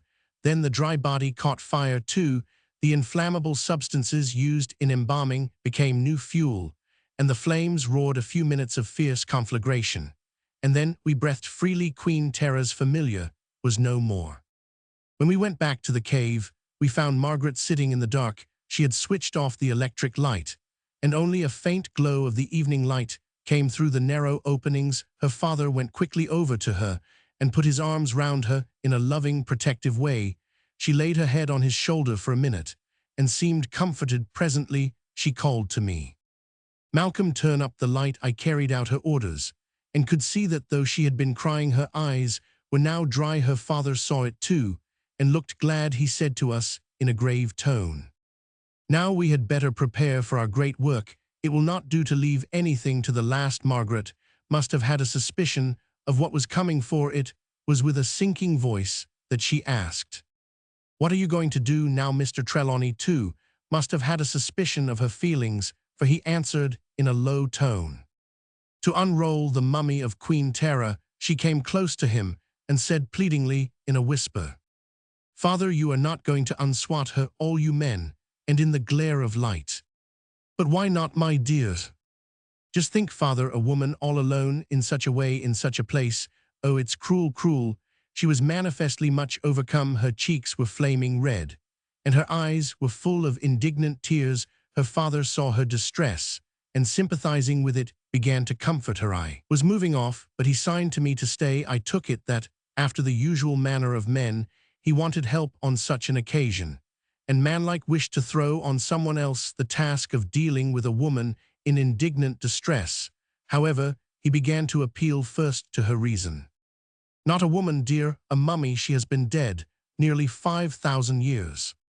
What does that matter? Sex is not a matter of years. A woman is a woman. If she had been dead 5,000 centuries, and you expect her to arise out of that long sleep, it could not be real death. If she is to rise out of it, you have led me to believe that she will come alive when the coffer is opened."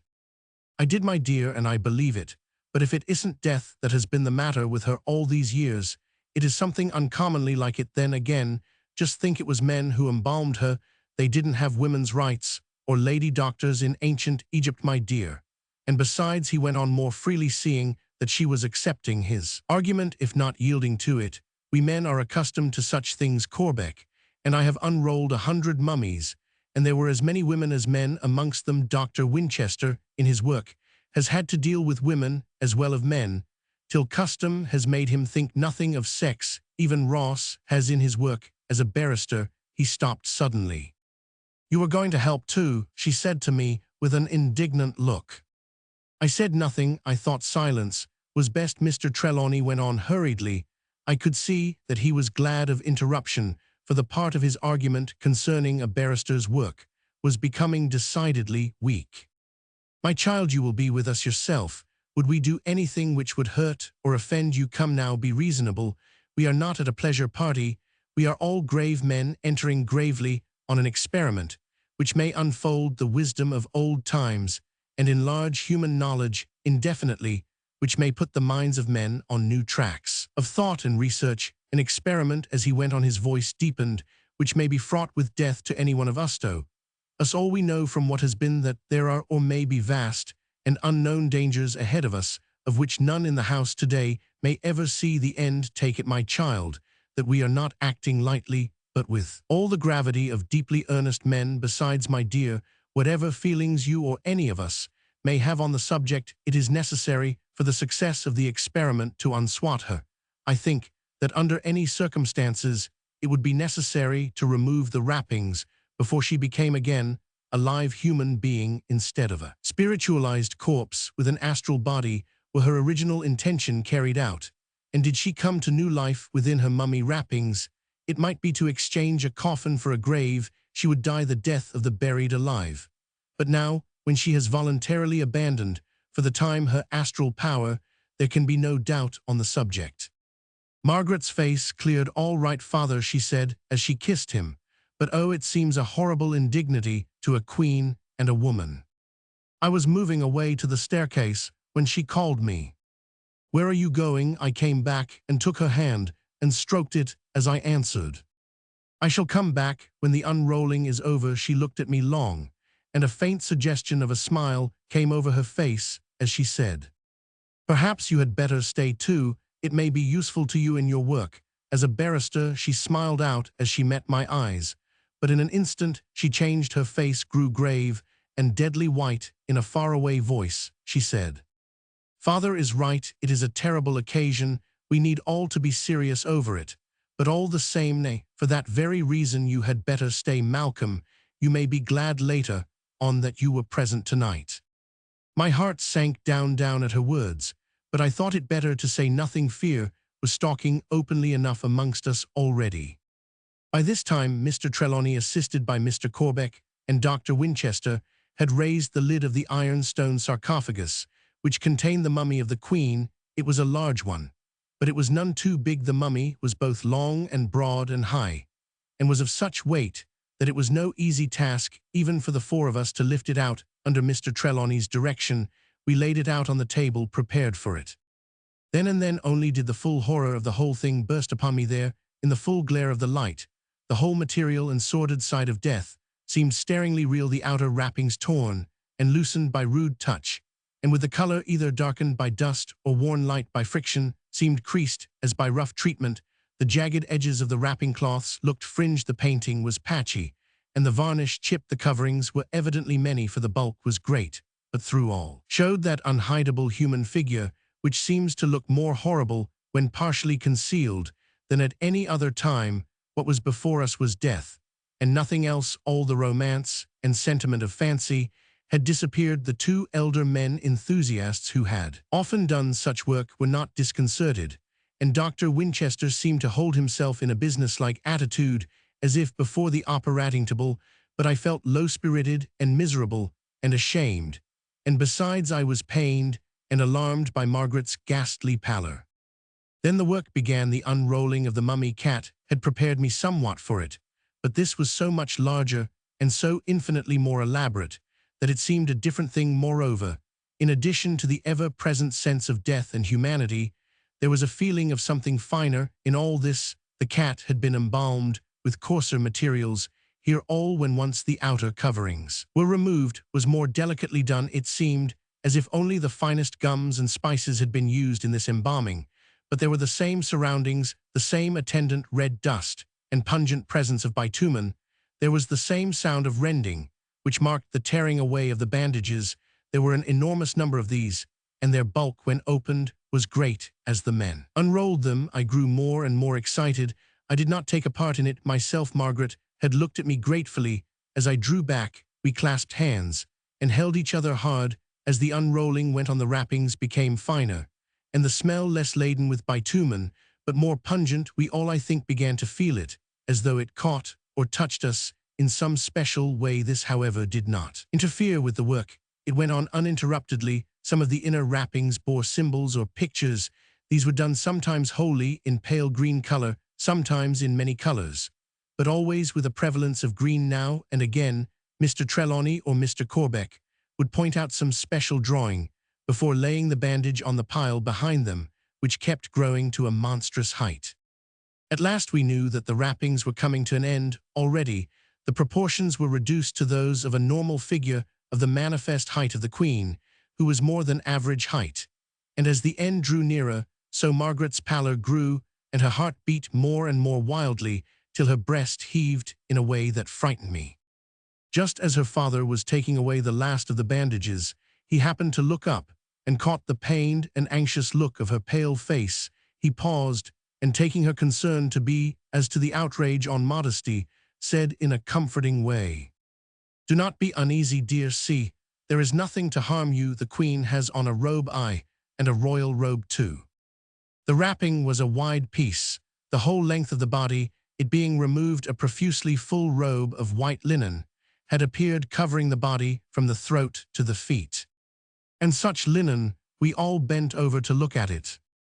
Margaret lost her concern in her woman's interest in fine stuff. Then the rest of us looked with admiration, for surely such linen was never seen by the eyes of our age. It was as fine as the finest silk, but never was spun or woven silk, which lay in such gracious folds, constrict though they were by the close wrappings of the mummy cloth, and fixed into hardness by the passing of thousands of years. Round the neck it was delicately embroidered in pure gold with tiny sprays of sycamore, and round the feet, similarly worked, was an endless line of lotus plants of unequal height, and with all the graceful abandon of natural growth. Across the body, but manifestly not surrounding it, was a girdle of jewels, a wondrous girdle, which shone and glowed with all the forms and phases and colors of the sky. The buckle was a great yellow stone round of outline deep, and curved as if a yielding globe had been pressed down. It shone and glowed, as though a veritable sun lay within the rays of its light, seemed to strike out, and illumine all round. Flanking it were two great moonstones of lesser size, whose glowing beside the glory of the sunstone was like the silvery sheen of moonlight. And then on either side, linked by golden clasps of exquisite shape, was a line of flaming jewels, of which the colors seemed to glow. Each of these stones seemed to hold a living star which twinkled in every phase of changing light. Margaret raised her hands in ecstasy. She bent over to examine more closely, but suddenly drew back and stood fully erect at her grand height. She seemed to speak with the conviction of absolute knowledge as she said, "That is no cerement. It was not meant for the clothing of death. It is a marriage robe." Mr. Trelawney leaned over and touched the linen robe. He lifted a fold at the neck, and I knew from the quick intake of his breath that something had surprised him. He lifted yet a little more, and then he too stood back and pointed, saying, "Margaret is right. That dress is not intended to be worn by the dead. See, her figure is not robed in it. It is but laid upon her." He lifted the zone of jewels and handed it to Margaret. Then with both hands he raised the ample robe and laid it across the arms, which she extended in a natural impulse. Things of such beauty were too precious to be handled with any but the greatest care. We all stood awed at the beauty of the figure, which, save for the face cloth, now lay completely nude before us. Mr. Trelawney bent over, and with hands that trembled slightly raised this linen cloth, which was of the same fineness as the robe. As he stood back, and the whole glorious beauty of the Queen was revealed, I felt a rush of shame sweep over me. It was not right that we should be there gazing with irreverent eyes on such unclad beauty. It was indecent, it was almost sacrilegious. And yet the white wonder of that beautiful form was something to dream of. It was not like death at all. It was like a statue carven in ivory by the hand of a Praxiteles. There was nothing of that horrible shrinkage which death seems to effect in a moment. There was none of the wrinkled toughness which seems to be a leading characteristic of most mummies. There was not the shrunken attenuation of a body dried in the sand, as I had seen before in museums. All the pores of the body seemed to have been preserved in some wonderful way. The flesh was full and round, as in a living person, and the skin was as smooth as satin. The color seemed extraordinary. It was like ivory, new ivory, except where the right arm, with shattered, blood-stained wrist and missing hand, had lain bare to exposure in the sarcophagus for so many tens of centuries. With a womanly impulse, with a mouth that drooped with pity, with eyes that flashed with anger, and cheeks that flamed, Margaret threw over the body the beautiful robe which lay across her arm. Only the face was then to be seen. This was more startling even than the body, for it seemed not dead, but alive. The eyelids were closed, but the long black curling lashes lay over on the cheeks. The nostrils, set in grave pride, seemed to have the repose which, when it is seen in life, is greater than the repose of death. The full red lips, though the mouth was not open, showed the tiniest white line of pearly teeth within her hair, glorious in quantity and glossy black as the raven's wing, was piled in great masses over the white forehead, on which a few curling tresses strayed like tendrils. I was amazed at the likeness to Margaret, though I had had my mind prepared for this by Mr. Corbeck's quotation of her father's statement. This woman, I could not think of her as a mummy or a corpseuase. The image of Margaret, as my eyes had first lit on her, the likeness was increased by the jeweled ornament which she wore in her hair. The disc and plumes, such as Margaret too had worn it too, was a glorious jewel, one noble pearl of moonlight luster, flanked by carven pieces of moonstone. Mr. Trelawney was overcome. As he looked, he quite broke down, and when Margaret flew to him and held him close in her arms and comforted him, I heard him murmur brokenly, "It looks as if you were dead, my child." There was a long silence. I could hear, without, the roar of the wind, which was now risen to a tempest, and the furious dashing of the waves far below. Mr. Trelawney's voice broke the spell. "Later on we must try and find out the process of embalming. It is not like any that I know. There does not seem to have been any opening cut for the withdrawing of the viscera and organs, which apparently remain intact within the body. Then again, there is no moisture in the flesh, but its place is supplied with something else, as though wax or stearine had been conveyed into the veins by some subtle process. I wonder, could it be possible that at that time they could have used paraffin? It might have been by some process that we know not pumped into the veins where it hardened. Margaret, having thrown a white sheet over the Queen's body, asked us to bring it to her own room, where we laid it on her bed.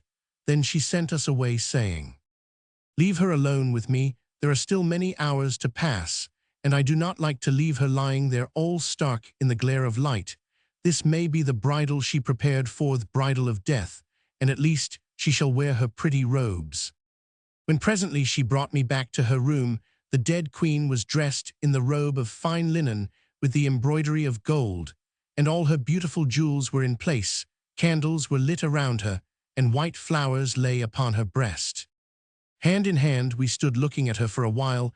Then with a sigh Margaret covered her with one of her own snowy sheets. She turned away, and after softly closing the door of the room, went back with me to the others, who had now come into the dining room. Here we all began to talk over the things that had been and that were to be. Now and again I could feel that one or other of us was forcing conversation, as if we were not sure of ourselves. The long wait was beginning to tell on our nerves. It was apparent to me that Mr. Trelawney had suffered in that strange trance more than we suspected, or than he cared to show. True, his will and his determination were as strong as ever, but the purely physical side of him had been weakened somewhat. It was indeed only natural that it should be. No man can go through a period of 4 days of absolute negation of life without being weakened by it somehow. As the hours crept by, the time passed more and more slowly. The other men seemed to get unconsciously a little drowsy. I wondered if, in the case of Mr. Trelawney and Mr. Corbeck, who had already been under the hypnotic influence of the Queen, the same dormancy was manifesting itself. Dr. Winchester had periods of distraction which grew longer and more frequent as the time wore on. As to Margaret, the suspense told on her exceedingly, as might have been expected. In the case of a woman, she grew paler and paler still, till at last, about midnight, I began to be seriously alarmed about her. I got her to come into the library with me, and tried to make her lie down on a sofa. For a little while, as Mr. Trelawney had decided that the experiment was to be made exactly at the 7th hour, after sunset, it would be as nearly as possible 3 o'clock in the morning, when the great trial should be made. Even allowing a whole hour for the final preparations, we had still 2 hours of waiting to go through, and I promised faithfully to watch her, and to awake her at any time she might name. She would not hear of it, however. She thanked me sweetly and smiled at me as she did so, but she assured me that she was not sleepy, and that she was quite able to bear up, that it was only the suspense and excitement of waiting that made her pale. I agreed perforce, but I kept her talking of many things in the library for more than an hour, so that at last, when she insisted on going back to her father's room, I felt that I had at least done something to help her pass the time. We found the 3 men sitting patiently in silence with manlike fortitude.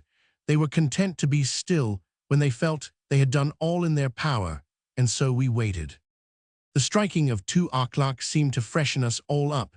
Whatever shadows had been settling over us during the long hours preceding seemed to lift at once, and we went about our separate duties alert, and with alacrity. We looked first to the windows to see that they were closed, and we got ready our respirators to put them on when the time should be close at hand. We had from the first arranged to use them, for we did not know whether some noxious fume might not come from the magic coffer when it should be opened. Somehow it never seemed to occur to any of us that there was any doubt as to its opening. Then, under Margaret's guidance, we carried the mummied body of Queen Tera from her room into her father's, and laid it on a couch. We put the sheet lightly over it, so that if she should wake she could at once slip from under it.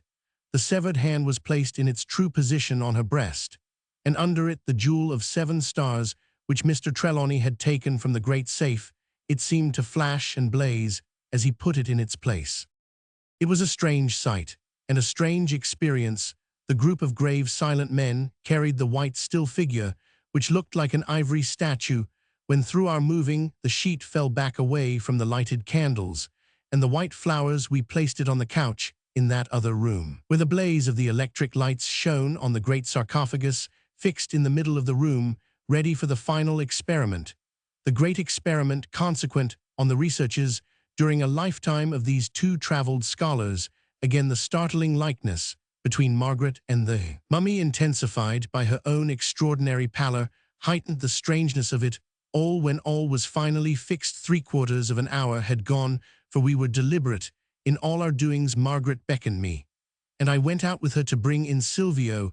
He came to her purring. She took him up and handed him to me, and then did a thing which moved me strangely, and brought home to me keenly the desperate nature of the enterprise on which we were embarked. One by one she blew out the candles carefully, and placed them back in their usual places.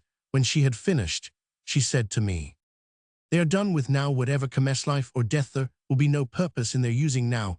Then taking Silvio into her arms, and pressing him close to her bosom, where he purred loudly, we went back to the room. I closed the door carefully behind me, feeling, as I did so, a strange thrill as of finality. There was to be no going back now. Then we put on our respirators, and took our places, as had been arranged.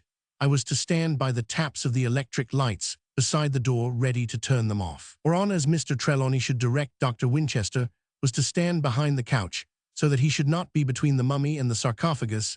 He was to watch carefully what should take place with regard to the Queen. Margaret was to be beside him. She held Silvio ready to place him upon the couch, or beside it, when she might think right. Mr. Trelawney and Mr. Corbeck were to attend to the lighting of the lamps. When the hands of the clock were close to the hour, they stood ready with their linstocks. The striking of the silver bell of the clock seemed to smite on our hearts like a knell of doom. 1, 2, 3. Before the third stroke, the wicks of the lamps had caught, and I had turned out the electric light in the dimness of the struggling lamps. And after the bright glow of the electric light, the room and all within it took weird shapes, and all seemed in an instant to change. We waited with our hearts beating. I know mine did, and I fancied I could hear the pulsation of the others. The seconds seemed to pass with leaden wings. It were as though all the world was standing still. The figures of the others stood out dimly, Margaret's white dress alone, showing clearly in the gloom. The thick respirators, which we all wore, added to the strange appearance. The thin light of the lamps showed Mr. Trelawney's square jaw and strong mouth, and the brown-shaven face of Mr. Corbeck. Their eyes seemed to glare in the light. Across the room, Dr. Winchester's eyes twinkled like stars, and Margaret's blazed like black suns. Silvio's eyes were like emeralds. Would the lamps never burn up?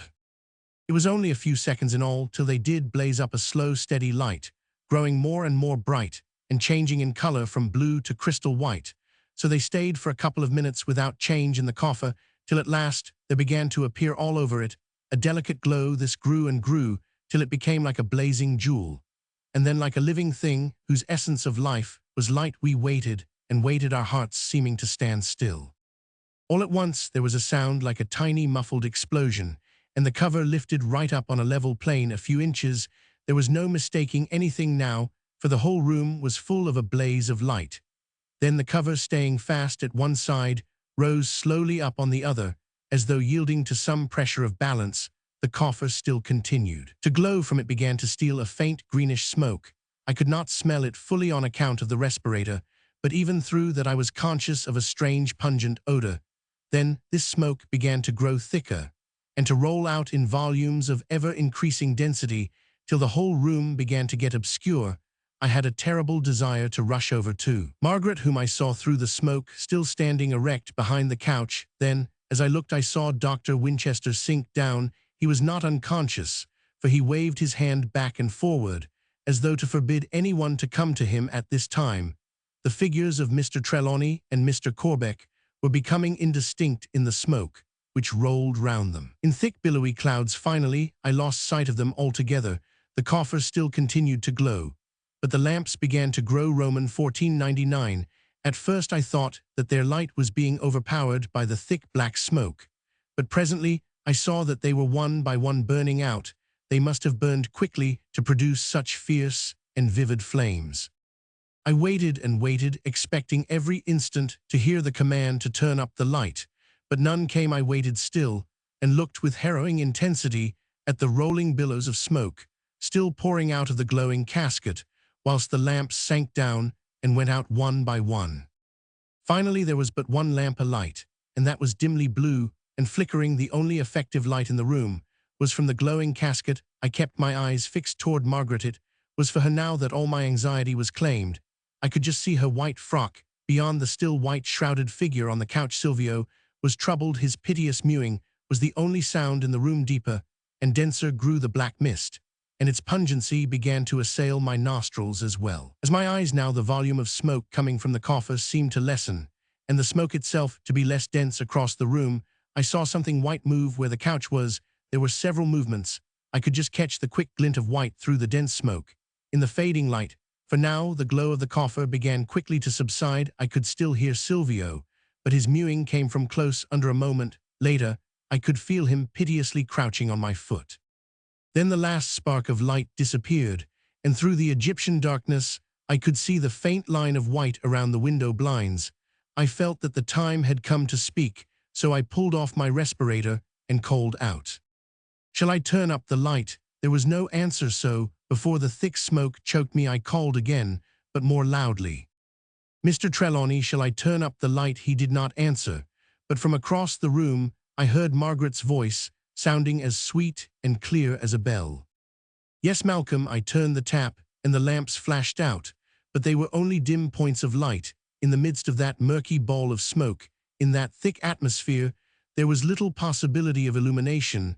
I ran across to Margaret, guided by her white dress, and caught hold of her, and held her hand. She recognized my anxiety, and said at once, "I am all right."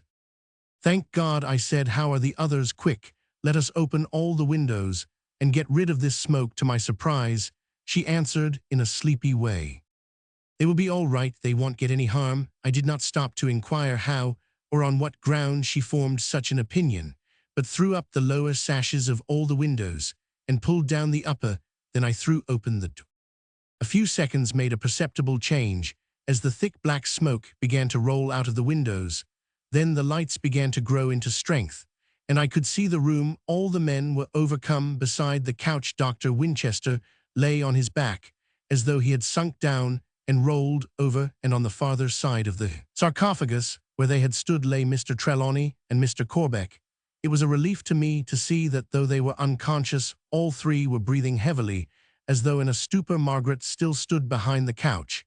She seemed at first to be in a partially dazed condition, but every instant appeared to get more command of herself. She stepped forward and helped me to raise her father and drag him close to a window. Together, we placed the others similarly, and she flew down to the dining room and returned with a decanter of brandy.